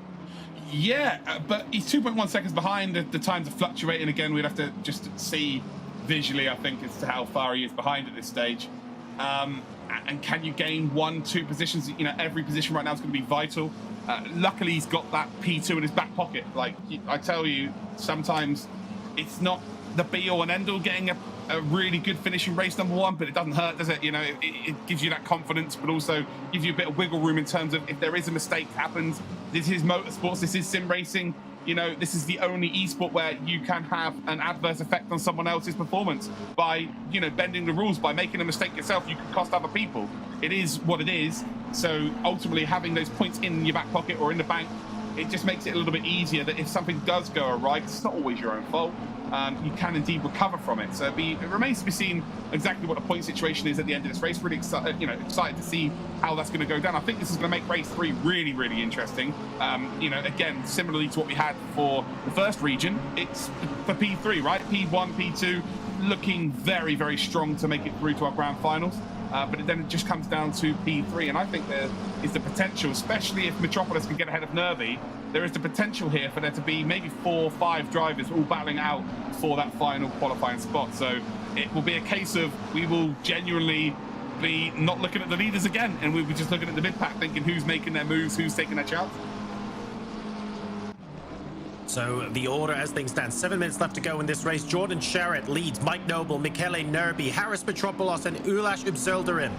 Denis Grabowski is immediately behind them. Marcin Sviderek in 7th and Daniel Pontones make up your top 8. And it's a little bit close, I suppose, sort of between P4 and P7, but everyone sort of in single file at the moment, not massively nose to tail. We haven't really seen big side-to-side sort of fight, and that's because these drivers know you fight too much, invite other drivers in, and suddenly, before you know it, you are fighting for the position ahead. You end up losing 1 or 2. Yeah, for sure, and I think that's really key for the battle between P6 down to P9, which is really good news for Kadlecik, by the way. But those are all so close in terms of their battling that Kadlecik maybe with a chance to grab a couple of spots here. We know, well, he must know that he has to make something happen. He doesn't want to take too many chances, but he's got a fair old gap behind him to Ibrahim as well. Al Mubarak, like he's what, 15 seconds behind him? Or I guess about 10 seconds to be fair. So he can actually take some chances and try and gain some positions as well. So for me, this is the key group of 5 cars. You know, if they continue to battle like they are or slow each other down, Kadlecik was 5 seconds behind them at one point. With 5 minutes 46 seconds, he's got a bit of room to maneuver, let's say, and I think there might be a couple of positions in the offering. So it could go from a nightmare race to not the worst in total, and he might even end up still being in that top 3 come the end of this race. Can people get past Zildirim? You can see here, Grabowski is looking for a way past, and other cars are on their tail as well. Zildirim has been doing a pretty decent job, actually, of keeping everyone behind. He's just kept it on the grey stuff. We haven't really seen any big mistakes, forcing people to go very wide if they want to get alongside or anything like that. At the end of the day, this is a P5 and valuable points going into the final race, so there's no reason to make it easy for anybody as we move into the last quarter of our race. Yeah, absolutely. It's all about now trying to, you know, for certain drivers such as Nerby, just consolidate your place here, get yourself that top 3. Metropolis needs to make a move, you know, effectively, and then we've got the 5 drivers here that are just ahead of Kadlecik. Can Kadlecik catch up? He is. He's right behind Dragos Simeon now as well. So we've already seen him make 1 incredible overtake. Can he make a second? Speaking of overtake, let's go ahead and let's have a second look at that Kadlecik replay from earlier, Luke. You're going to get your wish here. Let's have another peek. Before it all went downhill, of course, let's take a look at what he did well here. Yeah, for sure. And again, he just opened. Oh, well, we're not seeing the actual overtake, unfortunately. We're just seeing the contact, which is a shame. But The initial overtake was incredible. He set Pontonez up perfectly. He forced him to run ever so slightly wide, just enough then. Yeah, not ideal. He forced him to run far enough wide for Kadlec just to have enough room to get up the inside. It was a brilliant move, and well, forced Pontonez to really be not at the races in terms of he was just thinking about one driver. He wasn't thinking about the race. He wasn't thinking about where he's positioned in his car. He was just got all flapped out and made that huge error. But Kadlec here just trying to make up for that again. Not his fault. Not close enough to make a move here on Simeon. And, well, it's take 2 of this part of the circuit. We've kept it on the black stuff this time round. Simeon struggling to get the car, indeed, into the braking zone there without squirming around. And now it's flat out here through a very undulating part of this circuit here. There's no real harsh braking zone until you get double right-hander by the windmill. So, or wind turbine, I guess it is these days. Through this sweeping right-hander again. It's a very quick part of the circuit. It's very difficult to outbrake anybody. You can try and set yourself up for a move. It's a real open part of the circuit, this right-hander. But it's this one here. Can you find a little gap up the inside? Is there an opportunity to do so? No, not quite close enough here. But Kadlec playing a very clever game here. Again, one position is better than 0 positions. So if you can just isolate one driver, it's better than the position you were in. And this is very similar to what we saw earlier on in terms of Jeff Newton's recovery in race number 1. He just got rid of it out of his system straight away. We saw that as well with Metropolis in race 1 of this region. He just got it out of his system, the adversity he's had to face, and he made overtake after overtake in race number 1. Kadlec's just got to do the same here. Don't let it affect you. You know, what's happened, you can't change it. It's as simple as that. And just make as many positions as you can. He's piling on a lot of pressure. He was very close to touching the car behind at one point, but Dragos Simeon having absolutely none of it, just continuing his own game. We didn't even see him go too defensive. Very, very relaxed attitude, and ultimately, I think that's actually paying dividends for him here. Kadlec dropped back a 10th or 2 in that last sector. I'm not sure if we saw a small mistake or similar. He was maybe 2 tenths behind at one point. That's now back up to more like half a second or just over. So Simeon, a little bit of breathing space. Not much, though. There's only there's 2 laps, I think, to go. And to be perfectly honest, the time is running out. Yeah, 100%. And it just goes to show how impressive the overtake from Kadlec on Pontonez earlier on is, because it's so difficult to make a move. The difference between speed of Pontonez and Kadlec is a lot less than what it is between Kadlec and Simeon, for instance. I'm not trying to say Simeon's slow. What I'm trying to say is Kadlec is very, very quick.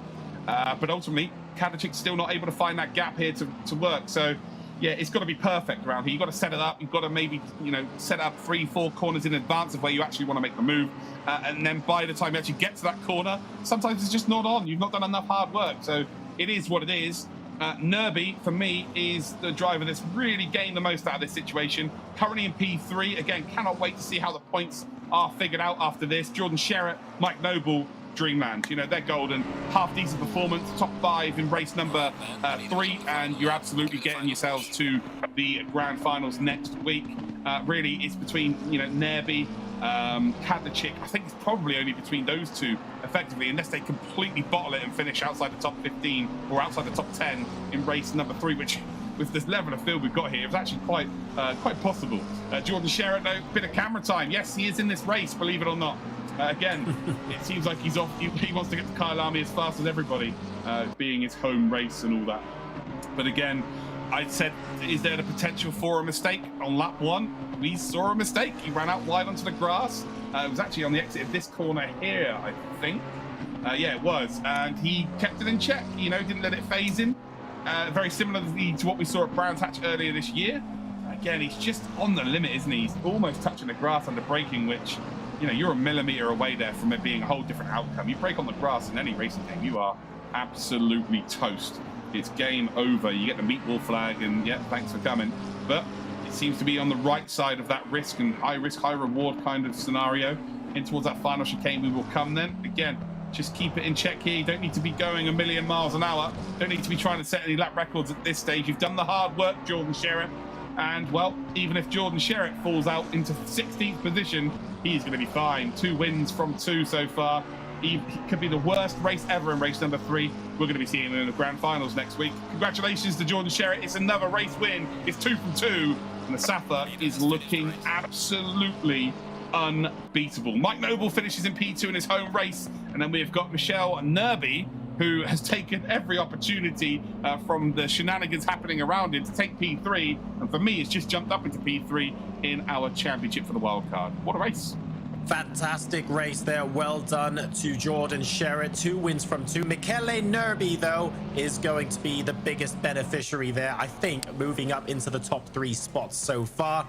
And it does mean that Kyle Army is leaving the door wide open for that 3rd place spot. To be fair, I'm not sure Mike Nobel has absolutely secured top 3 yet, but I think any reasonable finish and Kyle Army should cement in one of those spots.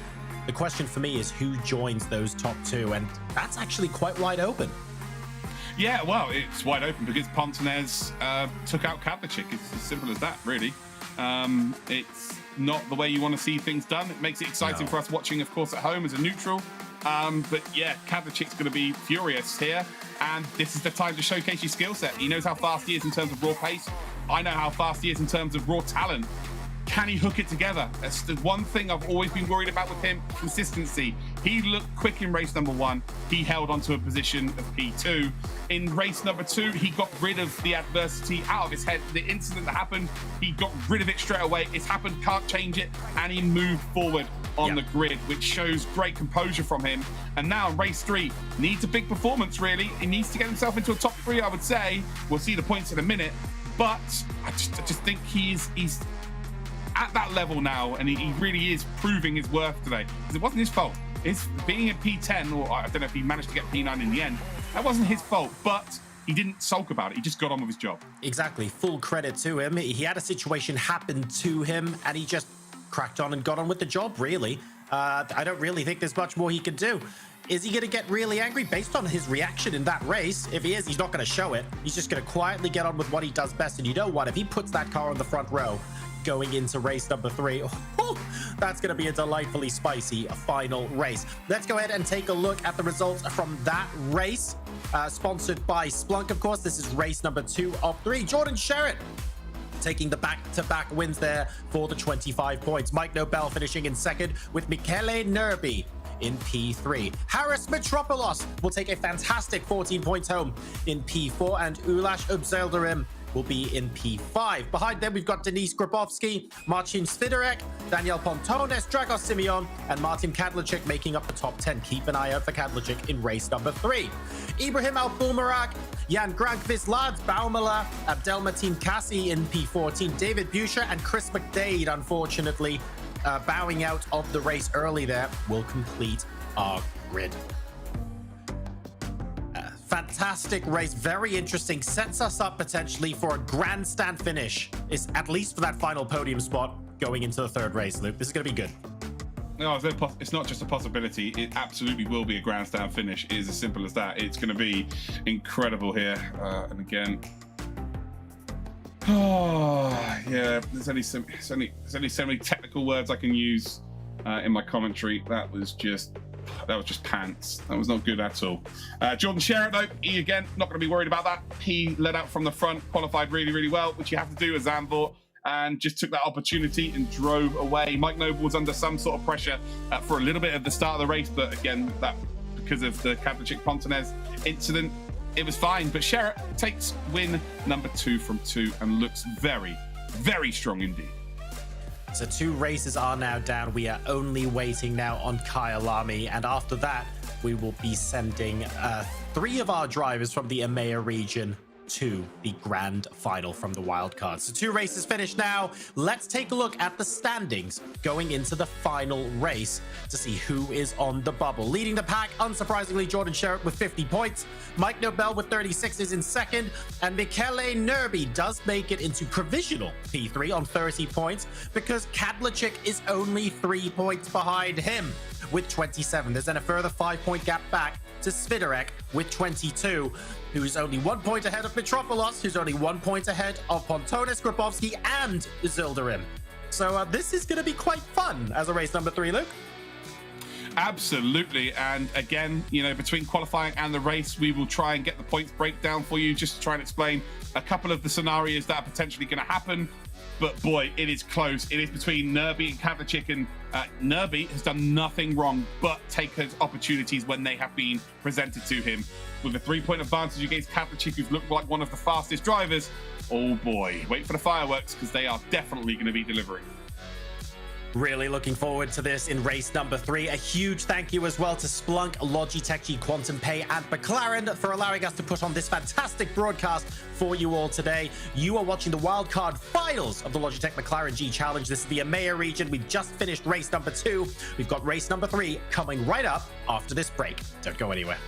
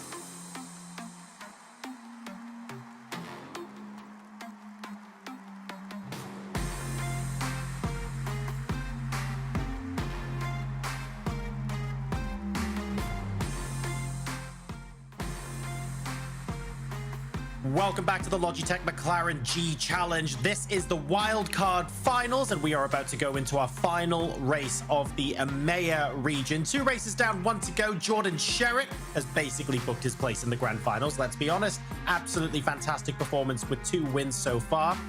A little bit less clear behind him, though, and going into Kyalami, Luke, like, fantastic circuit to end on.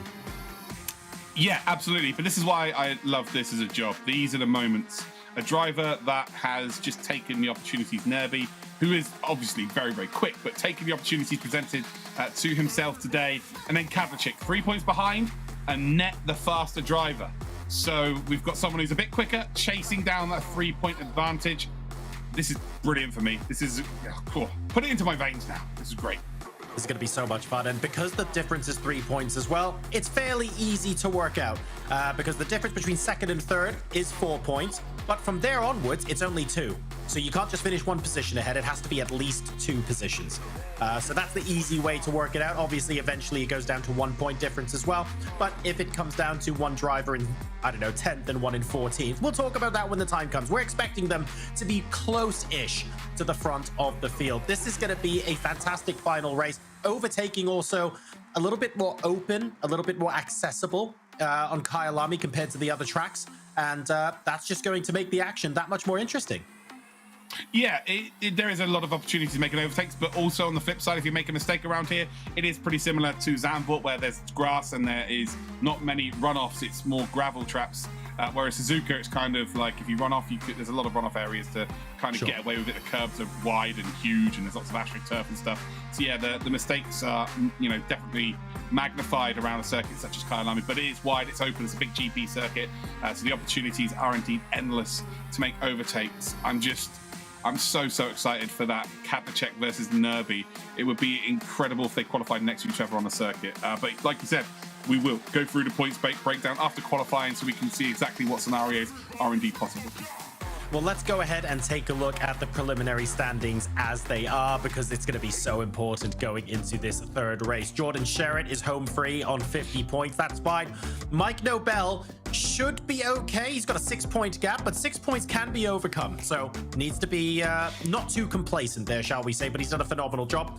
Michele Nerby on 30 and Martin Kadlecic on 27. This is the main fight. If any of the drivers below them want to compete, they're going to have to overturn an additional 5-point deficit to Kadlecic. Is it possible? Sure. But we're going to have to see a race win, probably, from Sviderek, from Metropolis. Could it happen? It could. I would love it if it did. But I think Nerby versus Kadlecic is absolutely the fight that we are looking forward to the most here. Yeah, absolutely. But, it's definitely not beyond the realms of possibility that Mike Noble gets dragged into this. He's only 6 points clear, which is only 3 positions effectively outside the top 3. So something goes wrong, like we've seen already with Kadlecic. Pontonez and Kadlecic had that coming together. It wasn't Kadlecic's fault, was it? Something similar could happen, especially if you've got potentially Nerby and Kadlecic. P3, let's say, for instance, they qualify right now as they are in a championship. You've got Noble in second. You've then got up ahead of him, of course, Jordan Sherritt. Yep. And then you've got Nerby and Kadlecic in behind, who are trying to make overtakes on each other. Easy to miss time you're braking. Noble gets taken out. It's that simple. Oh. So we don't want to see that, obviously, but this is motor racing. This is just indeed how it goes down. And as much as Noble's actually quite an unlucky racer as well, so these things do indeed happen. But he's done the hard work. He's got himself that 6-point buffer. Remains to be seen if that's going to be enough here. But yeah, really is between Nerby and Kadlecic.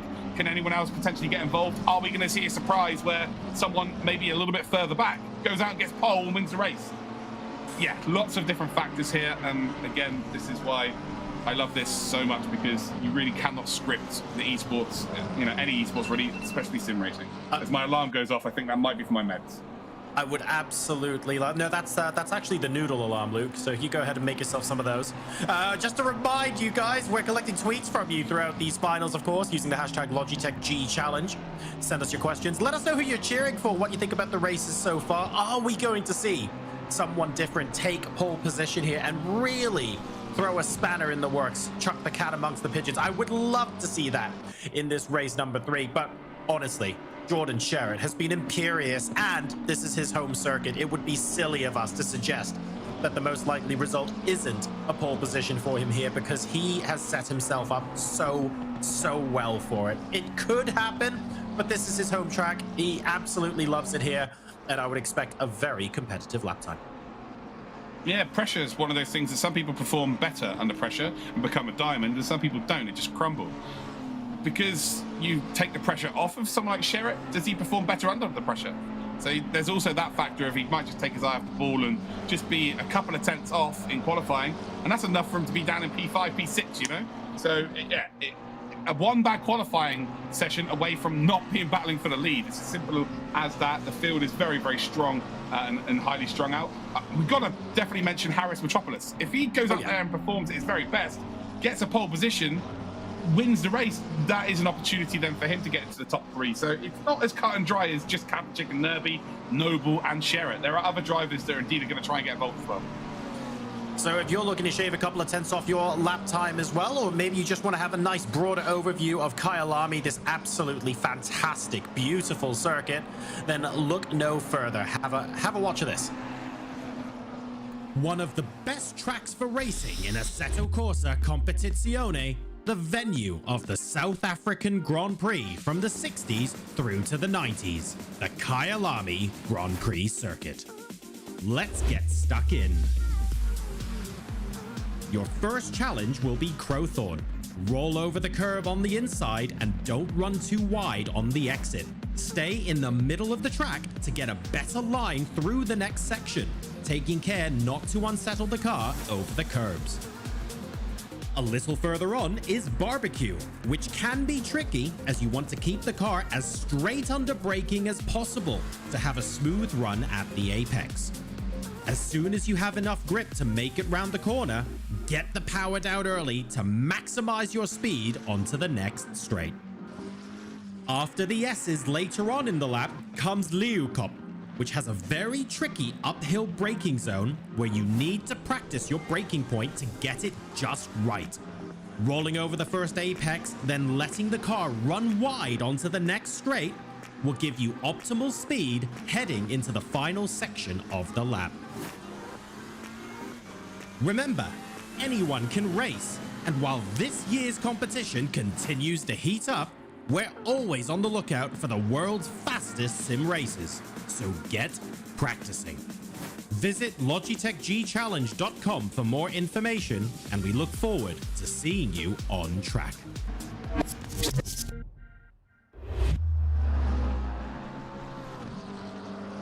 So back into qualifying here on Kyalami. We're halfway through. 5 minutes done, 5 minutes to go. And Mike Nobel is indeed on provisional pole position with Metropolis right behind him. We were saying it before, Luke. This could be a fantastic nail-biter of a finish. Yeah, Metropolis up into P2. And I don't know if you can hear it in my voice, but I have got a smile from ear to ear. And Nerby now goes up to provisional pole. Kapachik is in P3. And while we've got all of the protagonists up there, Jordan Sherritt, I think we need to go on board here. Is he going for... Oh, no, he is out on track. I was wondering, because he's guaranteed to go through, Is he doing a Rondoletto? Would he dare? Would he dare do the whole I'm not qualifying here and give the fans a show? Oh, man, that would be surely not. Pretty impressive. Oh, man, that would be exceptional. I was just about to say, I don't think you can't even gift. I was just about to say I was going to gift 5 subs to the Logitech G channel there, if that was the case, but you can't, unfortunately. But it is what it is. But yeah, Jordan Sherritt is out on circuit. He is going to try and do a lap. Swinarek in P3. Don't count that driver out of the equation as well. And again, a couple of drivers to have a poor qualifying. And remember here, Jordan Sherritt is actually behind another car, so he really is at the mercy of them having a quick lap. If they don't, he's in trouble. And it kind of has to be the case of, you've got to weigh up the options here. How slow is that car in front of me, which I think is actually Kadlachik. So Kadlachik right now could say, look, I don't want Jordan Sherritt in the equation here. I'm going to slow him down. Sherritt is making that gap now. So he's decided he's going to have 2 attempts at this. That's fine. But he has put a bit of pressure on himself. He really has. Nerby, like, I was thinking Kadlachik's got the outright pace over Nerby. No problem whatsoever. It's just not the case here. Nerby's just found a different level. Because he's not only faster than Kadlachik, he's faster than Noble. Noble is absolutely no slouch. This is throwing up some... Oh, God, this is... I don't know if you can tell, guys. I'm pretty excited. This is going to be very interesting indeed. Just under 3 minutes left to go now in a qualifying. Kadlacik improves to P2, a 1:45.55. He's just behind Nerby, Go though. On. 1v1. That's it. We're going to go to Rust. Map 4, Rust. 1v1 time. Nerby versus Kadlacik. And there is absolutely nothing to choose between them, is it? 0.04 of a second. You can cover them both with a loincloth. You know, 1/10 of a second back is Mike Noble. Jordan Sherritt's going to try and spoil the party, but I'm kind of hoping he qualifies sort of 5th or 6th. He's qualified through. Be great to see these drivers right at the front go at it. Grabowski then currently, where is he on the list? P40 yet to get a lap time in, to be fair. Ulas yet to get a lap time in as well, down at P15 as it stands. Metropolis, who we were thinking was in a great spot on the last lap, actually Tokyo drifted it out the second to last corner, so that was an invalidation. We'll indeed have one more, maybe two more. Grabowski's going to get 2 more as he crosses the line. Nerby and Kadlacik, though, still the top 2 as it stands. Noble. We've then got Swiderek, Simeon, Metropolis, and who else just put a time in? Ike Cassie just put a time in. Jordan Sherritt then. This is the driver. Is he gonna be able to perform on his home track again? I'm not wishing ill on Jordan Sherritt. Like, he's already done the hard work. He's got 2 wins out of 2, but I don't know, just maybe a P6 or a P7 or something like that. Get to see him on his home track a little bit. You think he's going to be slower here than the other 2? Well, you know, if I was at Kyle Army right now, I'd probably be tying him up and making sure that he's hidden in a room somewhere so he couldn't qualify. If I'm honest, wow. That'd be more fun. More fun for us watching. Someone's going to clip that for future reference. Yeah, don't kick shame me, guys. Right, across the line we go. Jordan Sherritt is not. I don't think he's invalidated his lap. He's going to have one more opportunity.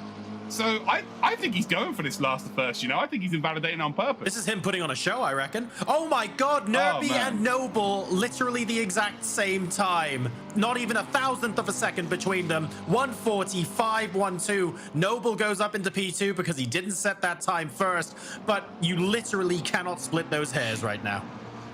Yeah, and do you know what? I used to get really excited when that happened on ACC, but it happens really often that the times are the same.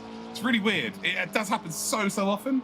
That actually, it's twice. Look at Pontanez and Ulas. They're exactly the same as well. Wow, yeah. Yeah, and so there you go, backs it up. It just, like, I don't know, I used to get really excited about it, but now it's just like, oh, okay. They're tied again. Cool, great. They're tied more times than they're not. But yeah, Nerby and Noble, same time, but Nerby produced it first. So indeed, that will be the quickest time. That will be, invalidation. Yeah, into the pits we go. Nerby is a great spot. Absolutely phenomenal spot here to be in, as Sherritt's going. I don't know if I thought they were going slow there. Is Sherritt? We'll find out now. 100%. Remember, is Sherritt going to go from the back here, or are we going to see the Sherritt potentially get right up to the front end here? Left it really late, so it has to be a perfect lap really if you want pole position, because a 1:40.5 with the latest update is quick. We used to be able to get into the 39s just, but not so much anymore because of the new tyre model. If he looks around slow, the final corner we will go. It looks, well, we'll find out now. Across the line we go. Where does Jordan Sherritt post it? Oh, it's P16. Yeah, he wasn't even trying. He's going to go from the back. Wow. Yes, Jordan Sherritt. Woohoo! Oh, I love it. I love it. Oh, he's doing it. No, it's pole. No, he's pole. Mike Noble's now second. Okay, what happened there? Okay, fair enough. We saw 144. Yeah, what is going on? Oh, wow, Jordan Sherritt leaving us hanging till the very last moment. Of course, he's going to give it a go on his home track. And it's only pole position by, wow, over 0.3 of a second, actually. That is a statement over Mike Noble. Michele Nerby, though, and Kadlacik are next to each other on the grid. Yeah, they are. And ultimately, we kind of thought that Noble and Sherritt were done, right? They're going to be out P1, P2 in this little mini championship for our wildcard spots. And, regardless of whether it's Nerby and Kadlacik P1, P2 or P3, P4, we get to see a 1v1. Simple as that. So here we go. Kyle Army, the venue of our third and final race in the EMEA region of the wildcard finals. 25-degree ambient temperature and 30-degree track temperature. You guys are getting pretty used to this by now. Still want to order a breeze, but it is looking delightful for this race. Really exciting racetrack as well. Jordan Sherritt leaving us until the very last moment, wondering what he's going to do, but he does indeed plant his car on pole position. The battle for P3 and the third driver who's going through, if things finish as they stand between Kadlecic and Nerby, is going to be a big one to watch here. Remember, 3 points separate them at the moment. So if they finish in the top 3, then that's okay. Whoever finishes in front will simply go through. But if they're 3rd and 4th, I think the gap between them is 2 points. So it then becomes a little bit more interesting. Let's take a look at our grid for this upcoming race. So on the front row of the grid there, no surprise, or well, tried to make it a surprise. Jordan Sherritt there, starting alongside Mike Noble. Michele Nerby then, and Martin Kadlecic on row 2. That is the juicy one to watch. Martin Sviderek is saying, don't forget about me, lining up alongside Dragos Simeon in P6. Mitropoulos will then be in P7 alongside Grabowski, and Chris McDade will round out our top 10 alongside Pontonis. Yeah, there's your top 10. The rest of the drivers then are as follows. We've got Ulat in 11th position, Lars Baumler in 12th position, Jan Grankvist in 13th position. We've then got Ibrahim Abbas in 14th, David Buscher in 15th position, and then we've got Abdullah Mateen in 16th position. So there you go. And I'll tell you what, sum up this. 3rd and 4th it is. It is indeed what we wanted to see. Kadlecic versus Nerby. Aubergine emoji is all I've got. Unbelievable. Cannot wait. So here's the thing, Luke. Just to pour a little bit of cold water to start off with. If Kadlecic overtakes Nerby, that's not enough. I don't think it's enough, because I think it's a difference of 2 points. 16 and 14. Well, yeah. Because they're 3rd and 4th, they're not 2nd and 3rd. So if Kadlecic gets ahead, he actually has to get into P2 if Nerby stays P4. Oh, right, yeah. And then it really comes on to Noble then, doesn't it? Yeah, Who do you prefer exactly. to face in the grand finals? Do you want to get involved in that? I don't think Noble would. He would just want to go out there and get his best finish as he possibly can. But maybe Nerby gets up to P2 off the start here. We're about to find out. Here we go, ladies and gentlemen, cars. It's the final race then of the EMEA Wildcard here for the Logitech McLaren G Challenge. And it is pole position for Jordan Sherritt, once again spoiling my party at the very least here. Green flag racing. We are green light racing, baby. Jordan Sherritt then off the line. Well, Noble, I believe, has got a horrendous start here. No, he's all good, actually. It looked like it was a terrible start. It's so open, it's towards turn number 1. Expect there to be some interesting action down here. Kadlecic's going to have to take the... Oh, no. Kadlecic's had contact. Oh, Kadlecic's now right down the order. He's off into the grass. He's last, is he not? Oh, he's not dropped down to last, but he's dropped down to maybe 8th position, something like that. Sherritt makes a little bit of a mistake there. But again, it looks like Kadlecic has been involved in something that just isn't his fault, and he's going to be absolutely gutted with that. Where is he? P6, maybe?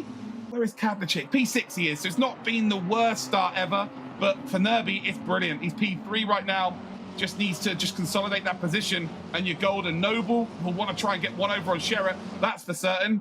You know, going into next week, do you want to be known as someone who, you know, if you can't beat Sherritt today at least once, can you beat him next week? You know, you want to go in with a little bit of confidence, but Noble just falling off ever so slightly here. But yeah, interesting start to say the very least, more so for Kadlecic, who already is actually pretty close to everyone else. So maybe we're going to see a recovery drive here. But frantic start, frantic action, it is still all to play with. It very, very much is. Noble half a second behind Sherritt here. And Nerby in 3rd position. Imagine being Nerby right now going, Kadlecic isn't the car behind me, even though he was ahead by 3 points going into this race. A lot's got to be playing on your mind right now. This is, I can't imagine the emotions going through Nerby right now. And he needs to focus on the job at hand, right? He can't just stop and go, cool, that's me done. Because he doesn't know who's going to be charging back up through the field or if he ends up making a mistake. I believe we have a Quantum Pay replay of what happened to Kadlecic there at the start of the race. Luke, let's take a second glance at that, because that is big. Yeah, it's vital, isn't it, here for the championship. And Metropolis... 3 wide there. Yeah, Metropolis is overextended the corner. Look, no room left on the outside there, but he's driven across the bonnet of the, I think it's either the red car or the green car. Metropolis is sort of turned in too early to try and rectify the late braking mistake, and ultimately he's lost out and pushed Kadlecic off the circuit there. So that's on Metropolis, really. You could say it's a lap 1, turn 1 incident. It wasn't the worst thing you ever see in the world, but Metropolis just wasn't really in control of the car, unfortunately, which you have to put that onto the driver. So yeah, Kadachik's going to be furious, has to get these 2 overtakes done as soon as he possibly can. You also mentioned earlier that even getting into P3 ahead of Nerby would not necessarily, well, wouldn't be enough, would it? Nope. So he needs to just get the job at hand done. 17 minutes to go. And when do you start to become desperate? Well, you've got to try and force a mistake there, and he has. Metropolis then runs very deep there. He's got the overlap here as well. Brilliant stuff here from Kadachik. He's got the slipstream as well. Down the hill then behind Swideric. Oh, he's not quite close enough. The overlap wasn't quite on. And yeah, definitely looked like to me it was. Late dive up the inside here, surely. Metropolis is going to defend late. And Kadachik then has to just brake really, really intensely to try and not take Metropolis out. It's brilliant stuff from both of them there. Metropolis, not only did he defend the position, but he did leave the room if Kadachik indeed didn't have much left in terms of brake pressure. Great stuff from them all. But ultimately, Swiderek's been able to drive away. Kadachik still not quite making it up into that top 5. And if he wants to get up towards the top 3 and top 2, he's got to get something going on here. Because Nerby, again, as much as, that's the position that Kadachik has to get into and beyond, ultimately Nerby's losing time to P2. So that's also a vital part of this battle.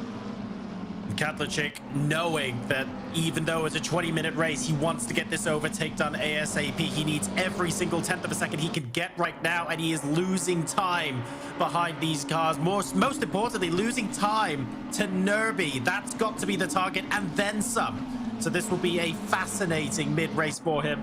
Just under 16 minutes left to go, 20% distance now in this race. This is going to be very, very exciting indeed. Metropolis must also be sweating bullets right now. Yeah, 100%. Again, doesn't matter how he's got into this position, you've just kind of got to take it on the chin. Well, he's made a mistake there, actually. And not worry about it too much. If something happens after the race, it happens after the race. Just do what you can while you're in this situation. Kadachik is all over the rear of Metropolis right now. Again, will Metropolis blink? Will he make a mistake? Swiderek being able to just have a little bit of breathing room to work with as well now, which is, again, going to hurt Kadachik because you can see that gap forming. Harris there, indeed, holding a very tight line, but then just squeezes. Oh, there's contact between Kadachik and Harris. That's so close to Harris going all the way around the wrong side, the wrong way. But luckily, the contact wasn't that big.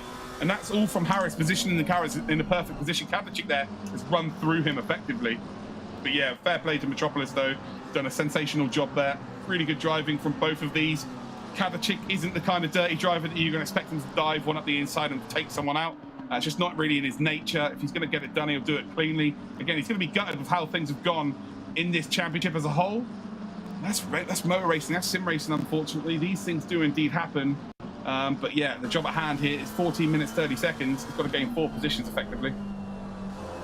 Or, don't forget the alternative. Michele Nerby could have a coming together with someone or could make a mistake, and that would swing the door wide open as well. Swiderek is actually right behind him, and okay, the number of points Swiderek has to gain on Nerby to get that 3rd spot is huge, right?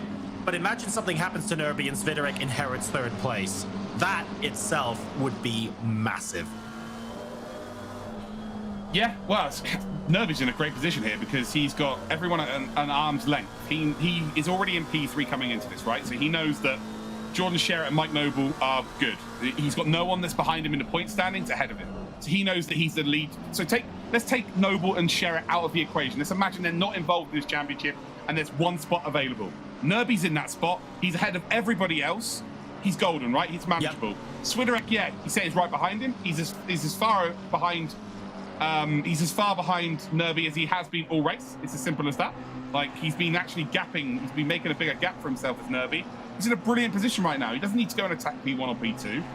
He's just managing the race. Again, I'm not saying it's been gifted to him this time round. He out-qualified Kadachik here.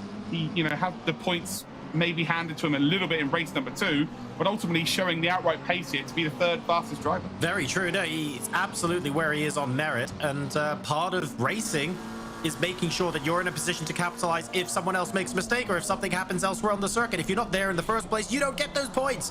So Nerby absolutely capitalizing on that very rightly, and then showing us in Kyalami so far that yes, he's still got the outright pace to stay ahead of him on track. Yeah, exactly that. Kadachik here, this is the key one. Once you get ahead of Harris, I think it's inevitable it's going to happen at some point. How fast are you? How much faster than Swiderek are you? How much faster than Harris are you? that's where the questions come in. You know, you've got to have the best 10 minutes of your sim racing life on ACC if you want to go through to next week's grand final. But Harris is making that car so wide right now. That McLaren is almost as wide as a dump truck at this stage. It is ridiculous. Great defender from him. He's on the limit with the car, but he's not moving late or anything like that. He's making his moves very concise, very early, to indeed make sure the driver in front knows. And as I say that, he has made 2 defensive moves there. The move's been made by Kadlacik. We will have to see that as a replay there. I think that Metropolis has just pit maneuvered himself. Kadlacik, he moved once, he moved to defend the inside, then moved to the outside. Kadlacik went up the inside, and he's moved over again. So for me, that is on Metropolis there. I think he's made 1 move too many, and Kadlacik is going to indeed take that position. We'd have to see that again, but from what I saw there initially, it's Metropolis and Grabowski now having a bit of a battle here, a bit of contact between the two. Grabowski then grabs a load of sausage curve, but again, we'd need to see that again. But for me, Metropolis has made a huge error there. It did look like he defended once and then went to defend on the other side as well. We'll have to take a look at the replay. But the net result of that is that Martin Kadlacik is now into P5, 2.4 seconds behind Martin Swiderek, and he is still behind Michele Nerby. So still a lot of work to do for him. We'll see what he can do from here. Let's take a look at the Quantum Pay replay again of that move and the build up to it. Let's see if it is indeed on Metropolis or not. Yeah, Metropolis is just driven across him. Like, Kadlacik's still hugging the inside line there, remember? So I'm looking at how close the wheel is to the white line, and Kadlacik is staying on the inside, to be fair. Yeah, Kadlacik's done nothing wrong there. Absolutely nothing wrong. Metropolis has already moved twice before then he tried to then defend the inside line once Kadlacik had already got part of the car on the inside. For me, Kadlacik's done absolutely nothing wrong there. Metropolis has defended valiantly, but he made 3 different moves in towards the same braking zone, which is illegal. So for me, Kadlacik has, got every right to. He wouldn't have wanted to have contact to make an overtake, but ultimately, you know, he's even tighter to the apex than he was there. Yeah, Kadlacik was very tight. There. Yeah, he was trying to hug the inside. Kadlacik's done nothing wrong there. Metropolis is just, 1 defensive move too many, I'm afraid. He's pit maneuvered himself. And to be fair to Metropolis, up to that point, his defense was fantastic. It was really enjoyable to watch. It's just that bit, unfortunately, a bit of a mistake. Yeah, 100%. But again, hard racing, you make split-second decisions. These things ultimately happen. Kadlacik, though, got to get out of your system. It's all about, again, the question is, how fast are you? Now you've got that clear air. Can you go and catch up to Swiderek? Can you get that move done? Can you then catch up to Nerby? You've got 9 minutes, 50 seconds left to go. Then can you go after Noble? I think it's a tall task, but you've given yourself an opportunity to go and do that. And that's really all he could have been asking for maybe a couple of minutes ago. So all eyes now on P3. 1.5 seconds behind Mike Noble is Michele Nerby, and Swiderek a further 1.8 behind him. As far as he's concerned, he can just drive a nice quiet race right now. He doesn't want any more drama to happen up or down the field. If he manages to keep things as they are, he will go through. Kadlacik, in the meanwhile, has to get past Swiderek and Nerby, and then hope that Swiderek manages to get in front of Nerby as well, by the looks of things, in order to qualify for the top 3. It's a big ask, but we've seen crazier things happen in racing, and we're only now just a bit past the halfway point. Yeah, that's a really good point. You know, I think I'm sort of trying to think that Kadlacik has to get past Noble. He doesn't, does he? If he can get past Swiderek, and if he closes up to Swiderek really quickly here, Swiderek will probably let him go and then try and chase down P3 himself by being dragged along by Kadlacik. And if the overtake between Kadlacik and Nerby is slow, I mean, they're slowing each other down by being side by side, that could open the door for Swiderek. So it makes sense for Kadlacik to take his time with the overtake if it ever comes to fruition. Don't get me wrong, look how far he is behind right now. It's like a pipe dream at this stage to see this battle unfold, but you know, we'll see exactly how it goes down. Swiderek, though, doing a sensational job of holding on to P4, and Nerby doesn't have to change anything. So as much as I'm saying this could happen, that could happen, Nerby keeps putting in lap times like this. He's not getting caught. It is very much as simple as that. Yeah. Well, unless he keeps running out that wide, get a few more of those warnings, you get a drive-through penalty. So, yeah, it needs to be a little bit careful in regards to that. But that's just nerves, really. He's just trying to replicate the same lap after lap after lap. So, yeah, right now, Nerby, don't do anything differently. You're going to book your ticket to next week's grand final. Simple as that. Hopefully, he'll be able to withstand the nerves. The next 7.5 minutes is going to feel like forever for him, I am sure. Behind him is Swiderek, who has to beat Nerby by a crazy number of points. I think Swiderek has to overtake Nerby and then find a way to get onto the back of Mike Noble and Jordan Sherritt, realistically, here.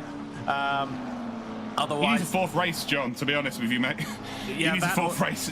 He needs to do that and then again in the fourth race. Or if you know what, if Nerby crashes out, and we've seen stranger things happen in racing, this could still happen. Yeah. For me, he needs fourth race. Yeah. Unfortunately, like, he's doing a hell of a job here, and what he needed was a better race one, effectively. Yeah, you never want to be in a position where you're reliant on another competitor doing poorly. And it just goes to show you've got to string 3 really good races together, because Kavlicek, he's still got a top 10 in race 2, but as it stands, isn't going to qualify because he's not been able to string 3 sort of top 5s. Might even not be enough. You need to be sort of P3, P4 consistently and above to really guarantee yourself through, especially with a field as strong as this. But look at Kavlicek. As soon as he's fallen behind in race number 2, it wasn't easy to make any overtakes. He stayed behind Dragos Simeon for 5 laps. Look how many laps it took him to get past Metropolis. Like, they're all so closely matched in terms of their pace and their ability that it's, yeah, if you have one mistake and it's kind of done. And again, I'm not saying Kavlicek's made these mistakes, with it's being very clear that the 2 things that have happened to him this week today haven't really been his fault. The one is turn number 1, Metropolis. In this race, Metropolis has just overextended, hasn't he? He's just run him off the road effectively by not hitting the brakes early enough. Yeah, on lap 1, that was unfortunate. Yeah, Metropolis sort of pit maneuvered himself by turning in to try and get the car stopped, which has forced Kavlicek off. And then in race number 2, well, we saw what happened there. Pontola just turned it too early and just completely T-boned him off the circuit. So Kavlicek's got every reason to be pretty angry. He showcased an incredible skill set. He's an incredible driver. And I'm actually going to go as far to say as I think that consistency that is there now for him in his own performance. It's just, unfortunately, when it comes to motor racing or sim racing, it's not always necessarily about your own performance. Exactly. Everyone else can directly affect you as well. That is the nature of the sport. And Kavlicek's still going to give it his all. Just over 5 minutes left to go. 1.7 seconds behind Svideric. I think might be asking a little bit too much there. Even if he catches up and overtakes, Nerby is still going to finish in front. There are only 4 cars on track lapping in the 1 minute 40s at the moment. And to be fair, Kavlicek is one of them, but so's Nerby. I wish we could take the top 8, really, from this. You look at the top 8 here, and they've all had something to do with the races, haven't they? They've all been involved in some really good battling. Sherritt, Noble, Nerby, obviously. Swiderek's just been there or thereabouts. Has Sherritt been involved in a race? What? Yeah, right. Kavlicek, obviously, we know what he's achieved today.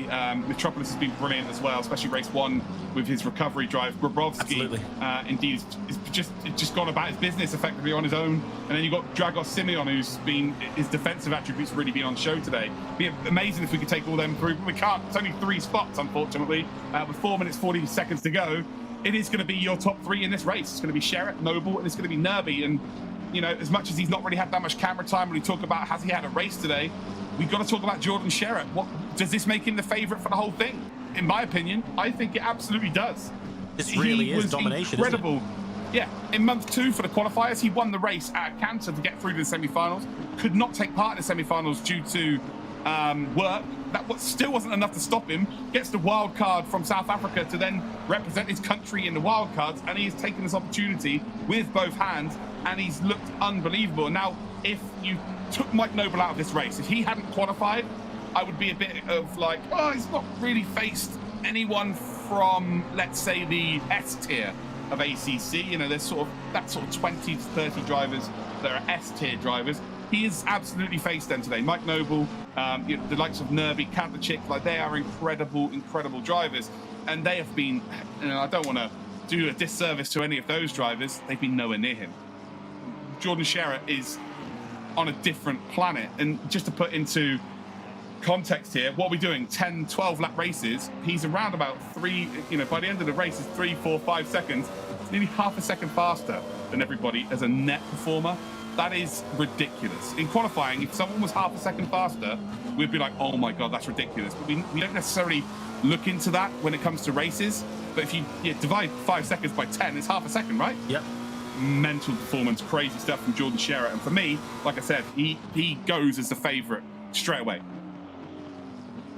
Hopefully, we will see some additional competition. I get the feeling that the people who are waiting for Jordan Sherritt in the grand finals are looking at this right now going, okay, we need to take this pretty seriously. Let's check it out. Let's check him out. Let's see exactly what's happening.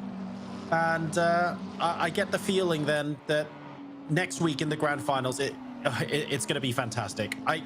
Is Jordan Sherritt the favorite? You know what? I don't know, but as long as he's up there and mixing it in, that's all I can ask for, because this is shaping up to be possibly the most exciting grand final of G Challenge ever. Yeah, we've got Pfeiffer as well, who qualified at Spa the first week. We've got the likes of George Boothby as well that are going to be in and amongst it. George Boothby, since having a child just before Christmas, seems to have gone up another level from what he was prior to that. So maybe that's just mellowed him out on track, I don't know, but his pace is absolutely ridiculous. It's the quickest George Boothby version I've ever seen. So he's going to be in and amongst it.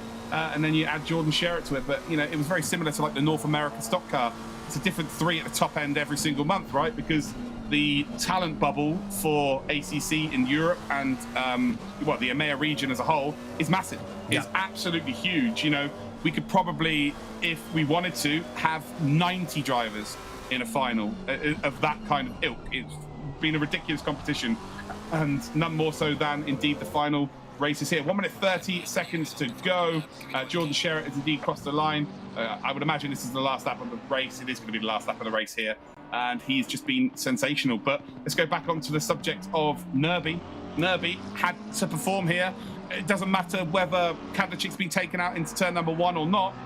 He still had to keep that P3. He's had to keep his nerve, and that's very difficult to do. Nerby is the one driver that I probably wouldn't have put up there as being someone I was going to see qualify today as well. So that's a nice surprise for me. And, you know, it doesn't matter what I say ultimately. But yeah, Nerby is someone that potentially is going to get quicker and quicker and quicker over the next week, because he's definitely improved from race 1 to race 3 today. And racing against faster people, you know, inevitably you do indeed improve your performance. There might be parallels here between what Nerby has done and what we saw Davlish Singh do earlier on in the day, for example. It's like he showed up, he was, okay, decently quick, we can appreciate this, this is a strong field, and then he got more consistent and quicker and quicker and quicker, and right now he's saying, well, maybe I did get a position gifted to me in the previous race, but look at this, I am comfortably holding top 3 on my own. I'm within, what, 2/10 of race pace with Mike Noble, and he's just racing a fantastic race here on Kyalami. What more can be said? Yeah, exactly that. You know, you can only do what's in front of you effectively. You know, you can only drive against who's in front of you as well. You know, if you're that quick, you're that quick. It's as simple as that. Jordan Sherritt is that quick. Come around the final corner here. This is the final lap then of the wild card for the EMEA region. And well, we've had maybe 2 dominant drivers so far during this championship. Jordan Sherritt's made that 3. 3 wins from 3 in the wild card. 4 wins from 4 overall, because of course he did indeed win qualifying month number 2. Incredible performance from him. But Nerby is going to join him and Noble as our qualifiers. Congratulations. A fantastic race there. Jordan Sherritt making it 3 from 3. Absolutely no question who the top dog is as far as the wild cards are concerned here. Really, really good race. He's won everything he's set his foot in, so it's hard to argue against him being the favorite for the grand finals overall. But that's a story you're going to have to watch out for next week. What we do know is that he will be there, and that just makes it so much more exciting. Yeah, and you know, you add a second, or you take a second off your lap times if you do an esports headshot with your arms crossed like that. Everybody knows that in sim racing, if you have your arms closed, you instantly become one of the fastest in esports. So that is a massive part of his success for sure. That's the trick, really, isn't it? When I'm driving, I don't have my arms crossed. That's probably why I'm so slow. I'm going to have to reevaluate some of my technique for my next stream, I'm sure.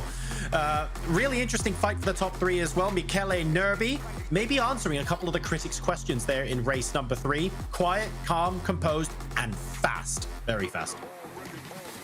Yeah, 100%. And it was a case of, we felt like Kadlecik probably had the raw pace. In qualifying, that wasn't the case in race number 3. Like, as much as it would have been, oh, what if Kadlecik didn't have any incidents? What if Kadlecik didn't have to make any overtakes and was stuck behind a couple of drivers? Nerby did the job in qualifying. I don't think it would have really... I think we might have had a bit more of an exciting race. I don't think it would have made much of a difference. Nerby may have been handed the position of P3 in the championship because of Kadlecik's misfortune in race number 2. But boy, did he ever take that with both hands and go, well, no, absolutely, this is my opportunity. Because in race 3, he absolutely was the 3rd fastest. Simple as that. Yes. Let's now go ahead and take a look at the results for race number 3. So that's our final race on Kyalami, sponsored by Splunk. Jordan Sherritt, familiar name at the top there, and Mike Noble, Michele Nerby will be rounding out the podium. Behind then, we have Marcin Swiderek and Martin Kadlacik.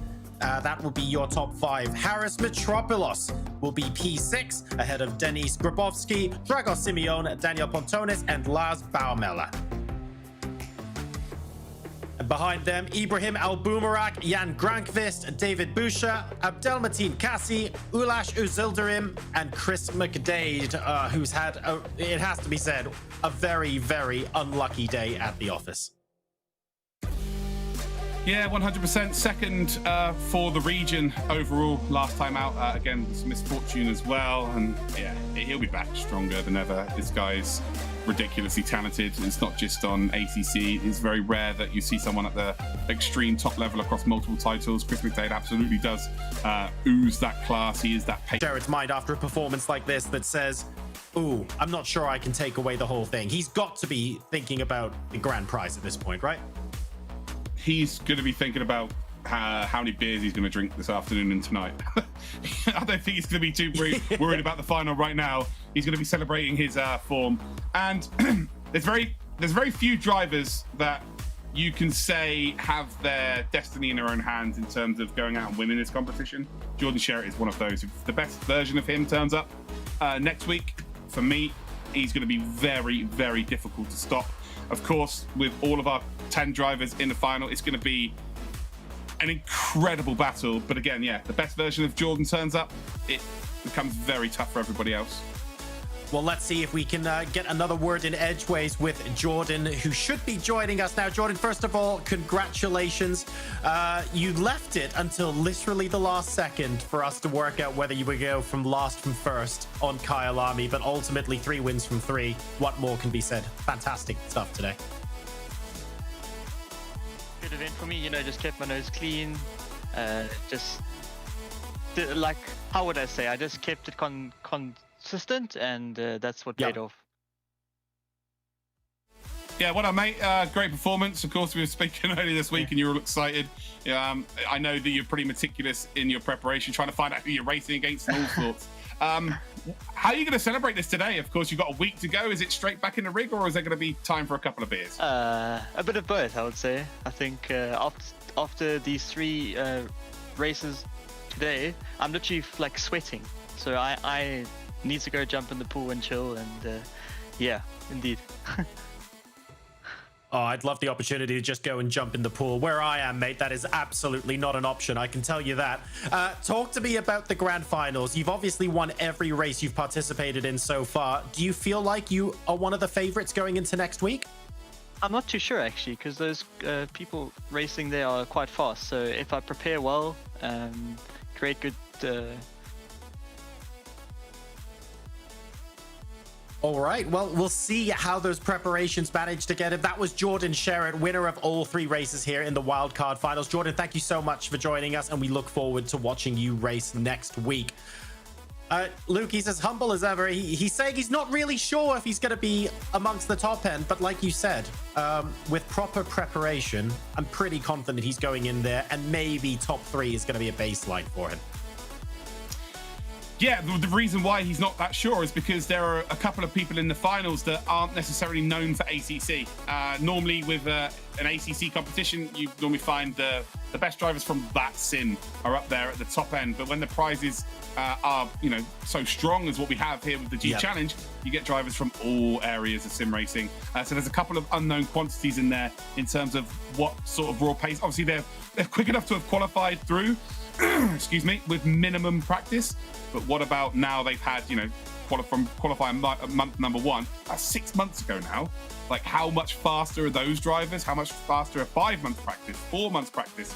So yeah, there's a lot of unknown quantities there. So yeah, of course he's going to be a bit coy. He'll get his swimming in first and a couple of beers in first, then he'll start to really prepare. So after all three races in the EMEA region, here are your top three. They're going to be making it through to the grand finals. Let's take a look. Jordan Sherritt, then Mike Noble and Michele Nerby will be occupying those spots with 75, 56 and 46 points respectively. Martin Kadlacek will be thinking about what might have been, but we look forward to seeing him in the competition into next year because he was a fantastic competitor. Here are the semi-finals qualifiers now. From the online part of the broadcast, we have George Boothby, Mikhail Statsenko, Eamon Murphy, Jakob Osterman, Kamil Pawlowski, Tinko van der Velde, and Luke Whitehead. And they will be joined next week by Jordan Sherritt, Mike Noble, and Michele Nerby. That is going to be one hell of a series of races to watch. I cannot wait. So those were your EMEA races, ladies and gentlemen. A huge thank you to Splunk, Logitech G, Quantum Pay, and McLaren for allowing us to put on this show for you guys. We had APAC in the morning, we've had EMEA in the afternoon, and we've got Latin America to come later today. The show is not over yet in the Wildcard finals here at the Logitech McLaren G Challenge. 2 regions down, 1 to go. We'll be off for a break now, but when we come back, our final 3 races. See you there.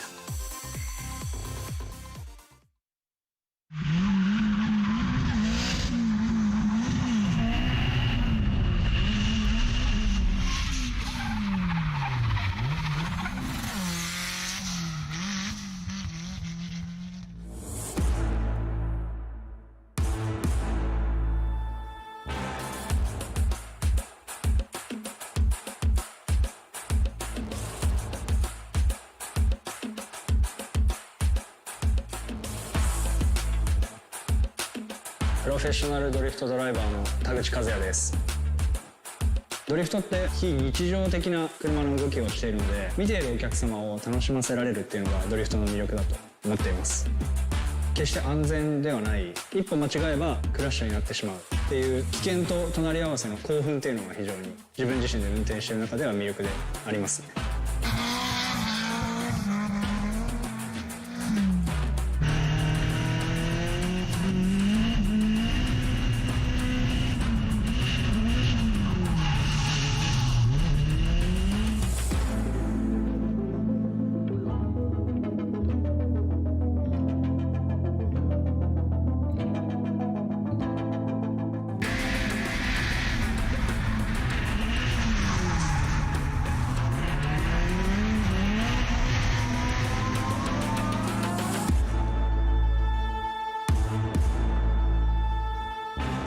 僕のレースの会場だと普段は一般道として使われている普通の道でレースをすることがあるんですけど、物理的にそういったところでは練習をすることができないんです。なので僕は事前にシミュレーターでトレーニングしてます。いかに自分が掴んでいるステアリング、そしてペダル、さらにはシフトが今車がどのような動きをしているかをどのくらい伝えてくれるかっていうのが非常に重要なんですけど、 G923 はステアリングを通して車の動きのフィードバックをリアルに伝えてくれるのでトレーニングに重宝しています。ドリフトのスタートは日本の方が先で、アメリカは後からドリフトがスタートしたんですけど、今となってはもう完全にアメリカではプロフェッショナルのモータースポーツになっていて、ドライバーだけではなくてチーム、監督、メカニック、そしてオーディエンス、お客さんも全てがみんなプロなんですよね。日本人としてアメリカのドリフトシーンで活躍することによって母国日本のドリフトモータースポーツカテゴリーももっともっと盛り上がってメジャーになっていってくれればいいなというふうに思っています。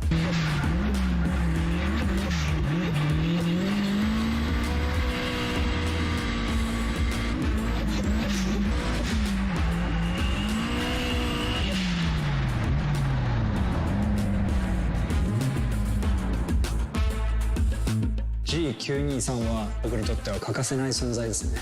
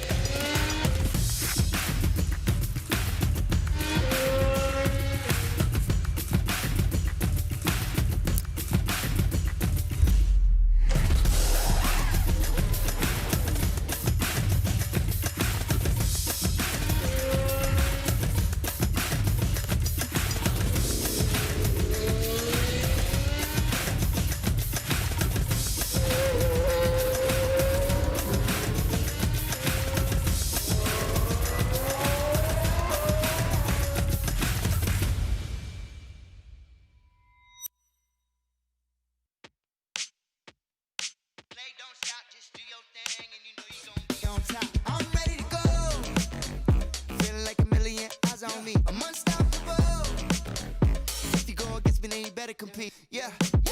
Why you keep knocking at my door? Came to fight, yeah, that means war. Gotta level up, wanna settle the score. Yeah, feels a lot better than it did before. What you brand new, yeah, it's time to go pro. Go beast mode, better find a cheat code. On my throne, now I'm in my zone. Man, it looks better than it did before. I said the play don't stop, just do your thing, and you know you gon' be on top. It's my game, it's your game. Say it now, and let the whole world watch. I said the play don't stop, just keep it going, and you know you gon' be on top. It's my game, it's your game. Go ahead, let them talk.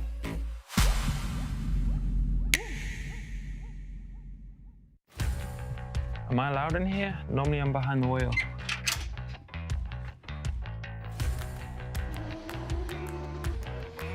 The beauty of esports is that anyone can experience the adrenaline of Formula 1 for themselves.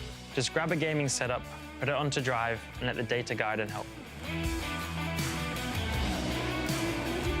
Hi, I'm Lando Norris, and you're about to experience the art of data.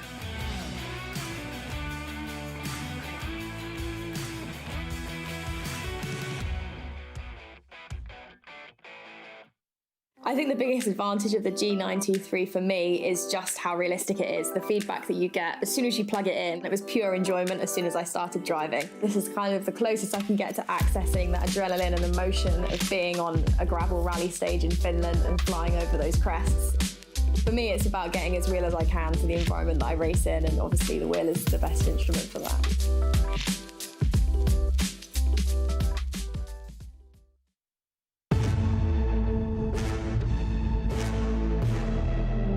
If you seek greatness, let nothing stand between you and the win. Zero distraction. Zero doubt. Zero opposition.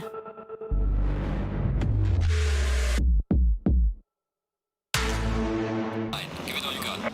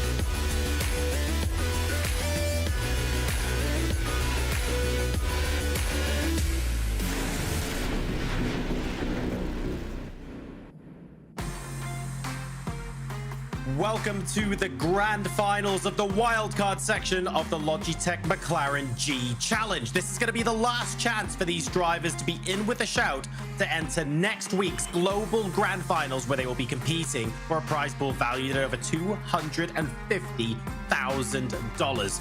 Today's races are all about the sports cars, and we are now in Latin America. I cannot wait to see what these races have in store. I'm John Sargent. Joining me, as always, is Luke Crane. Luke, it's a fantastic wildcard action already today, and now we are in region number 3. We are indeed. It comes down to this. This is a final opportunity for anybody to make our grand finals. We have got all of our North America drivers. We've got all of our APAC drivers. We have all of our EMEA drivers. Now there's only 3 spots remaining going into next week's grand finals. And, well, if you've been watching throughout the day, there's been some drivers that have, well, I think everybody's giving everything to this today. And we very much expect the same from the Latin America region. Just throw everything at it and just see what happens. So we've had a ton of action today so far, and we've got a little bit more to come. Let's take a look at what we've got going on. We started the day all the way back in the morning with Asia Pacific.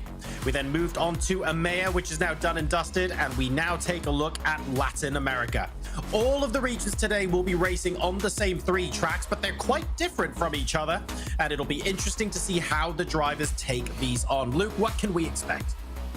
Well, it's Suzuka, which is nice, wide and open, and overtaking opportunities, as I say, plenty. It hasn't really played out that much today, but yeah, when people make a mistake here, it leaves the door wide open. As simple as that. Zandvoort, it's all about qualifying. Qualify well, you're going to more than likely get a decent result. And then Kyalami, well, that is the land of where anything can happen, as we've seen already today. So 3 different challenges, that's for sure. And if you get yourself in the top 3, you're absolutely deserving of those grand final positions. Right, let's talk about the format, about what's going to happen for each of these races. Luke, explain to our viewers how each of today's races are going to happen. We have 3 races today, 10 minutes qualifying for each. And what that means is if you are the fastest in qualifying, you start at the front for the race. And if you are slowest, you start at the back. After 3 races, you will get points for each one. Add those 3 races worth of points up, and the top 3 scorers will indeed advance to the next phase. So let's take a look at the points that the drivers are going to be scoring for each of our races today. Break this down, Luke. What does this mean for the drivers looking to grab top 3? Means first gets 25, second gets 20, 16 goes to 30. It's pretty self-explanatory there. Oh, nice. Thanks, Luke. The difference between P1 and P2, P2 and P3 is really the most vital positions. If you get yourself 3 of those, you're pretty much guaranteed to get through to the next stage, because beyond that, the gaps are very, very small. They're either 2 or 1. So make sure you get a P1. If you get P1, especially in race number 1, you're looking very, very good indeed. And, well, already today, we've seen whoever wins race 1, they will go through, and more than likely as the top dog. So, interesting. Yeah, it's going to be fantastic stuff. Remember, of course, that gap between first and second, and then second and third, is more than further down the field. So obviously those positions are vitally important. So some fun and exciting tracks today. Let's take a look at the drivers who are going to be racing on them and learn a little bit more about our competitors in Latin America. Welcome to the wildcard finals of the Logitech McLaren G Challenge. Let's take a look at our competitors from the Latin American region. Gaspar Carrion, 23 years old, from Peru. Julio Castro, 40 years old, from Colombia. Jordi Gonzalez, 24 years old, from Mexico. You might recognize him from the McLaren World's Fastest Gamer Season 1. Christian Raab, 26 years old, from Argentina. Guilherme Fialho, 36 years old, from Brazil. Jan Triana, 24 years old, from Brazil. Vinicius Moraes, 23 years old, from Brazil. Daniel Oliveira, 33 years old, from Brazil, who goes rock climbing to stay fit for sim racing. Vini Oliveira, 23 years old, from Brazil. Tomas Castro, 26 years old, from Chile. Eric Penrose, 24 years old, from Chile. Jose Torres, 26 years old, from Mexico. David Munoz, 35 years old, from Colombia. Jonathan Garcia, 19 years old, from Costa Rica.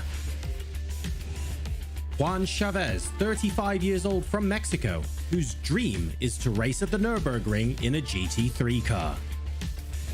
Jorge Flores, 41 years old from Mexico, and his first time competing in a major championship. And finally, Alvaro Triana, 29 years old from Colombia.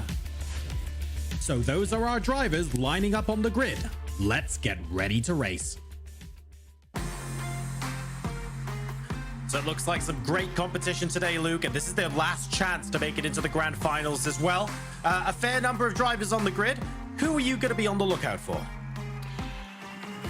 Very similarly to the APAC region, even more so, I would say, this is the wild card of all wild cards. Like, this is, there are so many new names, so many opportunities. You saw some of the ages of the drivers, and again, I'm an advocate for older sim racers. I'm an older sim racer myself. I'm 35, and I still feel like I've got something to offer. And a lot of these drivers have never had that opportunity to be at this level. So expect anything and everything from this. The one driver you really have to look at will be Jordi Mau, who was indeed in the World's Fastest Gamer season #1. He's participated in the G Challenge before as well. But yeah, he is very much one of the, well, if not the most well-known Mexican sim racer there is. He's like the Checo Perez of sim racing. So yeah, expect to see him do pretty well. But for me, John, I think the pull of this is, it legitimately is a wild card event, and anybody could go through from this. There are so many different possibilities for what could happen here. We could see another Jordan Sherritt emerge where it looks like one driver wins all 3 races. I get the feeling that's not going to happen here. We could genuinely see a really topsy-turvy grid where the winner in race 1 finishes in P8 race 2, and suddenly all 3 of the spots going through to the grand finals could be wide open. Wouldn't that be exciting? Yeah, you know, generally you see the grids in terms of qualifying, they'll be relatively the same. But when it comes to the race, who knows? Race pace is a whole different beast entirely. And yeah, we could really go down to the wire with this one. So 3 different tracks today, Luke. We start off at Suzuka, move on to Zandvoort, and then finish off on Kyalami. Talk to me a little bit about the different characteristics of these circuits and what different skills the drivers are going to have to exhibit throughout the course of the races today. Yeah, Suzuka has a little bit of everything in terms of, you've got the big long straight from the final corner down in towards turn #1. So you've got a chance to slipstream people. But then you've got sector #1, which is just left, right, left, right, left, right. It's all about setting yourself up through the corner. So technically, you've got to be, you know, absolutely on song. But then you've got that really quick 130R at the end of the lap as well to contend with, which is all about positioning your car in the right position to indeed maximize your speed on the exit so that you're not indeed going to be in trouble from someone behind you, or indeed you can look to attack into the final chicane. When it comes to the second circuit that we're going to be running on today, Zandvoort, qualifying. It is all about qualifying. Position yourself in the best possible shot of getting a good result, because it is so difficult to indeed make an overtake. And then we head to Kyalami, the best of both worlds. Again, qualifying is pretty important. You can make overtakes there, but you can also force drivers in front of you to make mistakes. And when you make a mistake around such a circuit as Kyalami, it's magnified because there's lots of gravel traps, there's lots of grass. It almost looks like this is lap 1. Everyone's so eager to get out of their garage here for qualifying. People going off the track, not ideal at all. Evasive action on outlaps. What am I even watching here? Anyway, we want to remind you guys, we're collecting tweets from you using the hashtag Logitech G Challenge. Send us your questions and let us know who you're cheering for. And maybe a couple of comments on this carnage that's happening on the outlap of qualifying. Let us know what you think. Wow. I don't know what this is. This is wildcard or wacky races. I don't know. It's the pre-race. This. I'm waiting for Dick Dastardly to appear at some point with Muttley, because this is just, this is an outlap. Yeah. Yeah, this is ridiculous. I don't know. Carry on. I think he needs the racing line put on or something, because he's finding it very difficult at this stage. Just put that down to cold tires for the time being. This is the most spectacular outlap I think I've seen in the G Challenge so far. Everyone's super eager to get out onto track. Now, spectacular if you want to take a look, extraordinary. Yes. If you want to take a look at how you can maybe string together a couple of quarters yourself on Suzuka via the racing line, well, take a look at this video so you get a little bit of an idea about what this circuit is all about. First racing track to ever be built in Japan, Suzuka is one of the most recognizable racing circuits in the world. known for its figure-of-8 layout, but also as one of the world's favorite drivers' circuits. Let's get stuck in.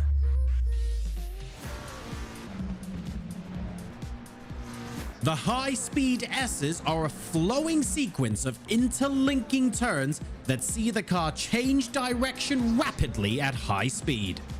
You'll need to master changes of direction and perfect your racing line to carry maximum speed through the complex.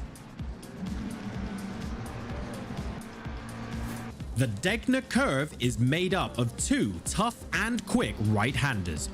Drivers have to adopt a line that changes mid-corner, which can unsettle the car and force them wide into the gravel.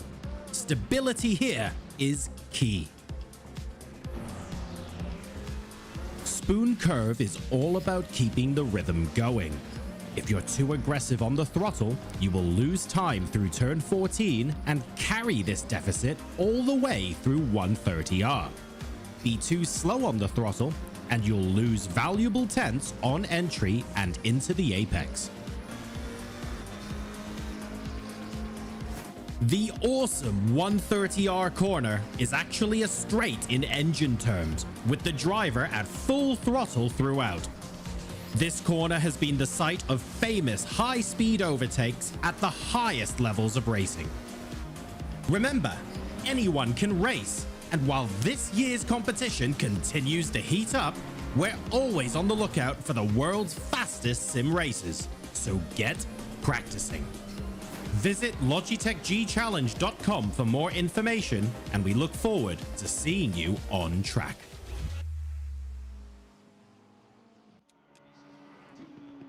We're back in qualifying now for Suzuka. Around halfway done now, just over 5 minutes remaining. And I have to say, Luke, if that first outlap was anything to go by, this is... I don't know how quick these drivers are going to be, but I do know they're going to be fighting tooth and nail. Yeah, 100%. Jordi Maldonado is, well, clear by 1.2 seconds. 1:59.970. Expected him to be at the front, if not dominant in this, but his lap times aren't anywhere near as quick as what we saw from the EMEA region. That was a 1:58 we saw earlier on, actually a mid 1:58 as well. So yeah, expecting there to be some times that are maybe improved, that's for sure. Thomas Ortiz then is in second spot, 2:01.070, and then we've got Jonathan Garcia with a 2:01.167 as your third spot. The times actually from P2 down to P6, quite close to be fair, about 9/10 of a second. But yeah, Jordi Mal has really put in a bit of a flyer there compared to everyone else. So far, setting the benchmark. Plenty of room to improve, though, for all of these drivers based on the times that we saw earlier today. To be perfectly honest, I don't mind if everyone's in the 158s or everyone's in the 201s as long as they're super close to each other. But I'm fully expecting these times to tumble going into the last couple of minutes of qualifying. We have a couple of cars waiting towards the end of the session to put their hot laps in as well. And I'm looking forward to seeing how much this bunches up and how many more drivers get below the 2-minute mark. Yeah, for me, this just oozes opportunity for someone who wants to grasp it. It's simple as that, you know. Times aren't terribly quick. You know, we've got to be honest here, they're not terribly quick, so that just means that if someone can find a little bit extra today of maybe beat their PBs, they have a huge shot of making it to next week's finals, which is what the objective is, of course. Then a chance to go out and win some prizes. Next week, each final's 10 drivers. Anything can happen over the course of 2 races. Just get yourself there and see what you can achieve. Simple as that. And remember, you just need to finish in the top 3 here. It actually doesn't matter how quick you are relative to the other regions. That can come next week. Really, we're just focusing now on making sure that you are top 3 in this very lobby. Jordi Maldonado then improves, but by less than a tenth of a second. Still in the 1:59.9s. Daniel Oliveira then still 2 minutes 0.3 with Vinicius Moraes from Brazil. 3/10 just popped that in. Very so nice. it was Vinicius Moraes as well, just popped in a 2 minutes 0.6. Jose Torres as well has just put in a 2 minutes 0.9. So yeah, the times are now starting to go into the 2 minutes. Is anybody going to be able to reach down into those 59s as well and, you know, make it a little bit more difficult for Jordi Mal? Remains to be seen, of course. Jonathan Garcia, Jorge Flores, those drivers are very close to the 2 minute mark, same as Thomas Ortiz. So yeah, it remains to be seen whether this is going to close up. You're right, the times are going to get faster. People are going to take more chances, especially drivers who've got a decent bank of time in. If they are into the 2 minutes, 2 minute flat sort of time, they're going to take a few more chances. Expect a few of them to abort their laps if they go too hard, but also expect a few of them to really find some superb time. Oliveira into the pits here. He is not going to get another lap time in.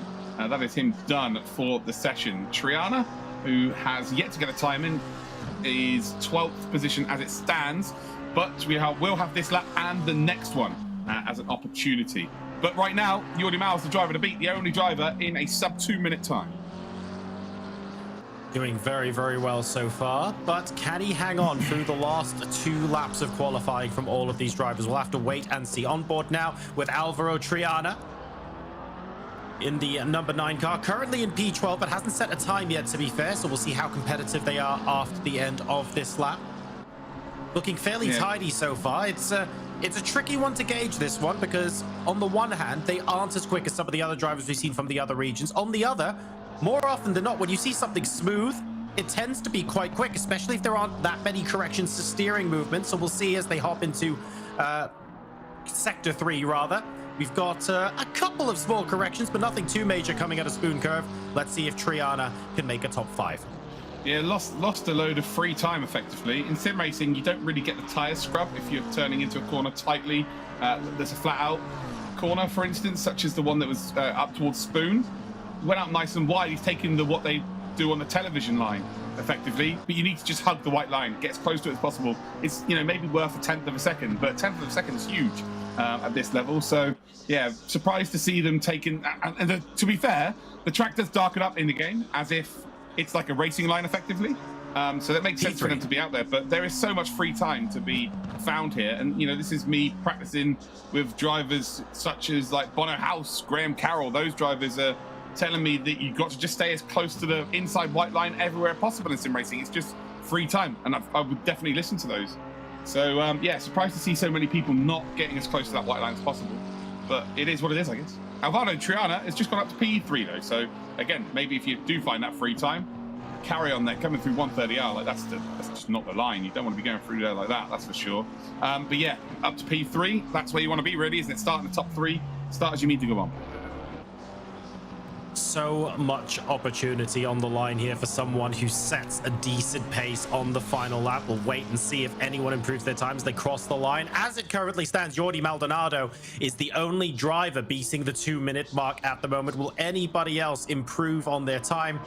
We'll find out in just a couple of moments, but Jordi's going to be pretty pleased with that effort. Remember, the top 3, after adding the points together from all 3 of today's races, will be going through to the grand finals next week. Right now, everyone you need to beat is in this lobby, irrespective of their time. So it's laser focus on making sure you're simply faster than the next guy, and hopefully many more beyond them. Still a couple of cars on track, but really these are the last of the late starters. We'll see if anyone manages to improve a little bit more on their time, but most of the lap times here on the qualifying board look to be set now. Yeah, there is an opportunity for someone just to throw in an incredible time at the death. No one can then respond to it, so we'll see if that is going to be a factor. Jose Torres with 2 minutes, 0.7 as your top 5. Then Vinicius Moraes is on a 2 minutes, 0.6, 2 minutes, 0.54. Alvaro Triana, that was their first lap, actually, that counted. So Triana is on another attempt here, so you would assume that Triana, now with a bank of time, can push a little bit harder and maybe just force another position or 2. Across the line then for Garcia, and the times did disappear, and it's actually P6. So it looks like everybody's finished their lap times now. Triana's not going to improve on their time.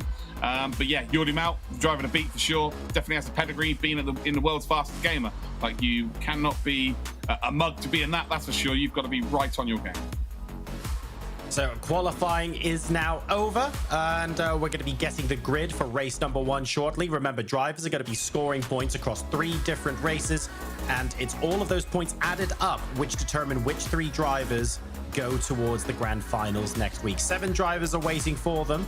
The remaining 3 will be decided from the wildcard finals today, so all very exciting stuff.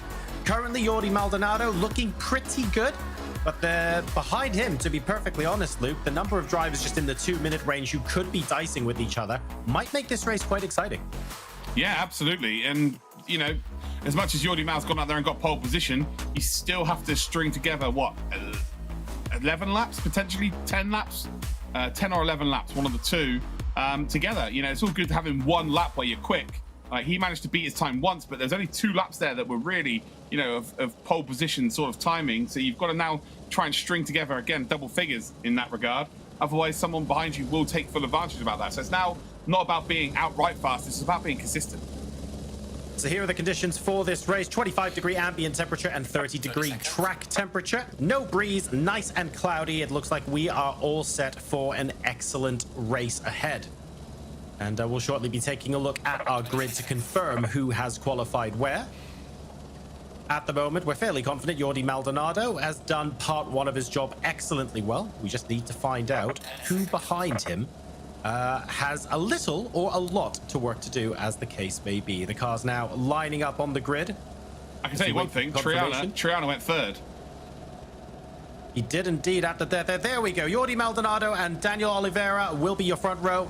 Triana and Moraes will be 3rd and 4th respectively. Jose Torres and Jonathan Garcia then occupy row 3 of the grid. Tomas Ortiz and Jorge Flores will be 7th and 8th. Christian Raab and Juan Chavez will be 9th and 10th. And we wrap things up with Gaspar Carrion.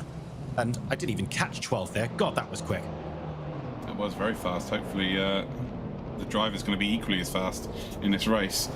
So we're heading then towards the final corner, and we've got Daniel Davis versus John Doe.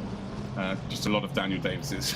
We've got the clones, though. It's okay. Daniel Davis will send in the clones. It's almost like what do you call the truth? Like the putty guys in Power Rangers. You got to send in 12 of those before the main act starts, right? At least 2 Daniel Davises are going to make it through to next week's final, so that's always great odds. Here we go then. Across the start-finish line we will come. Maldonado is on P1. Oliveira is in P2. And well, then we have got Triana, who got up into P3 here. Top 3, of course, after 3 races, in terms of points being added up, will make it to next week's grand finals. Can Maldonado show off the skills that they did indeed have when it came to qualification? Waiting for those lights to go green here. It's time for the LATAM Wildcard finals here. And Jordi Mal's got a relatively good start now. Well, actually, has he? Oliveira is right around the outside here. It's a tough place to make an overtake, especially with the outside line. Oh, but when you sweep across like that with that kind of conviction, oh, it's easy. Triana under a lot of pressure here as well, but actually is not going to lose out. Moraes then not able to take advantage. And Maldonado then has had a bit of adversity here to deal with. Car exit stage left. Off we go. Hopefully doesn't come back on and cause any interruption for anybody else. I think they're all good. There's another car there shooting off as well. But a big story here is that Jordi Maldonado qualified pole, but at the end of sector 1, lap number 1, is down in P2. That's right. Danny Oliveira then taking that first place position. Jordi Maldonado not able to maintain it off the line. Still in a decent position, though. Don't forget the top 3 will be going through. Not a disaster by any means, but let's see now what Oliveira can do. He's managed to get the clean air in front of him. Triana is in P3, but P4 and P5, I think that's Jonathan Garcia wanting to have a nibble at Jose Torres. Let's see if he can do that.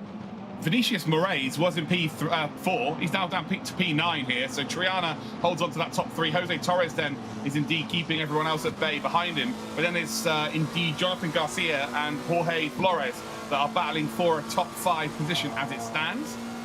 Right now, though, we're on board with, I believe, Jose Torres. Yeah, he's got Garcia just in behind. Then with Flores through Spoon Curve, we will come for the very first time. First of 10, but I think it's going to be 10, to be fair. And just, yeah, so there's Garcia closing up to Torres, not getting the best of lines through there, but ultimately does indeed hold on to what would be P4.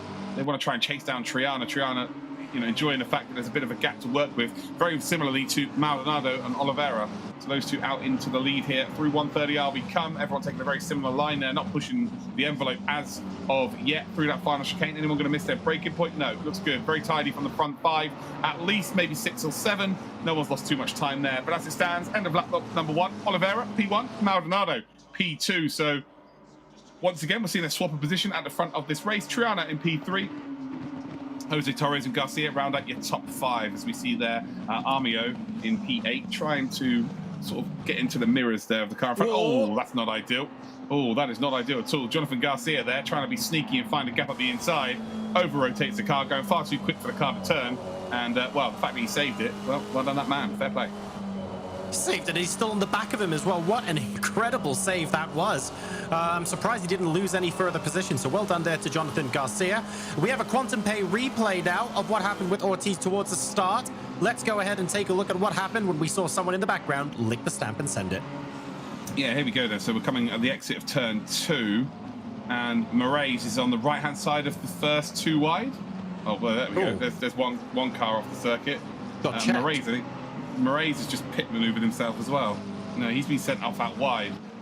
So for me, the first incident there definitely was not the was not the fault of, was it Garcia?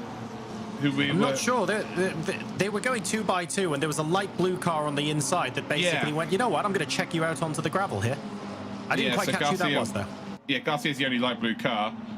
For Vinicius Moraes, yeah, that's not his fault there at all. So the contact between those two, Moraes is going to be pretty gutted with how that's gone down. Moraes there, unfortunately, about 10 seconds behind in P10.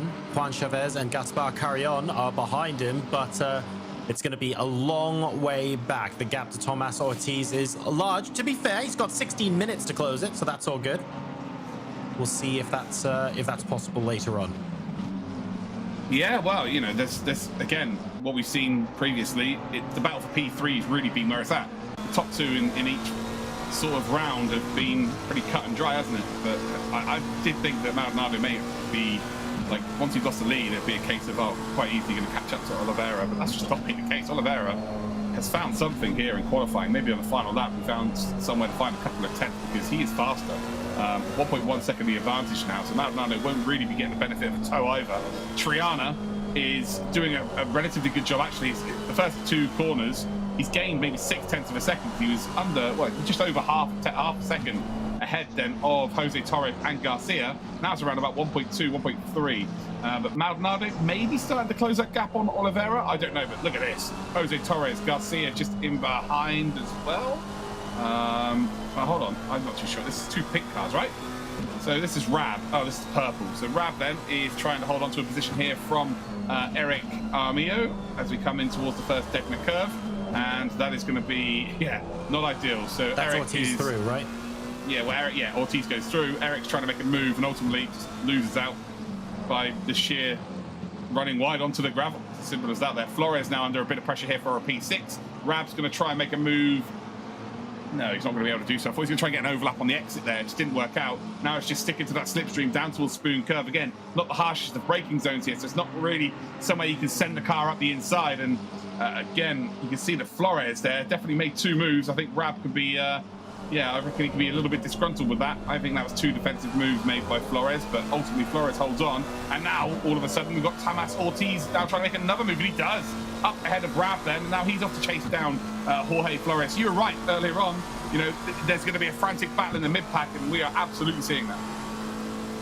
This is a little bit wild, I have to say. We start things off. This is for 6th, 7th, 8th, and 9th. These 4 cars, you could almost toss a dice to determine what order they're going to be at the end of each lap at this rate. Really exciting racing, but they must also be losing a ton of time to the cars in front as well. We love to see it at home, but the chances of these guys catching up to the top 4, for example, while they're tussling like this, I think that gap between who's the last car there? I think it would be Jonathan Garcia and Jorge Flores, perhaps. Yeah, it is that gap. That's only going to get bigger and bigger. Yeah, 100%. It's a bit of a mistake here, actually, by Flores. Flores runs wide, and Ortiz says, thank you very much indeed. Takes the position, and now Flores has got to sit behind him. Half a second now between the front 2 as well, so that's closing up. Oh, dear. That's never going to end well. Not for the pink car. That was always going to be... Oh, has Torres survived that? Oh, okay. Wow. That's impressive. Yeah, he got absolutely the tank slapper from hell, did Jorge Flores, and how he's managed to indeed hold on to that car and not T-bone Jose Torres is beyond me. But Ortiz, anyway, is not in P7 anymore. He is right up into P5. So he is off into, well, no, not being P5, he's P4. So he's made up a few positions now. And, yeah, very interesting indeed. Oh, no, it's P5, right? Yeah, no, he's P6, because these 4 cars are 6, 7, 8, 9. So that's Eric Armillo in the back, not Jose Torres. Okay, yeah. So Jonathan Garcia is up ahead. I thought that Jonathan Garcia was part of this pack and he just overtaken him, that was all. But yeah, No, P6 he's now. loving every second of this. Jonathan Garcia is just going to get further and further up the field while these guys keep Not fighting. anymore. Not anymore now, because Ortiz has been set free. So now we'll see how quick he is. I think he's had a poor qualifying here because he's sliced through that group of cars there very quickly indeed. So I would imagine Ortiz has got something to show here. So it'll be interesting to see how far up the order he can go. But the field is pretty well spread out at this stage of the race with 12 minutes to go. So if Ortiz is going to do something special, he's got to get a move on right now. He's been given the opportunity, and I mean, that's the word of the series, really, the Logitech McLaren G Challenge, isn't it? Now that he's in the clear air, now that he's not having to drive defensively, okay, let's see what you've got. In a top 6 position at the moment, we'll be looking to improve that, or at the very least, make sure that he's not troubled by the cars behind. It looks like Rob is managing to sneak ahead as well, leaving Flores and Armijo to fight amongst themselves in the back. This just means the entire pack is going to get a little bit quicker as well. Yeah, Armijo, is he going to try and go around the outside here? We're going to just miss that, unfortunately. But Jorge Flores, oh, well, there's been contact between the two of them. Dear. Yeah, I'm not sure what exactly happened there. We didn't quite see it, unfortunately. But those two went into turn number 1 side by side. And, yeah, they both went in there on the side at one point as well. They were both sliding, which is only going to hurt them now for a good couple of laps because the tyres are going to be well overheated for sure. The number of incidents, the number of spins that these guys have happened to have and still somehow managed to stay in position is actually unreal. It's very Cirque du Soleil out there. I'm low-key impressed with how they've managed to not drop positions. But speaking of that, we've got a replay of that tag slapping maneuver from earlier. Luke, let's go ahead and take a look a little bit closer at what happened. Here we go then. So who are we looking at here?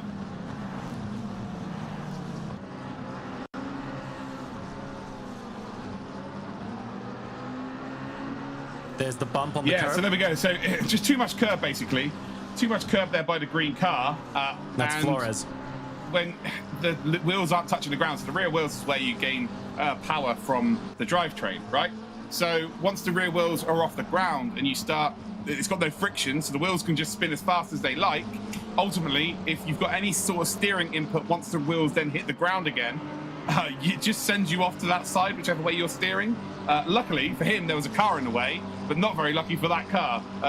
But again, luckily, they both were able to survive that, but that could have been, normally with a contact physics for ACC, that's normally, you're sent off and gone. So yeah, that was before sort of the December's patch. You're able to save the cars a little bit easier nowadays, as of December. So yeah, it's good to see that they're both still in the race mainly, because that could have been really, really bad. Jordi Mal is caught up for the lead here. Oh no.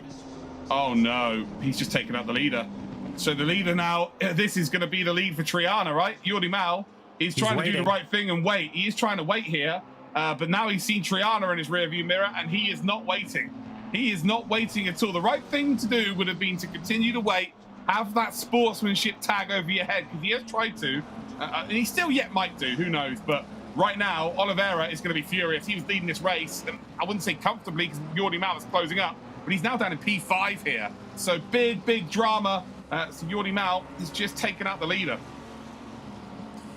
Controversial there for sure. I don't really think there's any universe where Daniel Oliveira would have done anything wrong there. And look, Maldonado slowed down afterwards. He knew that he did something wrong. He just sort of went, hang on a second, how many cars is that in my rearview mirror? Is this the ticket to go to the grand finals disappearing? Can I afford to let him back past? I don't think Maldonado was expecting Oliveira to take that long to rejoin the track, but look, at the end of the day, if you're facing the wrong way, it takes a bit of time. You haven't got the same amount of traction to get back on the track once you're eating gravel, so to be fair, it just took him however long it took him. And Jordi Maldonado currently in the lead of the race, Daniel Oliveira in 4th, will be very upset about that, and I believe we have a quantum pay replay of what went on there as well. So I suspect we all know, but let's go ahead and take another look.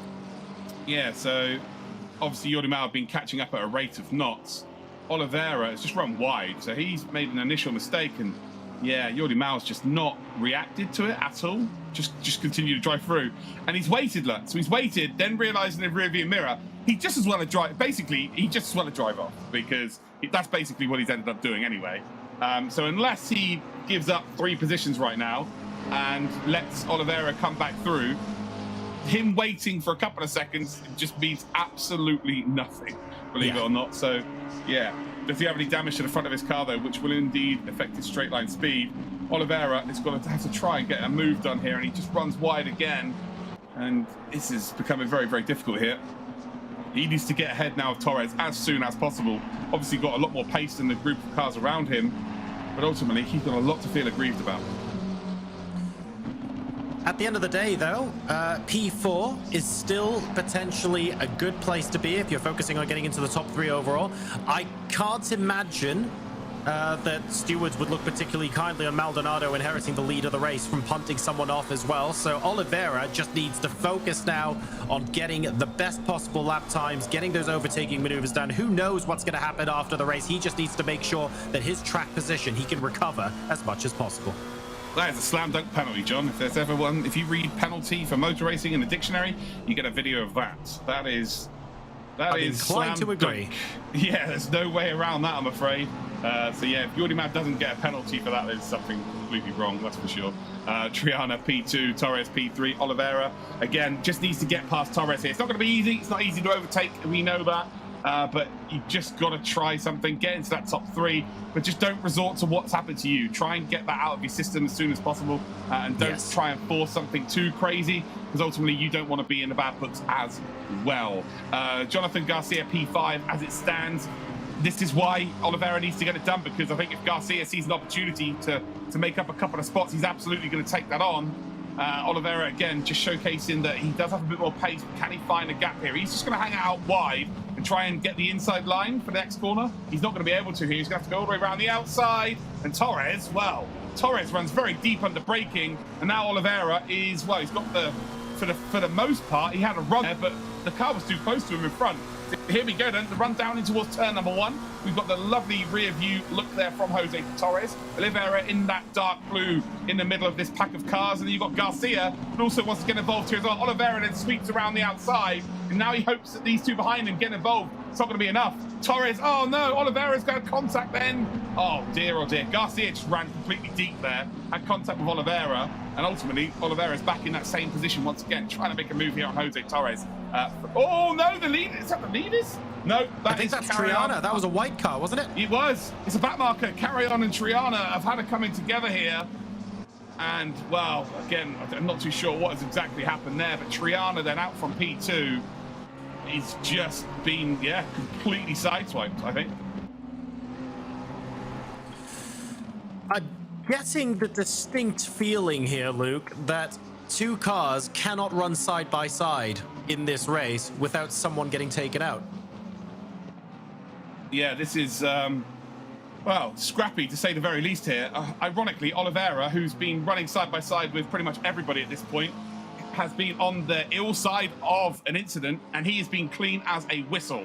So, yeah, really impressive stuff here. These are now both up into P2 and P3 as it stands. Oliveira now will not be as, I don't know, as keen to make the move. Oh, as I say that, he's definitely quicker than Torres. Torres just positioning his car in the right place at the right time. Out towards 130R, it's really all about how early Torres is going to go defensive here. And if you're Oliveira, you keep close. You stay as close behind him as you possibly can, force him to take a terrible angle through 130R, and then indeed punish him in towards that chicane. So here we go, both going to use the curb here. Which way do you go, Oliveira? Is the gap up the inside? He's going to go around the outside here. He's tried this once before, and Torres went deep under braking. Torres has gone deep under braking once again, and now you set it up down towards turn number 1. He's not too close this time, and he's got the run here, but he's going to have to go the long way round. Into the slipstream he goes once again, and Torres then just hugging that inside line. And is this the opportunity finally? It's taken 4 or 5 attempts here. He's side by side, light on the brakes around the outside. He's now going to have to get onto the power early. I tell you what, Torres is not backing out here at all. Leaves that room around the outside. It's sensational from both drivers. Oliveira, though, up towards the first part of the S's, and they're still going to go side by side here. Brilliant from both of them, and then there's a bit of contact there. Torres didn't have to do that. He did not have to do that. That was brilliant from both of them, and that is just so unfortunate. Oliveira, though, is not too far behind. Can he become the hero with 3 minutes to go? Oh, you wouldn't bet against him now, would you? No, absolutely not. I'd love to see him come back and take another bite out of this apple. That was tremendous going through the S's. Unfortunate that Torres ran a little bit into him there, but I really would like to see round 2 That would be tremendous between these two drivers. Oliveira, possibly the unluckiest race. Oh, cars getting sideways behind. I believe that was Eric Armillo in 5th. And Christian Raab there going to be right up alongside him now, no doubt. But Oliveira here, it just feels like he's at the most unlucky race. Everything's been done to him, and somehow he's hanging on and still in a podium position. Yeah, and I don't want to throw too much shade on Torres there. Obviously, Torres is not a dirty driver. They've just gone side by side through 4 corners. He's just overextended the car. It's as simple as that. It is a genuine mistake. Don't get me wrong. Oliveira's got every right to be annoyed by it. And it would be punishable, of course, as well. It's a driver driving beyond the limits of the car and ultimately having to use another car to keep onto the racing line. Oliveira, though, is going to have one more lap here to try and rectify that. You can see him closing up. You've got cars in the background battling for position as well. Armillo has got Raab now overtaking him. Ortiz is involved here as well. The mid-pack is just so frantic. Really, really frantic stuff here. And really, can now Oliveira on this final lap find himself a little opportunity? It's going to be tough, but you've got to feel that he is going to do it. You would feel that Jordi Mal should have let him go. And if he gets up to P2, 100%. maybe Jordi Mal does indeed wait. You'll see it in the relative. We've got a car coming out the pits there. I'm not too sure if that might be carry on again. Where's P4 in all of this? P4, yeah, I think it was carry on actually. So yeah, the battle then between these two, Torres and Oliveira, it would be, yeah, Oliveira and, sorry, what? Just losing my mind here, trying to say one thing and 73 different things happening on circuit at the same time. So Oliveira would have expected Jordi Mal to let him go through. Jordi Mal was going to let him go through. And he now feels that Jose Torres should do exactly the same.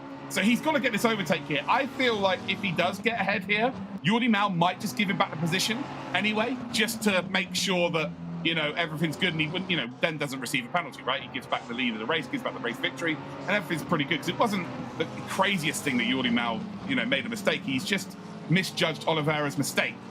But Oliveira has to get this job done, so I wonder if he's got that in the back of his mind, that if I do get this overtake here, I might go out and get this race victory with Jordi Mal being in the lead. So remains to be seen. The only reason I say that, John, is because he did try and give the position back, then drove off. So he did initially try and do the right thing. Oh, okay. So that's two wrongs don't make a right. He's gonna not lose a position. He braked into it as well and made sure that he didn't profit from it, which is good enough. Yeah, but still, it's kind of it's that situation where you just get desperate, and you've got to championship manage. I know he's not had the best of races, but Oliveira should really have just consolidated his P3 and gone, look, that's good enough, top 3. I've probably got the pace to be fine during this, and just see how it goes here. Jordi Mal's going to come across the line and take the victory at the moment, but yeah, on track is victory then for Jordi Mal. Jose Torres, by the looks of things, is going to finish in second spot, although that gap is coming down actually between Jose Torres and Oliveira. So it'll be interesting to see if there's a little bit of a drag race across the line.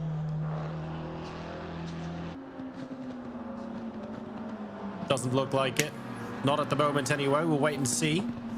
But Jordi Maldonado, on track at least, has come through for the victory. And I don't know. I personally disagree a little bit there. I think that you either gave the position back or you didn't. The fact that he waited a little bit and then ended up zooming off into the distance, like you said earlier on in the race, effectively, he could have just driven off and it would have been the same result. Left him to battle back through the field in P4. So if he didn't give the position back then, waiting until he gets into P2 and then going, I can swap here and everything's fine, it doesn't really wash with me. I think a penalty's a penalty, really.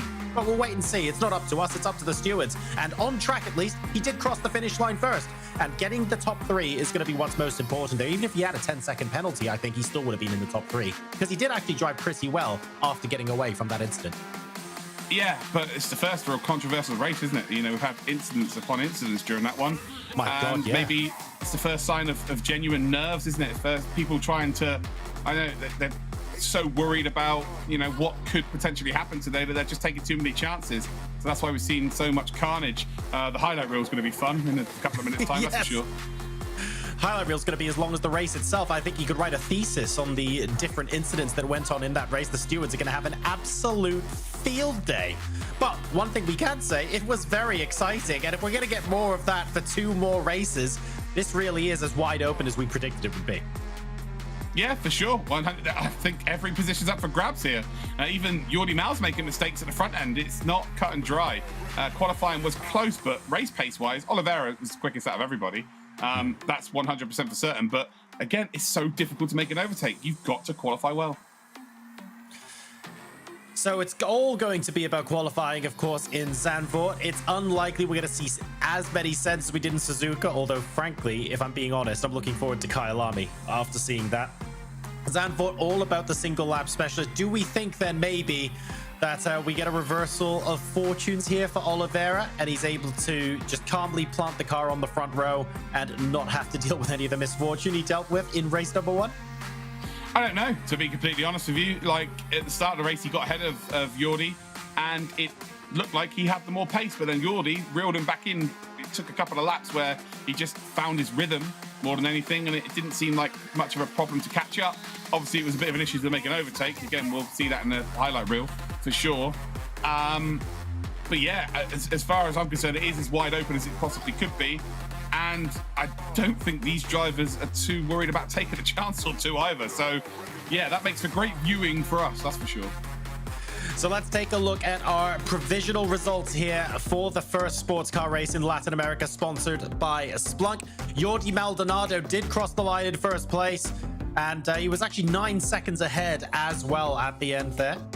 And then Jose Torres will be in second, with Daniel Oliveira occupying the third spot on the podium. Behind them then, we have Jonathan Garcia, Eric Armijo, Tomas Ortiz, Alvaro Triana, who was running, I think, as high as P3 at one point, Christian Raab, Vinicius Moraes, and Jorge Flores. That'll make up your top 10.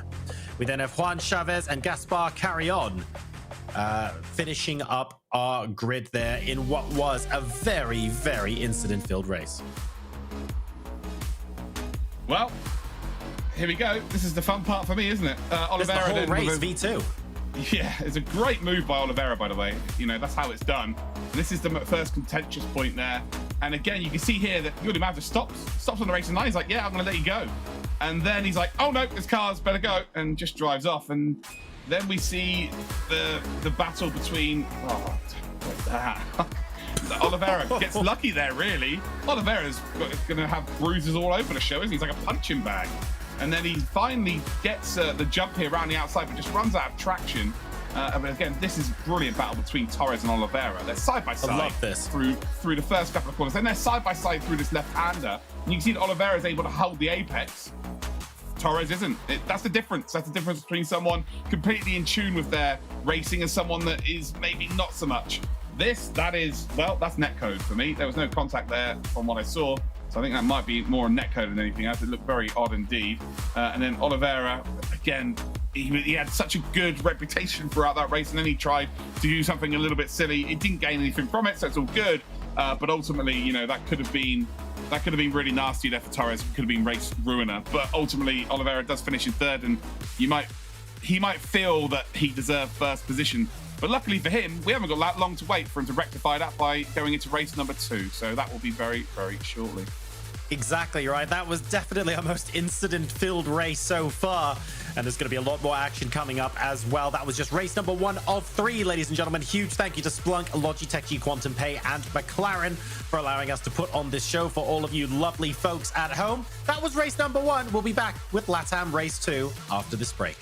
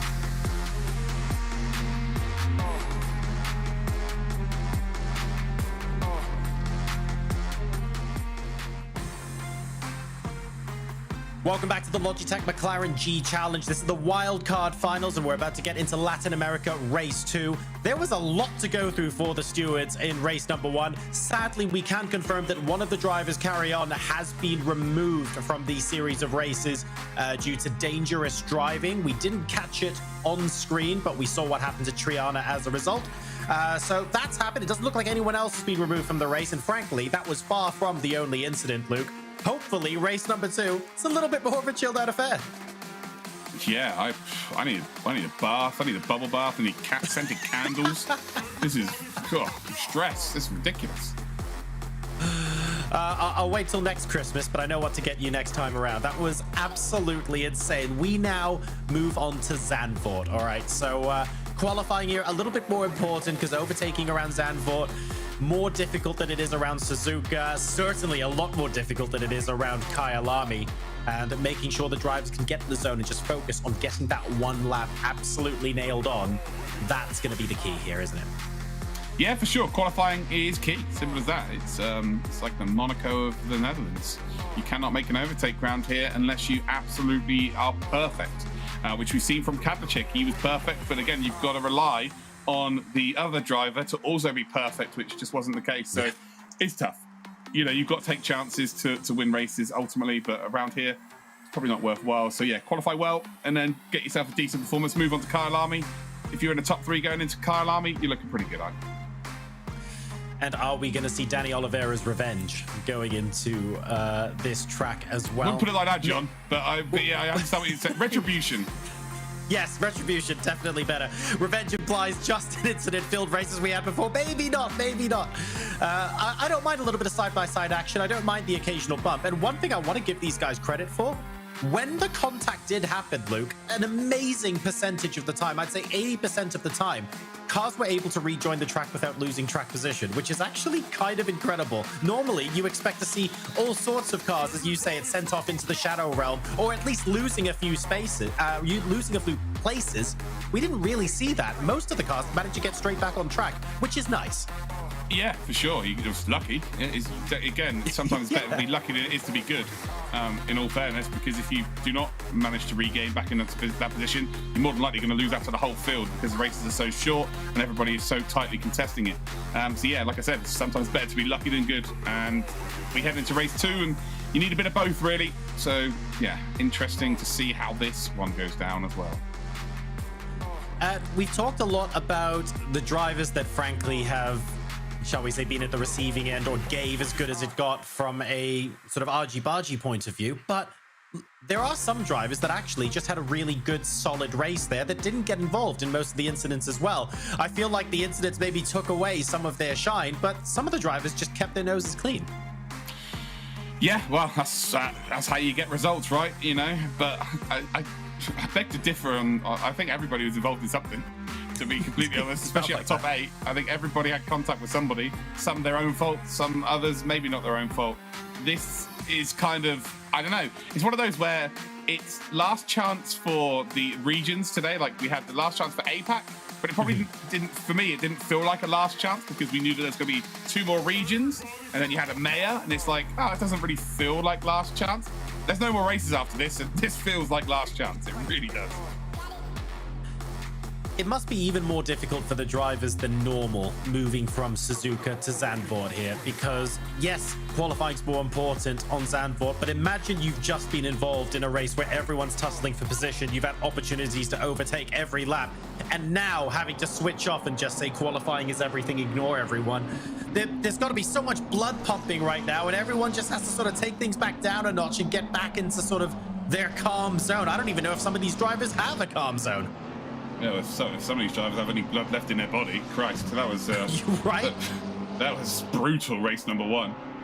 But yeah, it's just try and settle your nerves. We've had a little bit of a break between as well with the stewards determining an action towards one of our drivers. Let's give them a bit more breathing room.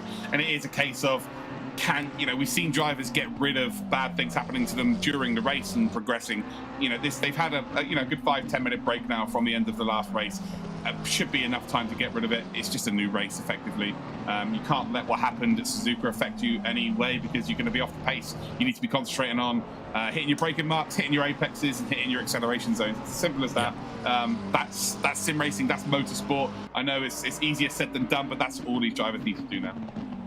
So we want to remind all of you, after that action-packed race number 1, we are still collecting tweets from you using the hashtag Logitech G challenge. Let us know what you think of the racing, of the show so far. One thing's for sure, it's been very entertaining. Let us know what you think.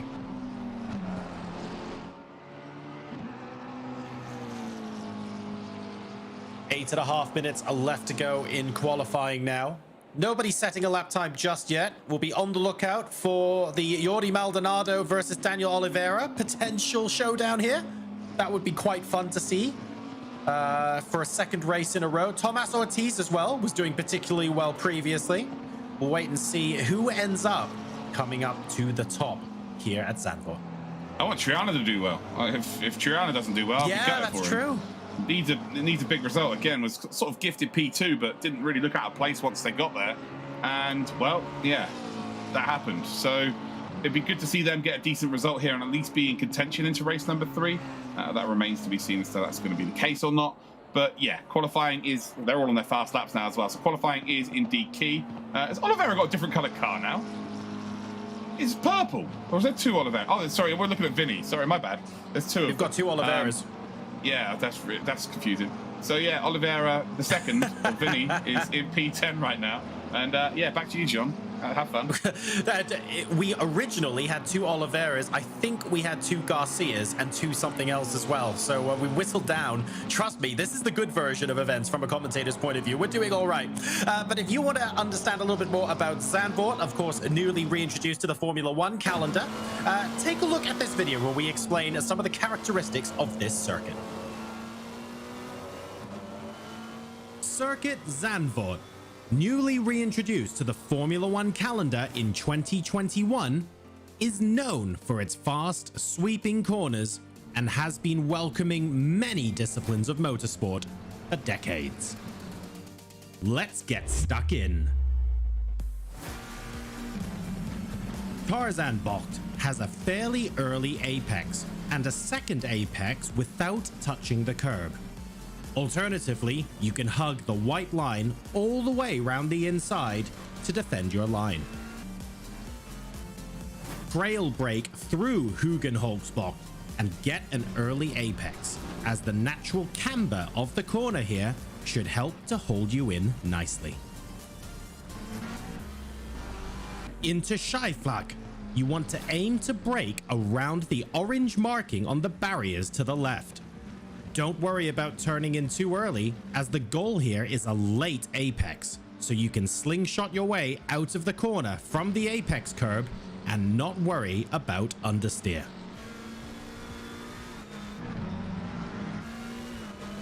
Hunserud is a place on the circuit where keeping the car wide and taking as much of the inside curb as possible is actually okay and won't unsettle the car. In fact, this could be a good idea to maximize your exit, which is crucial here. Remember, anyone can race, and while this year's competition continues to heat up, we're always on the lookout for the world's fastest sim races, so get practicing. Visit LogitechGChallenge.com for more information, and we look forward to seeing you on track.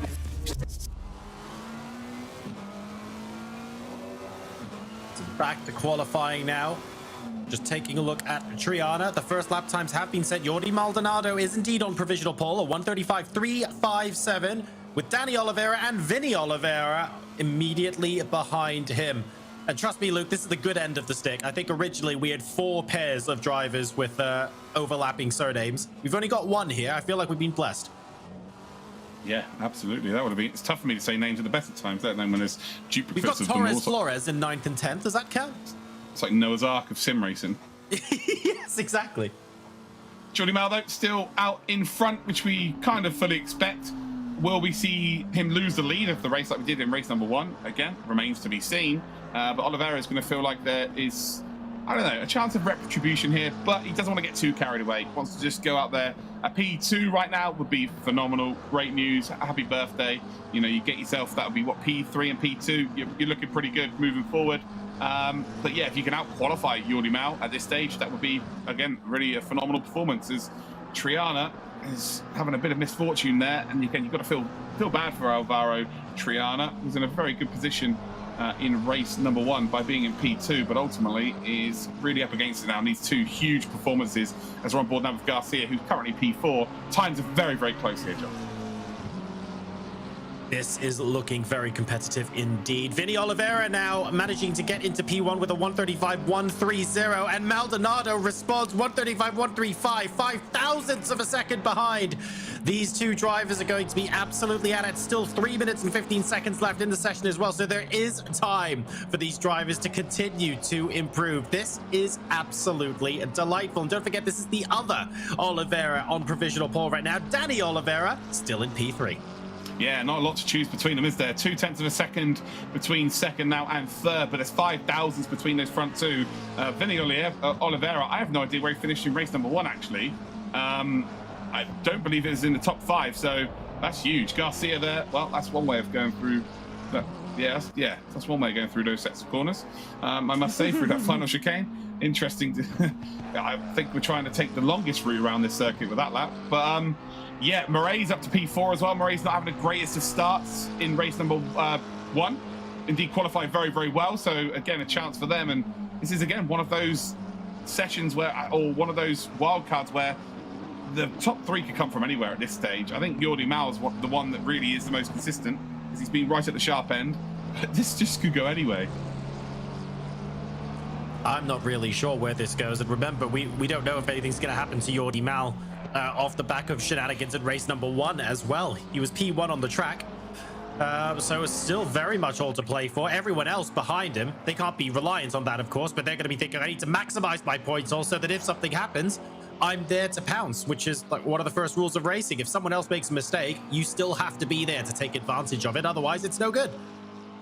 So yeah. We'll wait and see what ends up happening there. 1.5 minutes left to go. Drivers now gearing up for their final laps. Yeah, indeed. Final opportunity here then, as well, that's it. Just park on the start finish straight. Don't worry about anyone else who's trying to go through. Yeah, 5 thousandths of a second between the front 2 is absolutely, yeah, nothing between them at this stage. Really, really impressive stuff there. It's whether Daniel Oliveira can potentially get between them.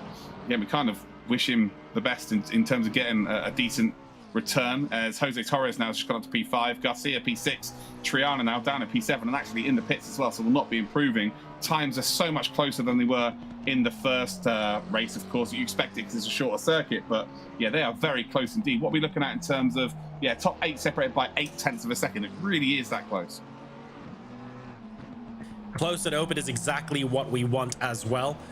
We've got the first 3 currently spanning just over 0.2 of a second, which is nice. I'd like to see a couple of additional drivers join that, but frankly, 4th through till 9th is just over 0.2 of a second as well, which is delightful to see.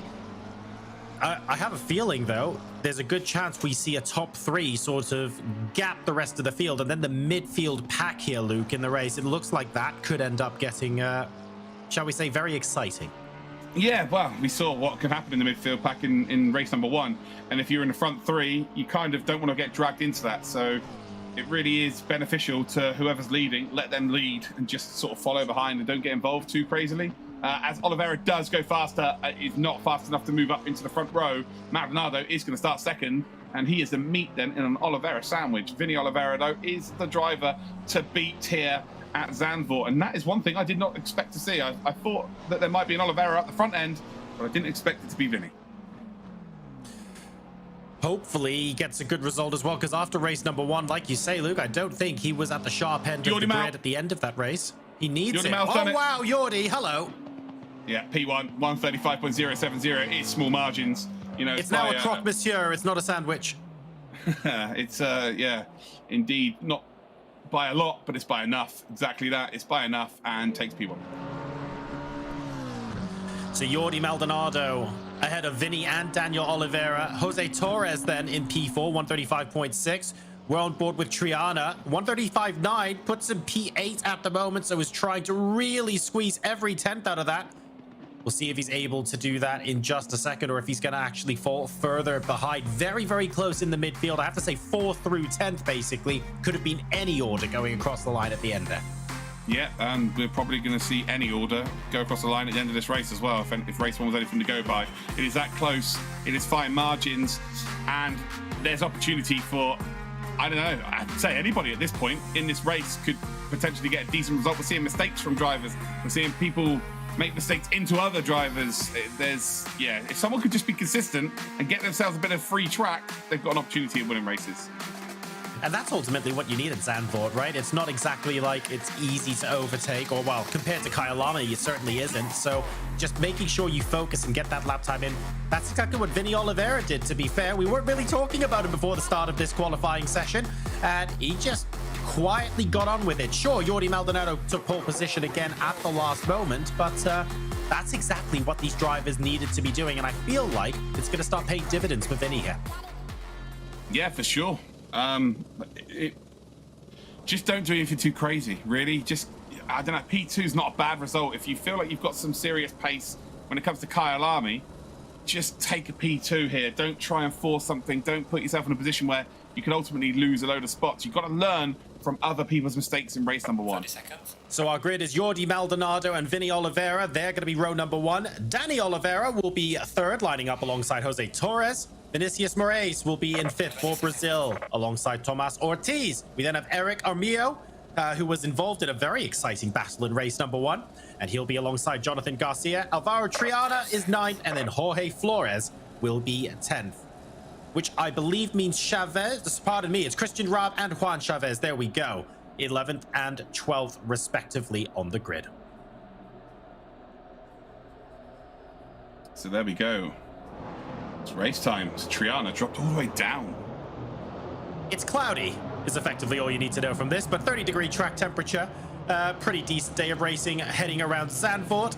I still want a bit of a breeze, but to be fair, these cars are providing sufficient amounts of action that I think we'll be holding on to our seats no matter what. Absolutely. It's race time here, ladies and gentlemen. 1 corner to go then on our formation lap.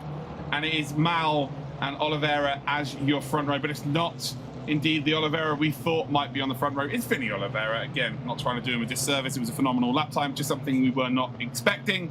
And well, it's race 2 then of the LATAM Wildcard Finals. Final chance to qualify for the Logitech McLaren G Challenge Grand Finals next weekend. Where are the green lights? We're about to see them here. And there's the green flag. And I tell you what, Vinny Oliveira has got an absolute worldie of a start. Squeezing Jordi Mal down in towards turn number 1, towards that apex. But can he get around the outside? He can't. Jordi Mal, though, makes a mistake here. Runs out wide. Oh, no, it's contact between P1 and P2. Jordi Mal then on the receiving end here of what was happening in race number 1. As we come then towards the carousel, it looks like Vinny Oliveira is indeed going to hold that inside line. Is he going to let the other Oliveira come through here as well? And Jordi Mal is fighting to hold on to P2 here. Oh no, he's pit maneuvered himself, I think. So Jordi Mal then finds himself in the barrier, and that is race 2 effectively over here. You need to find a couple of spots, but that car is going to be in some serious damage. Torres now involved here. Moraes is there as well. Vinny Oliveira, I think, off into the distance on his own. He's got about a second advantage there. We need to see that again. It just looked like a very scrappy start here. It's a tough circuit to go 2x2 on. And sometimes you just got to take your medicine and lose a spot or two. Oh my God, I can't begin to tell you how tightly I was gripping onto the edge of my seat watching them go 2x2 through there. That was, I thought some amount of contact was going to happen. What I didn't realize was that it would end up being him absolutely getting destroyed into the wall there. And I think he just instantly left the session as well. Not happy with that one bit is Jordi Maldonado, but my God, they were never going to be able to survive going 2-3 wide through there. That was brave as anything from all involved. Yeah, is he gone? Like, why would you leave? You got the dub in race number 1. And if anyone else crashes or there's an incident, you can inherit that position and get more points. Yeah, well, unless he does turn up in race number 3, but you just given away point. I guess you get. I don't know how it all works, but yeah, just a very silly decision there. Well, he's guaranteed to finish last now, as opposed to if someone else DNFs, he could have overtaken them. So at the very least, I think it's game over though. Like if he doesn't turn up for the next race as well, like it's just game over, isn't it? But it's yeah, we need to see it, to be honest. It was interesting to say the very least. The one driver taking full advantage though is Vinny Oliveira. He's off into the distance. Moraes, by the way, up to P2. Wondering now if Daniel Oliveira has some damage to the car. We've then got Thomas Ortiz. So this opens up an opportunity. Jordi Mal not being in this race, and it remains to be seen whether he will show up for race number 3. This gives someone an opportunity. But if Jordi Mal turns up for race number 3, he's got that win in his back pocket as well. So I don't know what's happening here. I don't think anyone does. But great, good stuff, lovely. Well, rather than predict the future, let's go ahead and take a look at something that has happened. We've got a Quantum Pay replay of exactly what happened here to Jordi Maldonado. He's obviously not currently in the session. Let's take a look at what was going on. My God, the level of bum clench was insane. Yeah, so we can see here that the room was left by Oliveira. Can't see from there, unfortunately. The lead car was in the way. Yeah, I can't even give a prediction as to what happened there, to be honest with you. One car's moved one way, and the other car hasn't given any way, pretty much. Oh no, Maldonado's still here. No, he's there. I wonder why there were only 11 cars on the left for a bit. Oh, he's back on it. I think there's only 11 cars, period. The names are a bit messed up, I think. Interesting. Okay, he is still in the session. Okay, that's good. Even if you're dead last, still being in the session means that if someone absolutely sends it into the Shadow Realm, you've still got points you can pick up. So that's good. We thought he had left the session, but that's important, potentially, for Maldonado here. And I don't want to say Zandvoort Retribution has proven that it's delivering, but so far, we are getting that topsy-turvy set of results we were talking about. Yeah, and there might even be a penalty for Oliveira. I don't even know if he was at fault. We couldn't see from that angle there with our view. And I'm sure the stewards are looking at that as well. Oh, absolutely. As to whether Oliveira has caused that. Again, it could be Jordi Mal driving across the bonnet of Oliveira, or Oliveira's moved towards Jordi Mal. We don't know. I really don't know. I couldn't see. It's as simple as it could be. It's one or the other. It could be a racing incident. Who knows? But oh, hold on. Where is Vinny Oliveira? The P1's gone from the list. So there we go. Right, he is there. So he is in P1. Daniel Oliveira P2.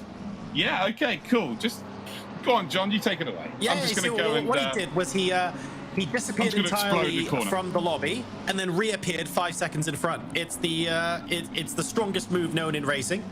It's the Brandon Hawken maneuver. I don't know. I really don't know. But he's reappeared on our timing screens now, and he's actually gapping Danny Oliveira. That's impressive. Maybe he was out so far in front that the API couldn't even pick him up. Like, that is strong driving. 2 to 3 seconds ahead, and we're not even a quarter of the way through this race yet.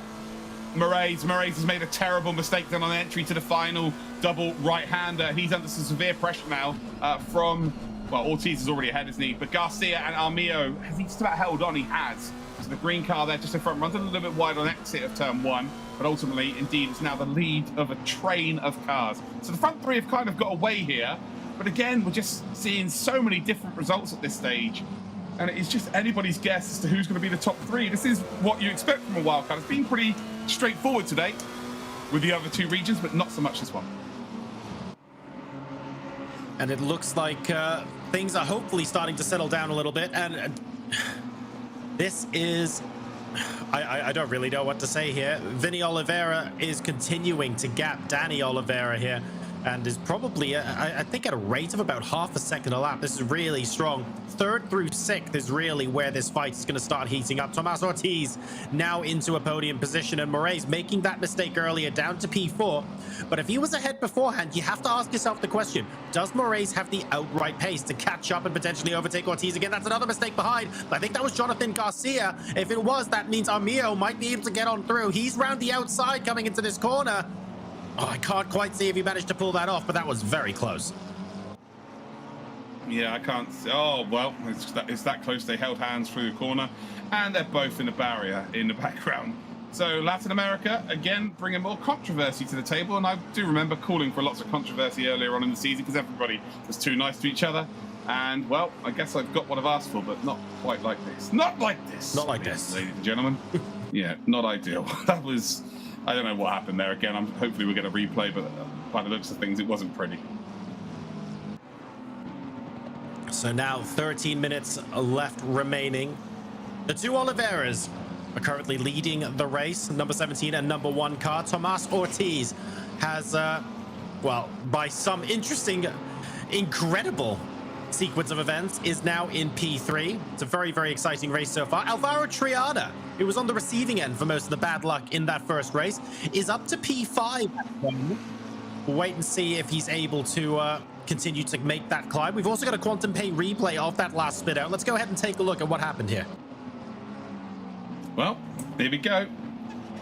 All I expect now is Nico Rosberg to be in the foreground and flames flying up everywhere. Through the chicane we come.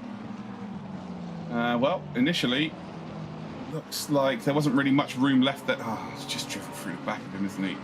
It's just not very good, John, I'm afraid. There's not much more you can say there. You could really argue that the number 12, again, just trying to figure out exactly who the names are, because like we don't see what liveries these drivers are using before the event, guys. So that's why it's a struggle sometimes with the names. I think it was Jonathan Garcia, wasn't it? Yeah, the number 12. So Jonathan Garcia really didn't leave enough room for the middle part of that chicane. He kind of had every right to squeeze Jose Torres. Was it Jose? Yeah, Jose Torres. Yep. But not like that. He just literally, he just straight lined the chicane really through the middle part, which meant if anyone's on his outside, they have no obligation other than to either pull out or there's going to be contact.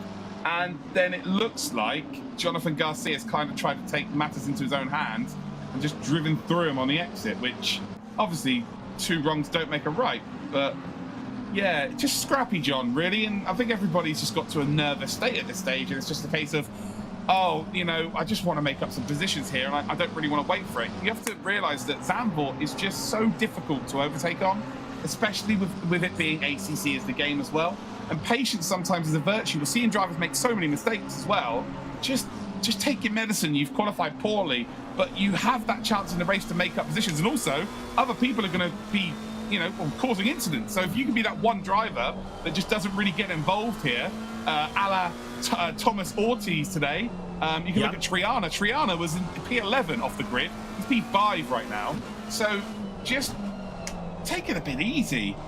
At this rate, it's just the third race might be a bit of a clown fest by the way it's going, if I'm being honest here. It's just mistake after mistake, really. I guess this is what you get when you get to the top end of competition, and drivers that maybe are very, very new to this level, and they just get a bit excited. Like, I don't know, it's like when you buy a puppy and it's the first time they've ever seen a tennis ball. You see that little tail going off, and they're like, oh my God, what's that? Squirrel. Oh, that's the best thing I've ever seen. Yeah. So I guess it's a little bit of that, really. A bit of excitement, a bit of nerves. And the adrenaline really just pumping through that body. Yeah, I think you're absolutely spot on there. At the end of the day, these drivers it's wonderful that they're here, and it's actually very exciting for us to watch, but obviously it has been quite scrappy so far. Potential overtaking maneuver now coming in. We'll see. This is Triana and Rob. Are they going to be able to make it stick? Well, no, sorry, Torres and Rob even. I beg your pardon. Torres round the outside there. Triana is actually the car in ahead of them somewhere. And Rob is going to be able to survive, but only for another corner before he goes off and gives another position away. Not what he wanted to do there, Rob, at all. And I think that was Jorge Flores that managed to get in there as well. It was. So changes of position here. I mean, these are the most changes of position I think I've ever seen at a race at Zandvoort. Yeah, that was the terrible first sector for Rob, because the position he actually gave up initially to Jose Torres, it was just, he kind of let him have it, effectively. He done the hard work. He forced Torres to be on the high side. It's almost like an oval corner, turn number 1 here. You get caught on the high side and the track just disappears away from you. So he'd done the hard work, but he just, I don't know, wasn't committed enough on the exit. So he's let him go, and then once he's done that, he's got himself offline, and then through the next corner, he's just decided to go all Petra Solberg on us, drive across the grass, and yeah, gives up another spot to Jorge Flores. So yeah, Torres and Flores, loving life. They're going to be all good, but not so much for Christian Raab, who's going to have to take a little look at himself there and think what he could have done differently. But again, that's another thing for these drivers to learn.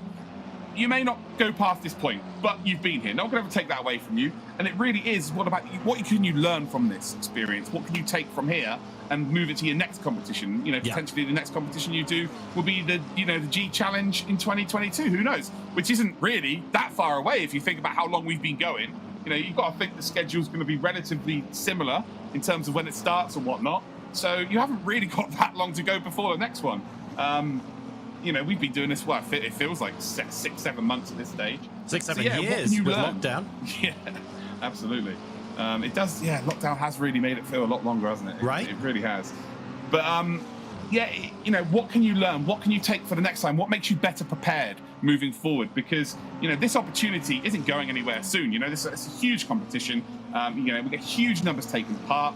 It's a brilliant opportunity for these drivers. So, yeah, it doesn't. This is sometimes just the beginning, the first step, effectively, for some of these drivers. And then you've got the ones that are right at the front end, like Vinny Oliveira, who's taken full advantage of what's going down here. He's going to be continuing his journey as long as he continues his performance. But yeah, there's lots of different sides to the dice, if you like.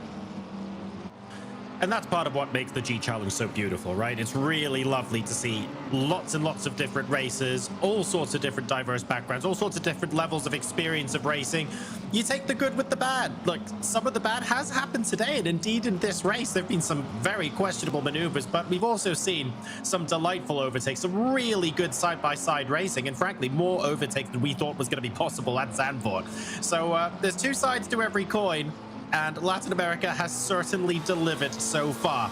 7 minutes left to go in this race. We have Vinny Oliveira and Danny Oliveira 1 and 2. Tomas Ortiz is occupying the final spot on the podium as things currently stand.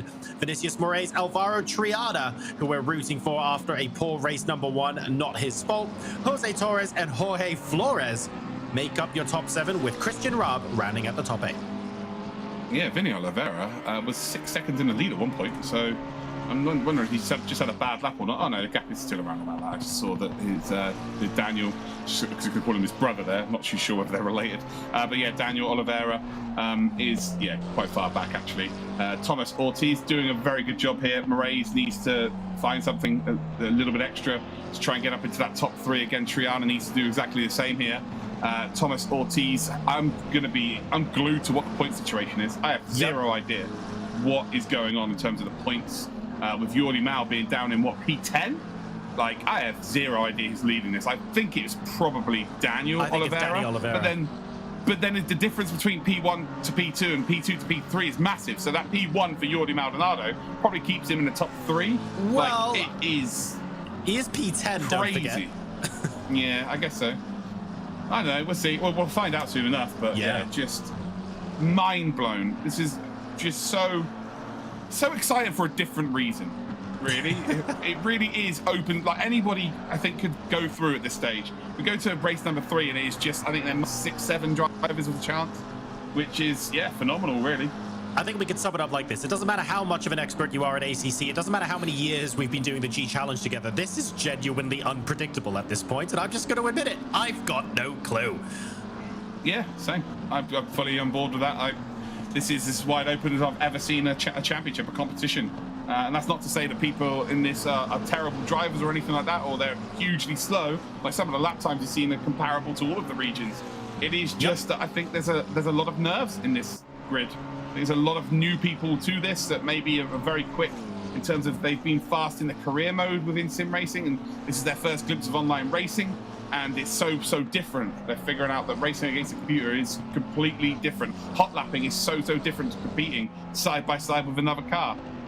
We're absolutely seeing that. Again, the lap times they're able to produce in terms of hot lapping is right up there. But yeah, the inexperience may be just showing ever so slightly. But this is what the G Challenge is for. The G Challenge is for people to showcase their skill set. It is indeed for people to be given that opportunity, because everyone has to have a first esports event if you are to make it in sim racing. Like, if you don't, you can't start, you can't be the world champion without having to qualify for the world championship, or without doing the races during the world championship. So yeah, it takes a lot of time to prepare yourself, and like I've mentioned a few times here, it's just the first step on the ladder for a lot of them, but it's still not over, like you said, or like I said, there's 7 or 8 people can still get that top 3 going into the final race. And yeah, you can look at it as, oh, this is my first step. Well, maybe your first step is going straight to the second step, which is next week. It might very well be. We were on board there with Vinicius Moraes, who is about 1.5 seconds behind Tomas Ortiz in P3 at the moment. The problem is he's only got 3.5 minutes to close that gap and overtake if he wants to get on the podium here in race number 2. And mistakes like that are not going to help him at all. You can see how hard he's pushing, though, to try and get onto the bumper of the car in front. But sadly, that might be the mistake that says this is one bit of a gap too far. Yeah, for sure. You know, again, putting yourself in a half-decent position to maybe attack going into race number 3. Just take your medicine again. Don't make any more mistakes. Don't lose any more positions. Triana will be trying to gain as much as he possibly can. Again, it wasn't a great end to race number 1. He had the pace in race number 1 to finish in P2. Definitely hasn't shown that kind of pace in race number 2. Sorry, I meant race number 1, but yeah, race number 2, not really showing that kind of pace, but still in the top 5. Jordi Mal, by the way, up to P9, and is he 30 seconds behind 8th? I think he is. So yeah, I don't think we're, and about 2 seconds off of the pace actually of the car in front. So definitely some serious damage, but showcasing why, you know, he has been in the world's fastest game, because even when the chips are down and your car's in absolute state, you keep going, you grab those points, and you know, you just grind out the best result possible. Yep. I mean, you have to, right? Like, this is why, you know, Jordi Maldonado is stuck in here. He was down in 12th at one point, and we were thinking maybe he was out of the session, but it turns out it was just a display bug. He wasn't.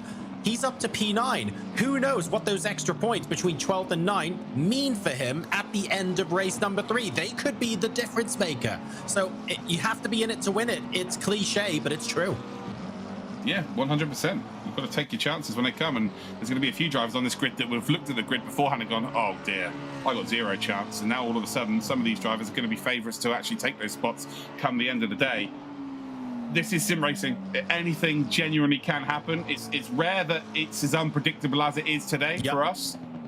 I'm absolutely loving it. This is phenomenal stuff for us. Again, Vinny Oliveira still leading the way. It's about 7, 6 seconds. 5 seconds, 4 maybe, I don't know, something. It's a gap. Daniel Oliveira is still in second, as you can see there. Thomas Ortiz third. Vinicius Moraes is in 4th position. As we come up to, whereabouts are we coming? Coming towards that final chicane, aren't we? Yes, we are. So we're going to have one more lap remaining here then for Vinny Oliveira, who did not have a good race 1. Oh, but oh boy, has he rectified that with race 2. Superb performance so far. We then got Alvaro Triana. Can Triana catch up from Moraes? I don't think he can. It's going to be, well, anything can happen, to be honest with you. I'm expecting to see a spaceship fly by with an alien waving out of it. Probably abduct one of the drivers off track. We've seen. Yeah, one of the aliens we have here. But it's going to be tough for Triana to really close that gap. I'm so excited to see what this ends up being from a points perspective, because remember, Vinny Oliveira didn't have a very good race number 1, on track to win race 2. Guess what? Jordi Maldonado won race number 1 and is currently in P9. So I suspect those 2 drivers are going to be almost level on points at the end of this. Mind you, I don't know whether that means level on points on 1st, 2nd, 3rd, or 5th. I've got no idea. I hope John got an abacus for Christmas, because he's going to need it, that's for sure. I am today. Yeah. Oh, that's somebody in the wall. Very, very in the wall. I think that was Oliveira driving past. Was that Jonathan Garcia by the looks of things? Yeah. Yeah, it's Garcia, mate.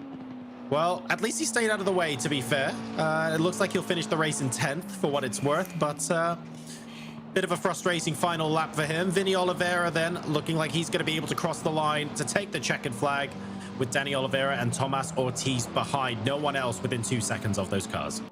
Yeah, for sure. We're coming in towards those final few corners here.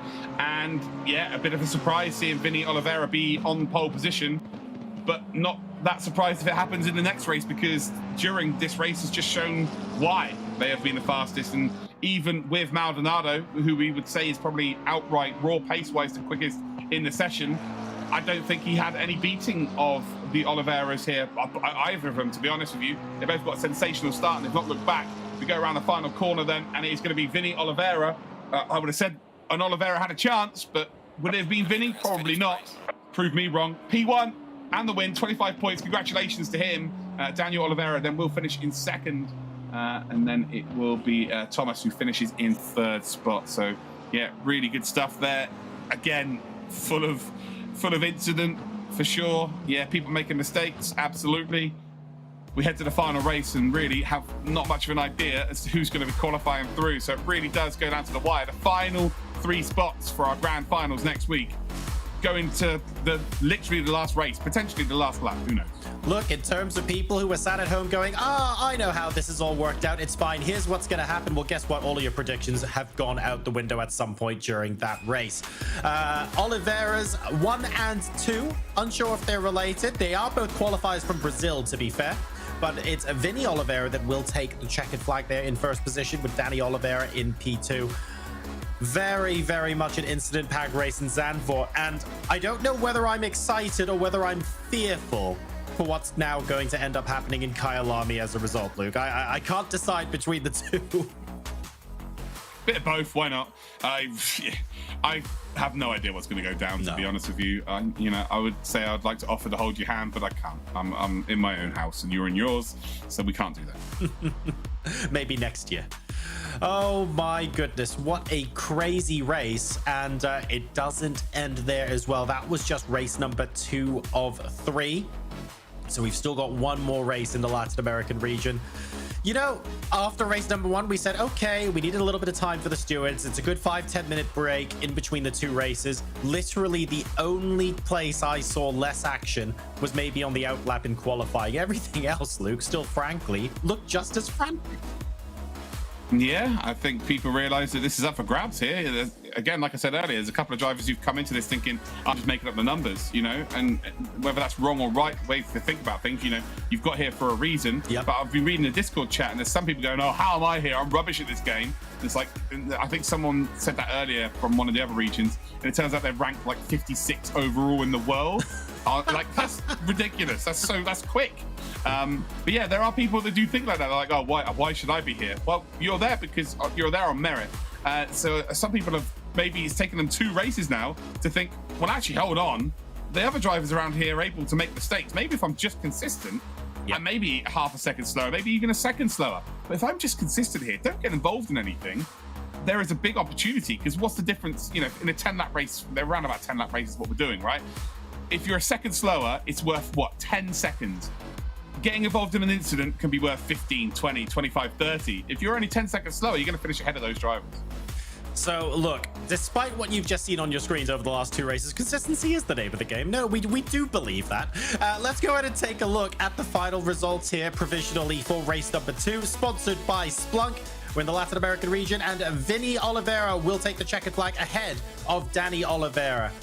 Probably no relation, but bear in mind they are both from Brazil, which is really nice. Brazil 1-2 there. Tomas Ortiz will be in P3, immediately ahead of Vinicius Moraes, who manages to hold on from Alvaro Triana, who takes home 5th place. Behind him, it's Jose Torres and Jorge Flores in 6th and 7th. I'm doing it now as well. Christian Raab, Jordi Maldonado, and Jonathan Garcia will round out the top 10 around Circuit Zandvoort. We then have Eric Armillo and Juan Chavez rocking out that top 12. So that race, well, again, quite a lot to talk about here, Luke, and a couple of interesting incidents as well, to be fair. Well, yeah, Jordi Mal, who was omitted from the front of the race very, very quickly. He had a very good start, but runs wide here. And this is really the move that Vinny Oliveira, again, was he in the far enough alongside there? I think that could be put down to a racing incident. Anyway, it didn't let him phase. It didn't let it phase him. He drove off, and then this is really the most contentious part here. Yeah, Jordi Mal is just sent off into the barrier. He was on the left side as well. How does he get sent off to the right? That's weird. Yeah, so yeah, I don't know, mate. I really don't know how that's worked out there. I couldn't see it because of the car, so I can't really have an informed guess either, to be completely honest. And this is just scrappy at the very least there. It just wasn't very good, I'm afraid, to be completely honest with you. And then this is just a scrappy first sector from Raab, which ultimately cost him 2 positions, but at least he rejoined in a decent manner, which is always what we kind of expect from these drivers, to be honest. But then it's the win for Vinny Oliveira, which he fully deserves. So, all of the bad things that have happened during that race, let's not take anything away from Vinny Oliveira. Drove a sensational race, took the opportunity of being out in the lead perfectly, got that nice little gap to work with, and then didn't look back, really. Yeah, he drove a phenomenal race to be sure. Danny Oliveira as well in second place. He's going to be very happy with his points haul. If we're going to be talking about consistency, even though Danny Oliveira was in the lead of the previous race and got punted back, I believe he still finished in P3 or P4. So adding on a P2 to that, he's got to be pretty happy. Let's now take a look because 2 races have now concluded. And we're heading into the final race. So here's the standings. Let's see who's on the bubble. Danny Oliveira is indeed in the lead with 36 points. There you go. The driver who got the most consistent results, even though there isn't a race win, will be up there as things stand. Jordi Maldonado then, thanks to that first race win, is on 33 points in second place. Jose Torres is in third on 31. Tomas Ortiz on 27. And then Vinny Oliveira on 25. Your thoughts, Luke, on this list? I did wonder if we gained an extra driver from between race 1 and race 2. And I think it's Vinny Oliveira. I don't remember him being in race 1, and he hasn't got any points for race 1. So I'm assuming, obviously he's just got the race win at 25. Where could he would have been, potentially leading if he was in race 1. I don't think he made it to race 1. So, wow. So if he makes it from here, that's impressive, that's going to be insane. So that's why we didn't see him at the front end in qualifying for race 1, is because I don't think he was there. Crazy. Just casually show up and win, but he still has to do it a second time to have a chance of finishing in the top 3. Right now, it is all about who will be top 3 at the end of the next race. It is not done yet. A huge thank you to Splunk, Logitech G, Quantum Pay, and McLaren for allowing us to put this on. 8 races are now complete today, and we've got 1 more left to go. It's Kyle Arby coming up next for LATAM. See you soon.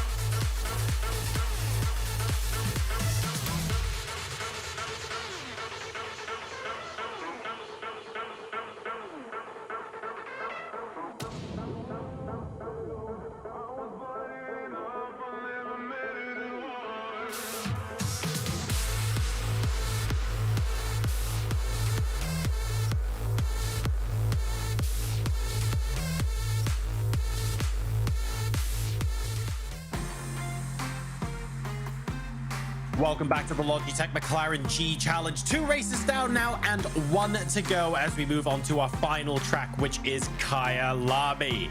And LATAM has been eventful, to say the least. Zandvoort was exciting, and now, frankly, the doors are wide open and I've got no idea who's going to go where. This is the most unpredictable we've had a wildcard finals in years. And I'm looking forward to it, Luke. Yeah, it's been absolute carnage today. Again, if you guys want to check out more content like that, check out Jarosar on Twitch. He does an F1 career mode. And it's very similar to what you just witnessed. It's on brand. At least it's a McLaren. I bet they're well chuffed, aren't they? All these McLarens with their bonnets up in the air. Oh, man, that was absolutely delightful. And we still have one more race to go on the track that arguably is the best one out of the 3 for overtaking. So I cannot wait to see what's going to happen here. Let's take a quick look at our preliminary standings as well after 2 races, so you guys know what the situation is like. Remember, the top 3 go through. So Danny Oliveira is only 5 points in the lead from Jose Torres in 3rd place, for example. Jordi Maldonado is on 33. I would argue, and don't forget, Vinny Oliveira wasn't here for race 1 and then just casually waltzed up and won race 2. There is a good argument to say everyone down to about Vinicius Moraes, Jonathan Garcia have a shot at top 3. Wow, the way they're driving, I think even I've got a chance of getting into the top 3, and I'm not even in the race, because it's all about whether they're going to finish or not. But no, yeah, on a more serious note, yeah, you're right. I reckon top 8 is probably around about where you're looking at here. Vinny, I turn up whenever I want. Oliveira is the most hilarious thing about this. Like P5 didn't even race in race number 1, and if he does manage to get top 3, it's the best preparation, because next week is 2 races, so he will know exactly how it goes down. Whereas everyone else is all like, "Oh, I'm so used to 3. What's going on?" And he'll just be like, "Ah, I'm sneaky. I'm like doing 2." It's cunning stuff. Maybe he was just dodging the demolition derby that we saw in race number 1 and thought, you know what, I'm not gonna deal with any of this stuff. I'll come in race 2. We'll play some Zandvoort. It'll be fine. So let's take a quick look as well at what the point distribution is amongst the finishes in this particular race, because that's obviously very important to determine the top 3. 25 to 21st to 2nd, and then a 4-point gap between 2nd and 3rd, and then it's a 2-point gap all the way down to all the way down to 5th, and then it's just 1-point gap all the way down to 16th. So 1st, 2nd, and 3rd, big gaps there. We're now going to be starting our qualifying session in Kyalami. It's our final race of the day. Let's see what these drivers still have left in the tank. Has anyone checked that it's not just Daniel Oliveira, it's just giving his dad like the server information? And his dad's called Vinny, just turned up and just went out there and won. Maybe they are related. Maybe that's how it's gone down.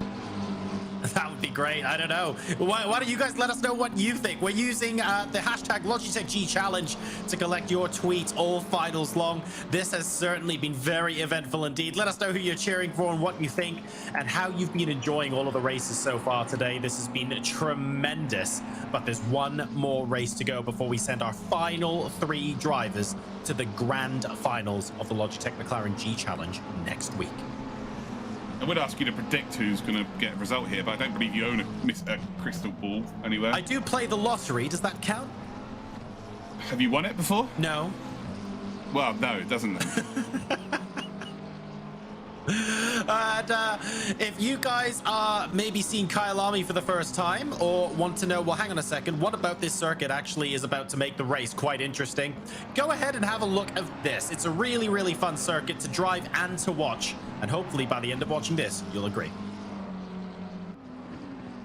One of the best tracks for racing in Assetto Corsa Competizione, the venue of the South African Grand Prix from the 60s through to the 90s, the Kyalami Grand Prix circuit.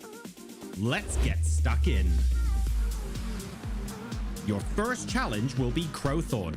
Roll over the curb on the inside and don't run too wide on the exit. Stay in the middle of the track to get a better line through the next section, taking care not to unsettle the car over the curbs. A little further on is barbecue, which can be tricky as you want to keep the car as straight under braking as possible to have a smooth run at the apex. As soon as you have enough grip to make it round the corner, get the power down early to maximize your speed onto the next straight. After the S's later on in the lap comes Liukop, which has a very tricky uphill braking zone where you need to practice your braking point to get it just right. Rolling over the first apex, then letting the car run wide onto the next straight will give you optimal speed heading into the final section of the lap. Remember, anyone can race, and while this year's competition continues to heat up, we're always on the lookout for the world's fastest sim races, so get practicing. Visit LogitechGChallenge.com for more information, and we look forward to seeing you on track.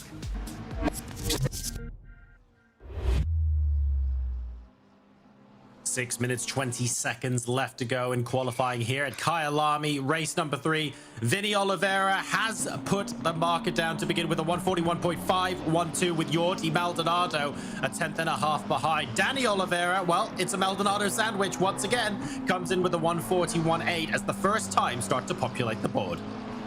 Yeah, they do, and yeah, it's super tight.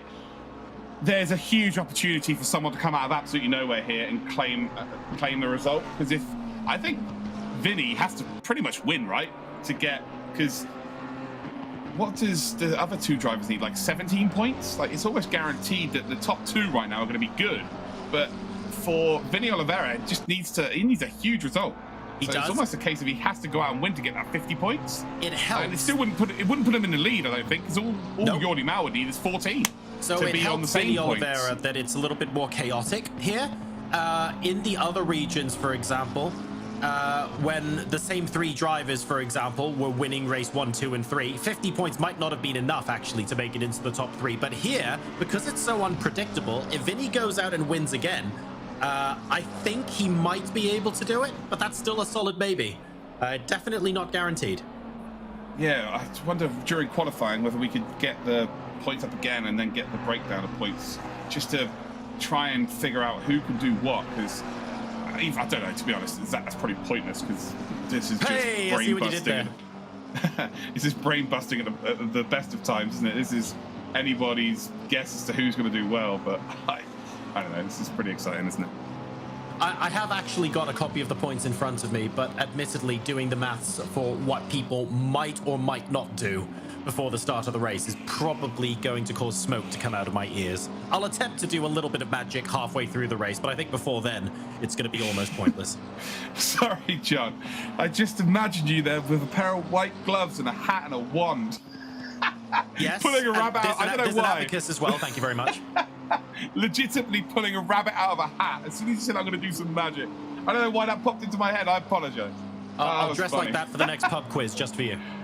Oh, it's amazing. I just imagined you doing magic for some reason. That was great. Oh, it's been a long 6 months, I guess. It has.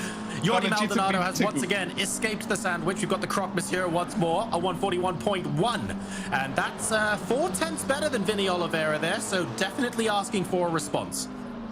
You're saying posh words again, John. I don't know what that is, so I'm just going to nod and smile, Cheese on I guess. toast. Right, okay, there great. we go. Can we not just say analogies. that, please? We're back to toast. Why can't we just say cheese on toast, then? Cheese on toast. Making a commoner like me look real bad. Oh, actually, I do that myself. But you're right, he's on top right now. Oliveira, Vinny, Daniel in second. Again, 20 points for second. 45 for Oliveira. Is that going to be enough? I think it's a case of he has to go out and win 2 races, which is, you know, we say, you know, if you win 2 races, you're pretty much guaranteed to go through. Only if you take part in all 3, because you're guaranteed a couple of points here or there, right? In the third race. If you didn't take part in the first one, you kind of definitely have to win both races and hope and pray that a few other people have a bad one. So, yeah, this is a very interesting dynamic. But if he does qualify for next week, he is going to be in tune and in perfect harmony, considering you only have 2 races next week. So I've done a little bit of quick maths, and if certain drivers finish in very, very precise positions, even if Vinny Oliveira wins, there is a chance he doesn't make it into the top 3. but it would have to be Jose Torres exactly in second position, Jordi Maldonado exactly in third, I think, and Tomas Ortiz exactly in fourth, or some combination thereof would mean Vinny wouldn't qualify. But in most scenarios, he still would if he managed to go out and win this race on Kyalami.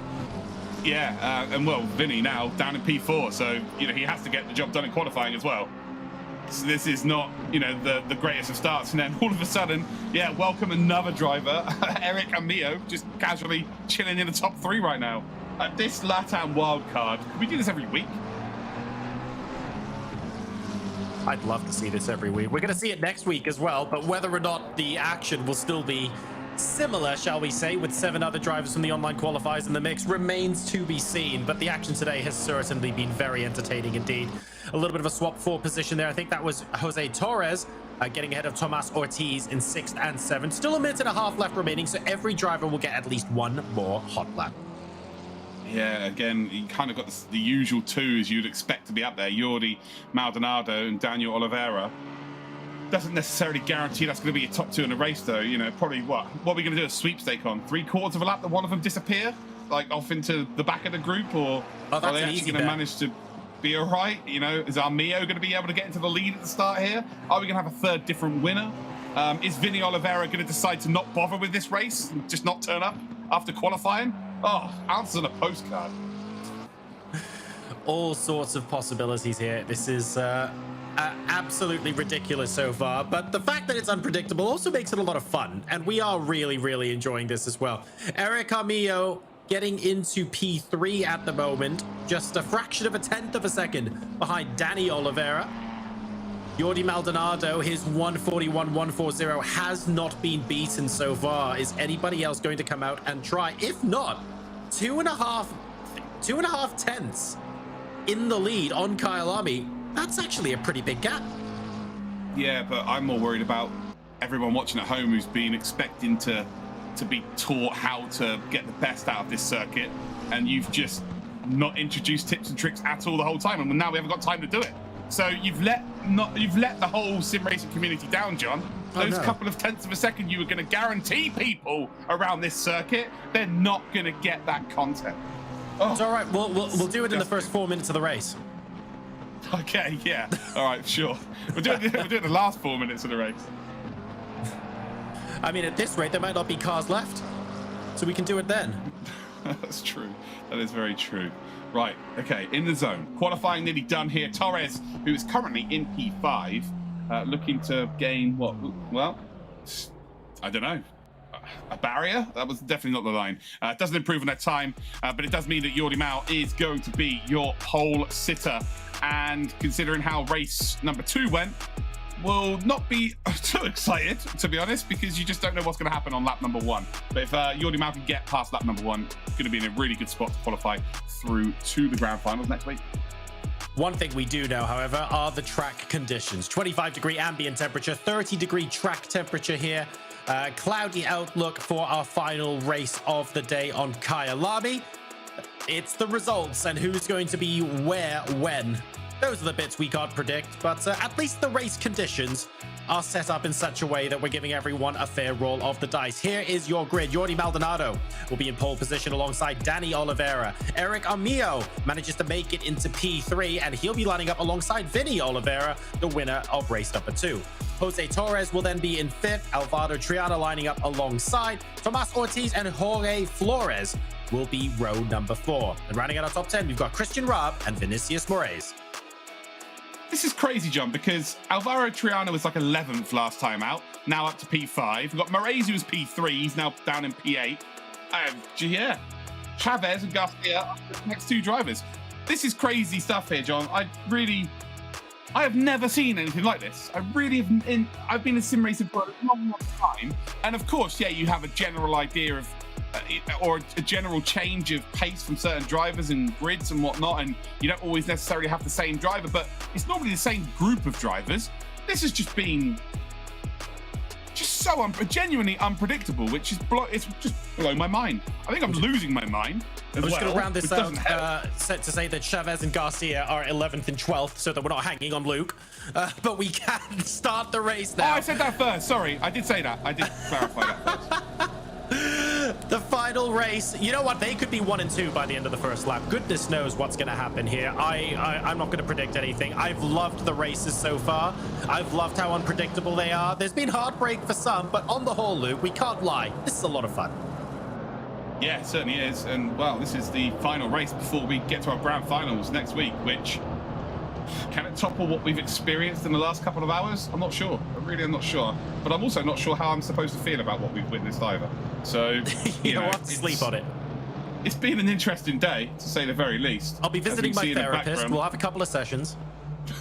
Talk about it. Well, you have to give me their number. Anyway, we're about to go Green Light Racing here, aren't we? Yes, we are. Green Light Racing, and we are off the final race then of our wild card for the LATAM region in the Logitech McLaren G Challenge. Down in towards turn number 1. It is 4 wide in the background. Ortiz trying to find a little bit of wiggle room to indeed make a move on Torres. Torres holds that inside apex, and there's a car already. Oh my dear. God. That's a big one. Front 3 have got away here, though. It is indeed... Well, actually, to be fair, Armio is up to P2. So Maldonado leads the way. Did Vinny Oliveira get collected in that?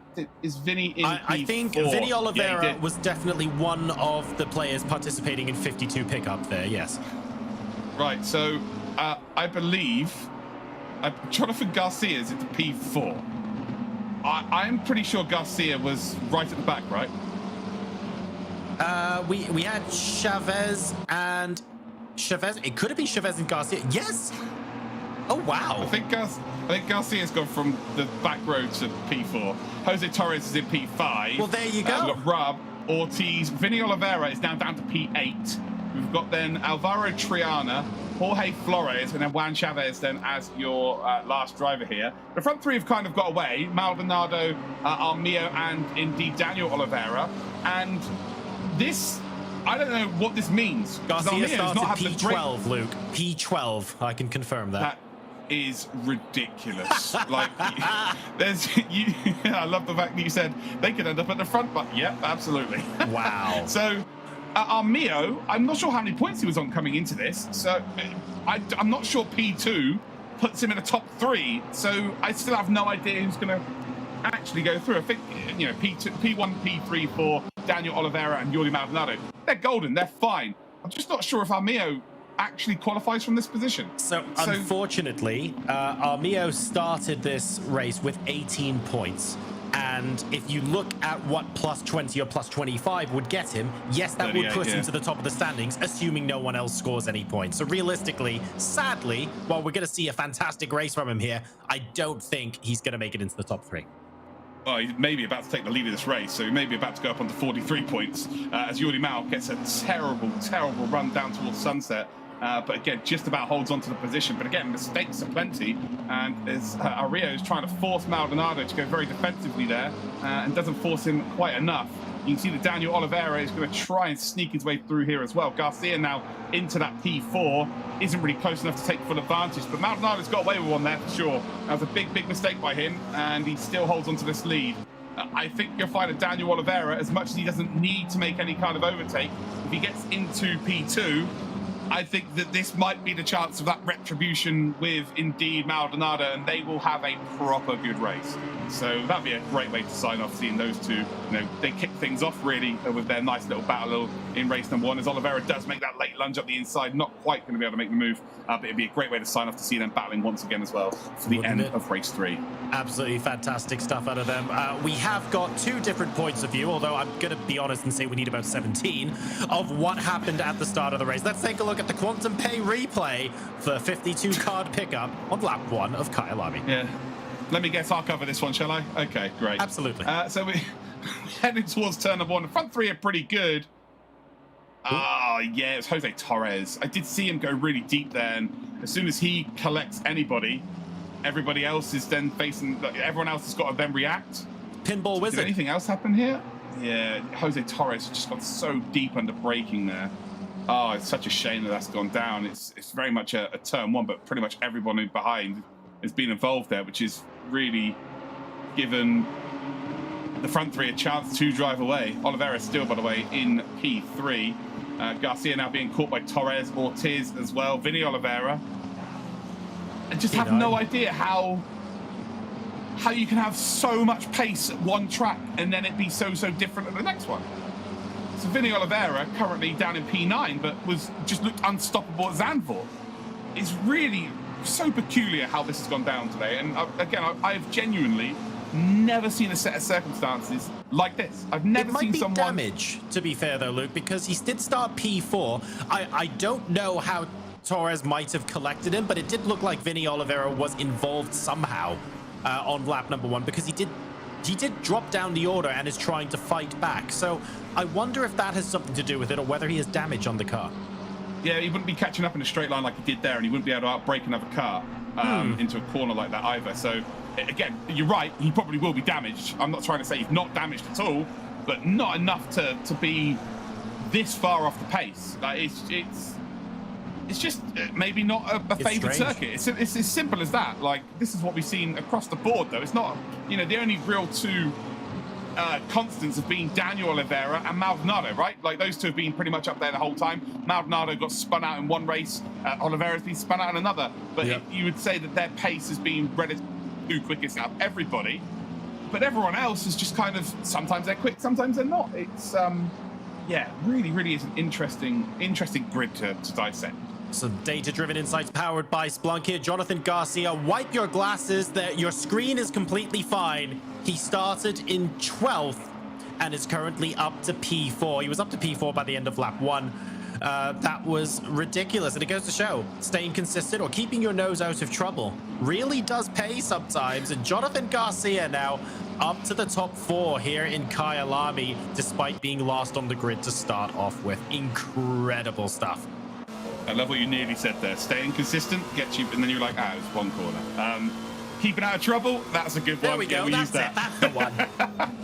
Yeah, I was good. Staying consistently out of trouble. Yeah. There we go. I remember that race where I was consistent for one corner and I gained 8 spots. It was what a dream. But yeah, you've got to tip your hat there for sure. Again, under a lot of pressure from Jose Torres now, who actually, ironically, was the driver that caused what, I don't know what you would like to call turn 1. It was bedlam, wasn't it? It wasn't ideal. World War now III. looking to push up towards P4. So if I'm Garcia right now, I'm a bit like, okay, I'm not too sure. He's definitely going to send it if there's an opportunity. How am I going to defend this position? We'll see what ends up happening here. Garcia obviously in a position where he can pick up quite a lot of points. He started this race on 21 points, did Garcia. So an extra 14 would be lovely. And it would provisionally put him into the top 3, but that again is assuming that no one else scores any points, so not quite enough, unfortunately. But showing us what he can do, showing us what he's capable of, would be a fantastic way to finish off his G challenge here. And so far he's impressing. Yeah, absolutely. Qualifying wasn't great, but doing well enough right now. And again, Torres clearly felt like he's out of position in qualifying, and that's why he's trying to rush something into turn number 1. So you've got to assume he's got some serious pace. And as soon as there is an opportunity to make an overtake, it's going to happen. Thomas Ortiz apparently is now finding that form, what we saw from race number 2 as well. So it is really anyone's guess as to who's going to go up the order, so to speak. Ortiz, a big performance here, could get himself into that final qualifying position as well, same as Jose Torres. Like, I genuinely have zero idea as to who is in P3 as it stands right now, which just goes to show how close the field has been. This is, yeah, it's difficult to work out who's going to end up being in P3. I think it might, I'm going to hazard a guess and say it could be still Jose Torres, because Thomas Ortiz is the driver behind him in the standings. Possible move now coming up here. Late braking, late enough, I think, to get that move done. That was very, very nice. Textbook stuff. Absolutely delicious bit of work there from Ortiz. Sized it up beautifully, hit the apex, runs the car out nice and wide, already clear of the bonnet of the car behind. And yeah, basically the only option there really that Jose Torres has is to wave the white flag. Really nice stuff there from Ortiz. Now off to chase down Jonathan Garcia. Garcia's had a terrible qualifying here, and I just think that maybe he's got involved with another car, or he's invalidated a couple of laps that were quick, because his race pace is so much faster than P12. You can see here, as much as he's being caught by these drivers, like, he is not a P12 driver. Not a chance at all here. He's doing a very, very good job. And you just see his lines. Jose Torres, clearly the faster driver, you would say, is just holding, not able to overtake him. I think there's a mistake there, actually, by Thomas Ortiz. Did Ortiz lose the position, though? That's the question. He ran wide there through 3. He did. Jose Torres back up into P5 then. Well, not quite done and dusted as of yet. So can Ortiz get it done as cleanly as Torres just did on him? They go through side by side. There's a double left-hander here, and he's going to get squeezed out ever so slightly wide there. Nothing wrong with that at all. We've got Vinny Oliveira then, winner from race number 2. And you can see there that Ortiz looked for it. He looked for a late lunge up the inside there, but backed out of it because he knew that there was just going to be contact. But look at this then. This is the toughest part of the circuit, but the easiest place to make an overtake. Look at that door open up the inside, and it's going to be a great move by Ortiz. Squeezed onto the apex there. Again, Ortiz holding that inside line, and, well, these two are putting on a hell of a show right now. We've seen an overtake from both of them. Both of them have been absolute textbook. Both of them have been absolutely delicious. Take a bow, both of them. And don't forget, Torres is 4 points ahead of Ortiz overall. So if Ortiz wants any chance of making it into the top 3, he has to pass Torres, stay ahead of Torres, and then gap Torres by at least 1 car, maybe 2, just to get level with him on points. So there's a lot on the line here for both of these drivers. Oliveira can help him here by making an overtake himself. We know how quick Vinny can be. He's a race winner, and that, you don't get those for free. So ultimately, he's really hoping for a bit of a favour here, and I would be very surprised if it gets down. If it's the same situation right now as this with 2 minutes to go, if Ortiz doesn't start backing him into the back of Vinny Oliveira. There's also another car in behind as well, just to guarantee it, because they're tied on points. It goes to count back. If you can get 1 more position past them as well, then you guarantee it, don't you? So again, we are on board now with Daniel Oliveira. This is a battle for P2. Again, I don't think Daniel has to do anything here. We've kind of worked out that Armio isn't really in the hunt for the top 3 positions either. If we don't know what's going on, John, there is absolutely 0 chance these drivers have any idea. So as far as Oliveira is going to be concerned, he probably needs to overtake him. So I would expect to see that happening, unless they've really got been working on it, or they've got people doing the maths for them. I guess that could be a genuine thing. Jose Torres now. Hold on, who's Rab's now catching up here? So Jose Torres is now behind Moraes, Oliveira, and Ortiz. So Torres has dropped right down the order. He's dropped 3 positions then. So Oliveira and Moraes are ahead. So this is great news then for Thomas Ortiz. So a couple of interesting points there. Thomas Ortiz, even if he's 4th and Jose Torres is 6th, that actually still wouldn't be enough. That gap is only 3 points, which means... Torres is 8th. He's dropped big time. Which means that the fight between Daniel Oliveira and Eric Armayo actually could end up proving useful to these guys, because if they end up making contact, that promotes both of them into the positions where the gap between the positions is 2 points instead. So things that happen up and down the field could actually have an impact here. And then finally, on your last point about Danny Oliveira, because Danny Oliveira is currently in the lead from a championship point of view after 2 races, finishing 3rd here is completely fine for him on the grounds that one of the cars ahead isn't actually fighting him for a top 3 spot. Armio, I think, is a little bit too far back to launch such a challenge. So if Danny Oliveira stays where he is now, he will be fine. Yeah, cool. Wow. Okay. Interesting. Armia then just wants to hold on to P2 and just give us a bit of a show here. They're not catching up to Maldonado. Maldonado's in a bit of a world of his own now. And this is kind of what he would have expected from race 1 and race 2. Oh, Torres has gone from bad to worse. Oh, it's gone from real bad to worse. He's lost 3 spots there. Rab, Triana, Flores now. P11 for Torres. Looking so likely that he was going to end up being that 3rd qualifier. And now it's right down the back of the order. Like, you just can't write this. My God, okay. Well, I'm going to be doing a lot more abacusing by the looks of things over the next 4 to 5 minutes to work out who is potentially going to be inheriting that position. That is a nightmare for Jose Torres. Don't forget, even at the back of the field, he still gets some points, but I get the feeling this means he'll be overtaken into the top 3. This is an absolutely brutal race for him. Right, I'll take over. I'll give you a couple of minutes, John. Let's get some mathematics out of you. I'll take over with the commentary. Let's get some concrete evidence, shall we? Got it. Let's go. Ortiz then is in P5, just up ahead here then of Oliveira. Oliveira, again, if he can make a move here, this does help Torres out, who's down in P11 now. Not sure it's going to be enough, but again, John's off now doing his mathematics. Oh, this is just like being 16 years old again, waiting for your GCSEs, isn't it? Oh, we love to see it. We've then got up ahead, Jonathan Garcia, I think potentially might have actually caught up to P3. I don't know if that's confirmed. I just saw just up in the distance. Maybe that was a back marker. No, so Oliveira is right behind Armio. So no, it was between P2 and indeed P3. So Oliveira is so close here. So getting up into P2, but again, it's not really worthwhile trying to make the overtake unless it's 100% on. So here we go, up towards again, this double left-hander before they set themselves up to come downhill into the final sector. And it really is a case of just chill out here, Daniel Oliveira. Don't get involved here. He has actually been the most, I don't know, chilled, consistent, cool cat amongst this grid, I would say. He's been involved in things that weren't really his fault, apart from the one issue down into Spoon in race number 1, where it's kind of, the emotions got better of him, I would say. So he's been the most calculated, hasn't he, John? Like, he really has not tried to do too much, and P3, good enough right now. Don't try and do anything special. It really is about who is going to be in P3 come the end of this race. this is very interesting and potentially very important. At the moment, as things stand, Maldonado and Oliveira, that's Danny Oliveira, will go through. And I believe Torres will comfortably be in third place because, is it Torres? I think it might be Torres, actually. Because, oh no, he's got 12 points. If he goes all the way back down to... Oh, this is struggling. I think Ortiz should be able to take that position. But here's the thing. If they finish in the positions they are now, Ortiz is only 1 point ahead of Armio. So Armio's position in P2 is actually super valuable right now. Okay, so we still really don't have any idea. So that's a waste of 2 minutes. That's cool. No worries. Don't worry about it, John. I don't want to... That's all right. Just keep talking. It's fine. I don't mean to upset you. I'm good. I don't mean to upset you or anything, but yeah, that was definitely not worthwhile. So we have no idea, guys. It's going to be a surprise until the end of the show. It's like Armio Christmas all could over catch again. Maldonado, you know. This is ridiculous, isn't it? This is literally going down to the wire. Maldonado, who has been prone to a mistake or two during this broadcast alone, one more mistake away from Armio potentially getting into those qualifying positions. This really is last chance saloon.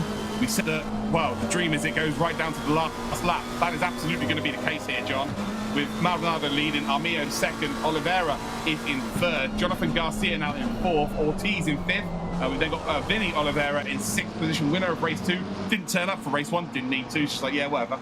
Vinicius Moraes then in P7, Alvaro Triana in 8th. Then we've got 9th Christian Raab.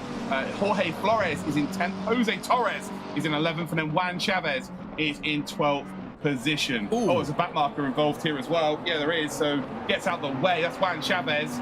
Yeah, just about gets out the way of everybody there. But Maldonado definitely lost some time there. Armio runs a little bit wide onto the curbing.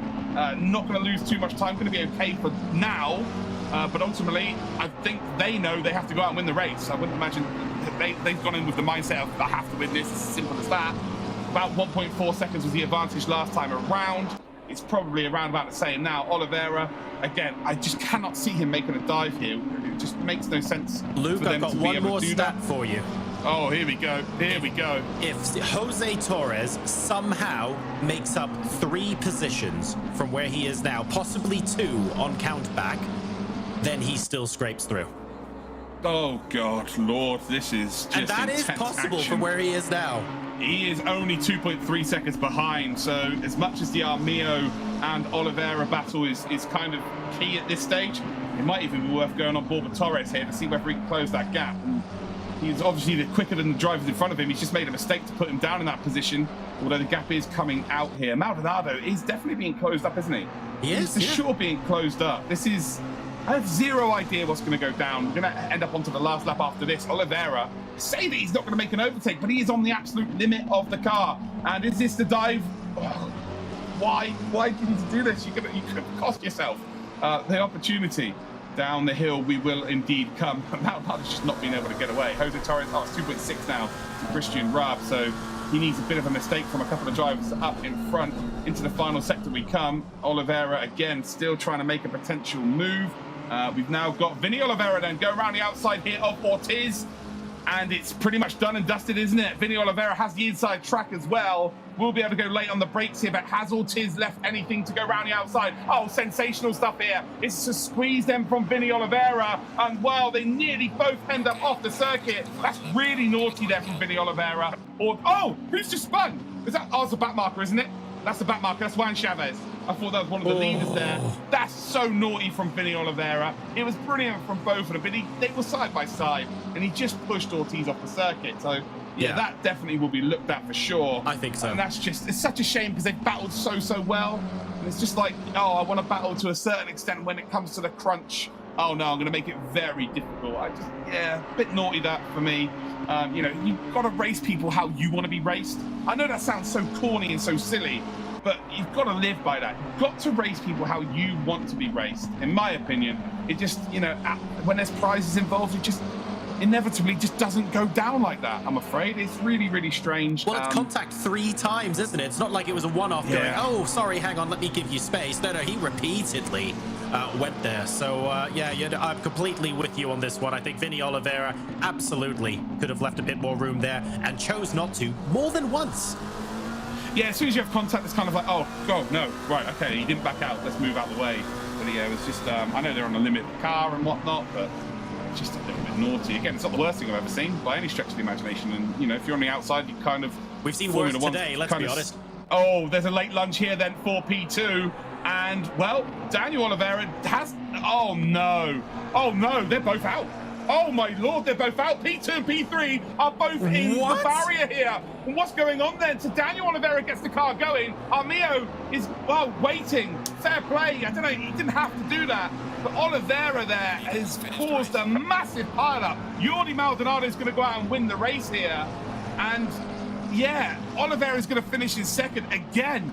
Are we going to see a penalty for Daniel Oliveira? I think this stream's just about going to be a bit longer than we anticipated now, because that was, well, interesting to say the very least. Jonathan Garcia then goes up to P4. What? Where does Armio finish? Well, Armio does go across the line and then P6. Moraes then in P7. Tria, I don't know. I don't know who's qualified here, ladies and gentlemen. But that was just...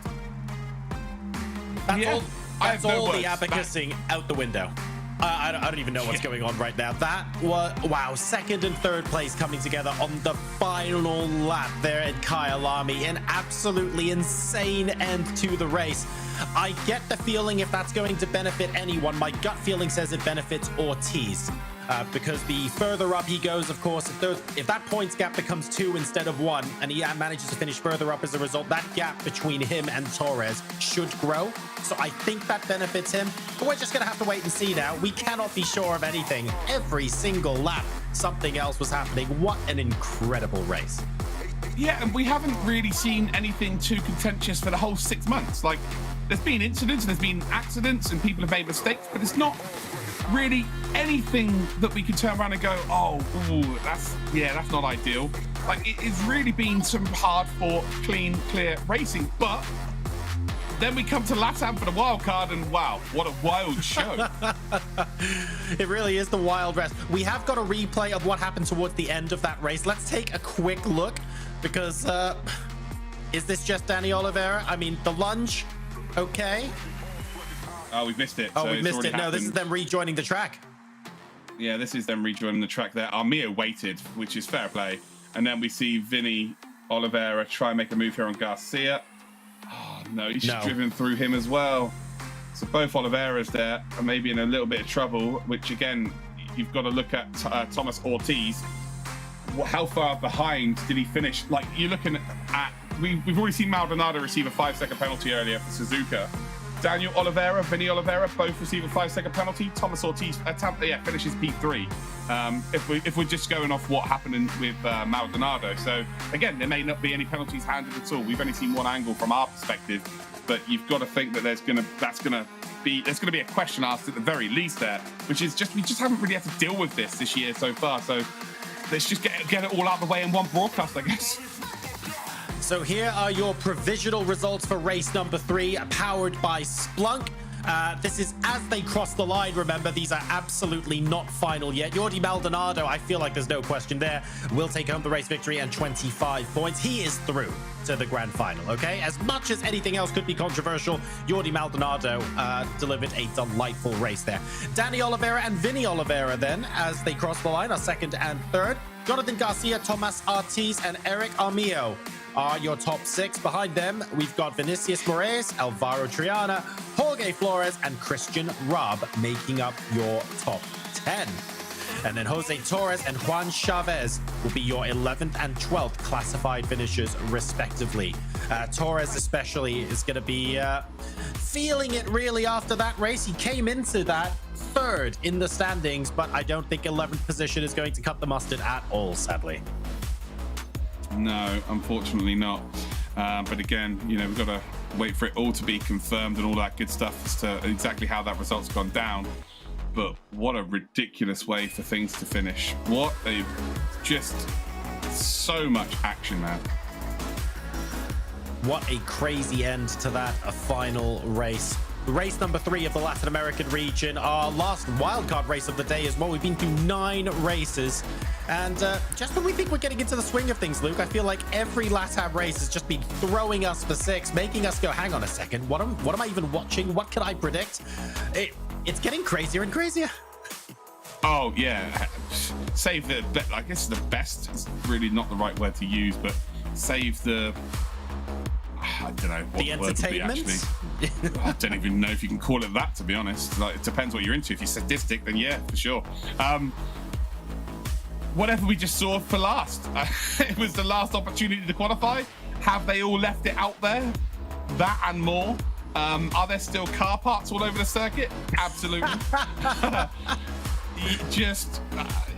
Again, some people will enjoy that kind of thing. I can't really hide my disappointment. I think everybody can tell that I'm like an angry school teacher sometimes. I don't like it. I don't like it when these kind of things happen in racing. I know that accidents can happen, but most of these were pretty avoidable. So yeah, for me, it just kind of kills the mood. But yeah, it was racing all the same. Well, look, one driver who just got on, did his own thing, and didn't have to worry about that was Jordi Maldonado, who went ahead to win race number 3. He joins us now. Jordi, first of all, congratulations on that race win, which essentially cements your participation in the grand finals next week. These 3 races overall, I mean, what a crazy day we've had. Hello, thank you very much. Yeah, they were pretty crazy races.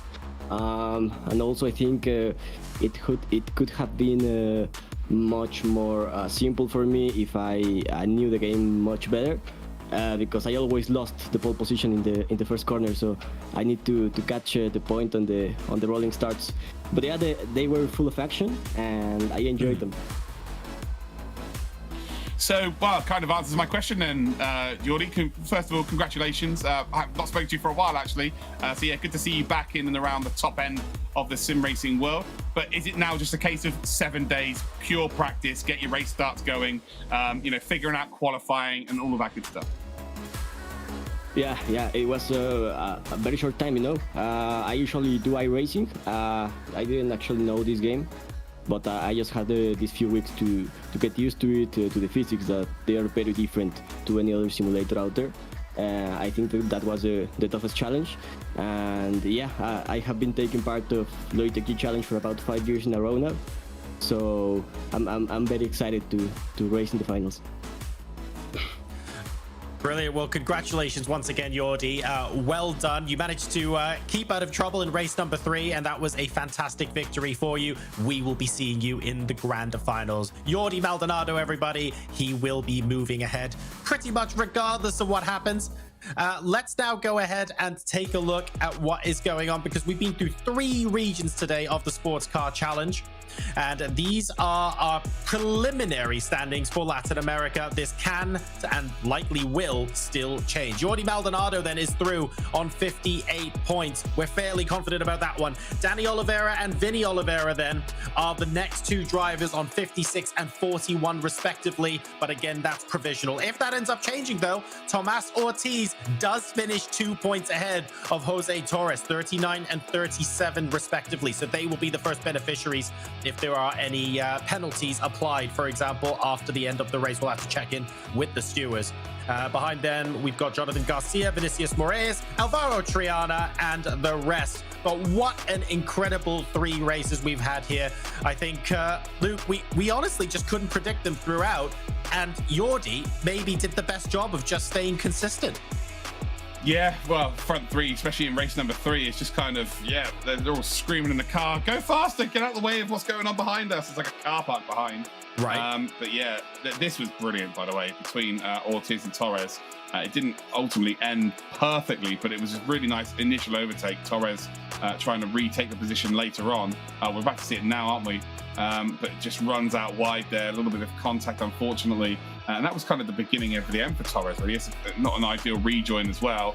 But yeah, was battling really intensely and had a chance of qualifying through to the grand finals. Then it was Torres and Triana, and Torres just ran out of grip there and just tagged Triana. Triana kept going, but Torres, again, just falls a little bit further back, unfortunately. And it was just really the one mistake kind of, yeah, ruined it, unfortunately. This was the battle for... Well, what was that battle for? That was a battle for P. That was Oliveira. That was Vinny Oliveira being naughty. Ah, yes, it was. Yeah, so that was, and then this is the final. Yeah, this just took the cake, really. I don't know whether Armio didn't leave enough room to come back on the circuit. Did Oliveira potentially drive back on circuit poorly? Again, that to be looked at for me on a second look. That does look more like a racing incident more than anything. It doesn't look like there's too much in there. It's kind of 6 of one and half a dozen of the other. You kind of got to give someone room to come back on circuit. But on the flip side, if you do go off circuit to make an overtake, it's your responsibility to come back on safely. So yep, of course. Kind of like you've got to yield. Common sense really should have prevailed there, but ultimately, you know, it didn't. Armio, if he looked at that once again, he'd probably be thinking, wouldn't have minded taking P3 really, and ultimately didn't. But again, I just think that's more of a racing incident on second look. But yeah, you're right, Jordi Maldonado, he said himself it could have been a lot simpler. He just got involved with incidents, didn't he, today? It was one of those where everybody had their part to play in terms of someone facing the wrong way. It was a very scrappy affair, all 3 races. Again, I think nerves, inexperience has come into it, not maybe from Jordi Mal's perspective. He's been around a long time, 5th year for the G Challenge, as he's just stated. But yeah, it was scrappy, and whoever does indeed get through, they want to hope it's a lot cleaner next week, because who they're going up against, they will not get away with it. It will just not be, if you end up getting in a tussle with someone and you're facing the wrong way, you're not catching back up to the pack. You're not going to be able to go through the pack. It is just too quick. The time or the pace of the lobby will be too fast. So now we have completed all 9 of our races today. Let's now do a bit of a recap for who has qualified for the Grand Finals. Let's start with Latin America. We've just seen those races. So Jordi Maldonado, Danny Oliveira, and Vinny Oliveira provisionally will be joining Igor Rodriguez, Fidel Moreira, Ayrton Stefano, Nicolas Alvarado, Renan Negrini, Alessandro Silva, and Lucas Verle in the Grand Finals, which will be next week. Very, very exciting stuff. And of course, that was Latin America. We started the day with Asia Pacific. Our 3 wildcard qualifiers are provisionally Amit Kuti, Muhammad Alif, and Davlish Singh. Both of our Indian drivers making it through, with Muhammad Alif as well. No stranger to the G Challenge. They will be joining Philippa Bakita, Andrew O'Hara, Dylan Tan, Fadli Rahmat, Andika Maulana, Ferris Stanley, and Connor Davis in the Grand Final. And last but not least, we had EMEA in the middle of our day, where Jordan Sherritt, Mike Nobel, and Michele Nerby managed to hold his nerve to get into the Grand Finals alongside George Boothby, Mikhail Statsenko, Eamon Murphy, Jakob Osterman, Kamil Pawlowski, Tinko van der Velde, and Luke Whitehead. An absolutely phenomenal day of racing from all 3 of our regions, ladies and gentlemen. A fantastic amount of stuff. I mean, Luke, it really was almost a story in 3 acts today, all very entertaining in different ways. What are your final thoughts? Yeah, I just looking at those grids there for next week, I'm just smiling, because it's just full of talent. It's full of the very best in their regions. It's going to be an amazing, amazing show next week. So make sure that you do indeed tune in. We've got 3 full days of this. The days are going to be long, but they're going to be so fun, and every race is going to have its own story to tell. Hopefully we've got all of the shenanigans out the way in terms of poor racecraft and bad rejoins. We've had a few of that today. It's kind of been a scrappy day. It's kind of to be expected, considering it is last chance saloon. You know, if you don't get into the top 3 today, you are done and dusted, and you are indeed watching from your home. It's as simple as that. So hopefully that's out of their system now. Next week we see the very best of the best. So that's it, ladies and gentlemen, boys and girls. That's all of the racing done before we move into the Grand Finals of the Logitech McLaren G Challenge. That is it. We're now 100% focused on next week. We want to say a huge thank you to Splunk, Logitech G, Quantum Pay, McLaren, indeed iRacing and Assetto Corsa Competizione for helping us put on all of this action over the last 6 months. Remember, anyone can race. This is the world's largest sim racing competition, and it all comes down to next week. We've got the sports cars, we've got the open wheel, we've got the stock cars, and across 3 days of fantastic racing, we'll be giving away prizes worth $250,000. See you then.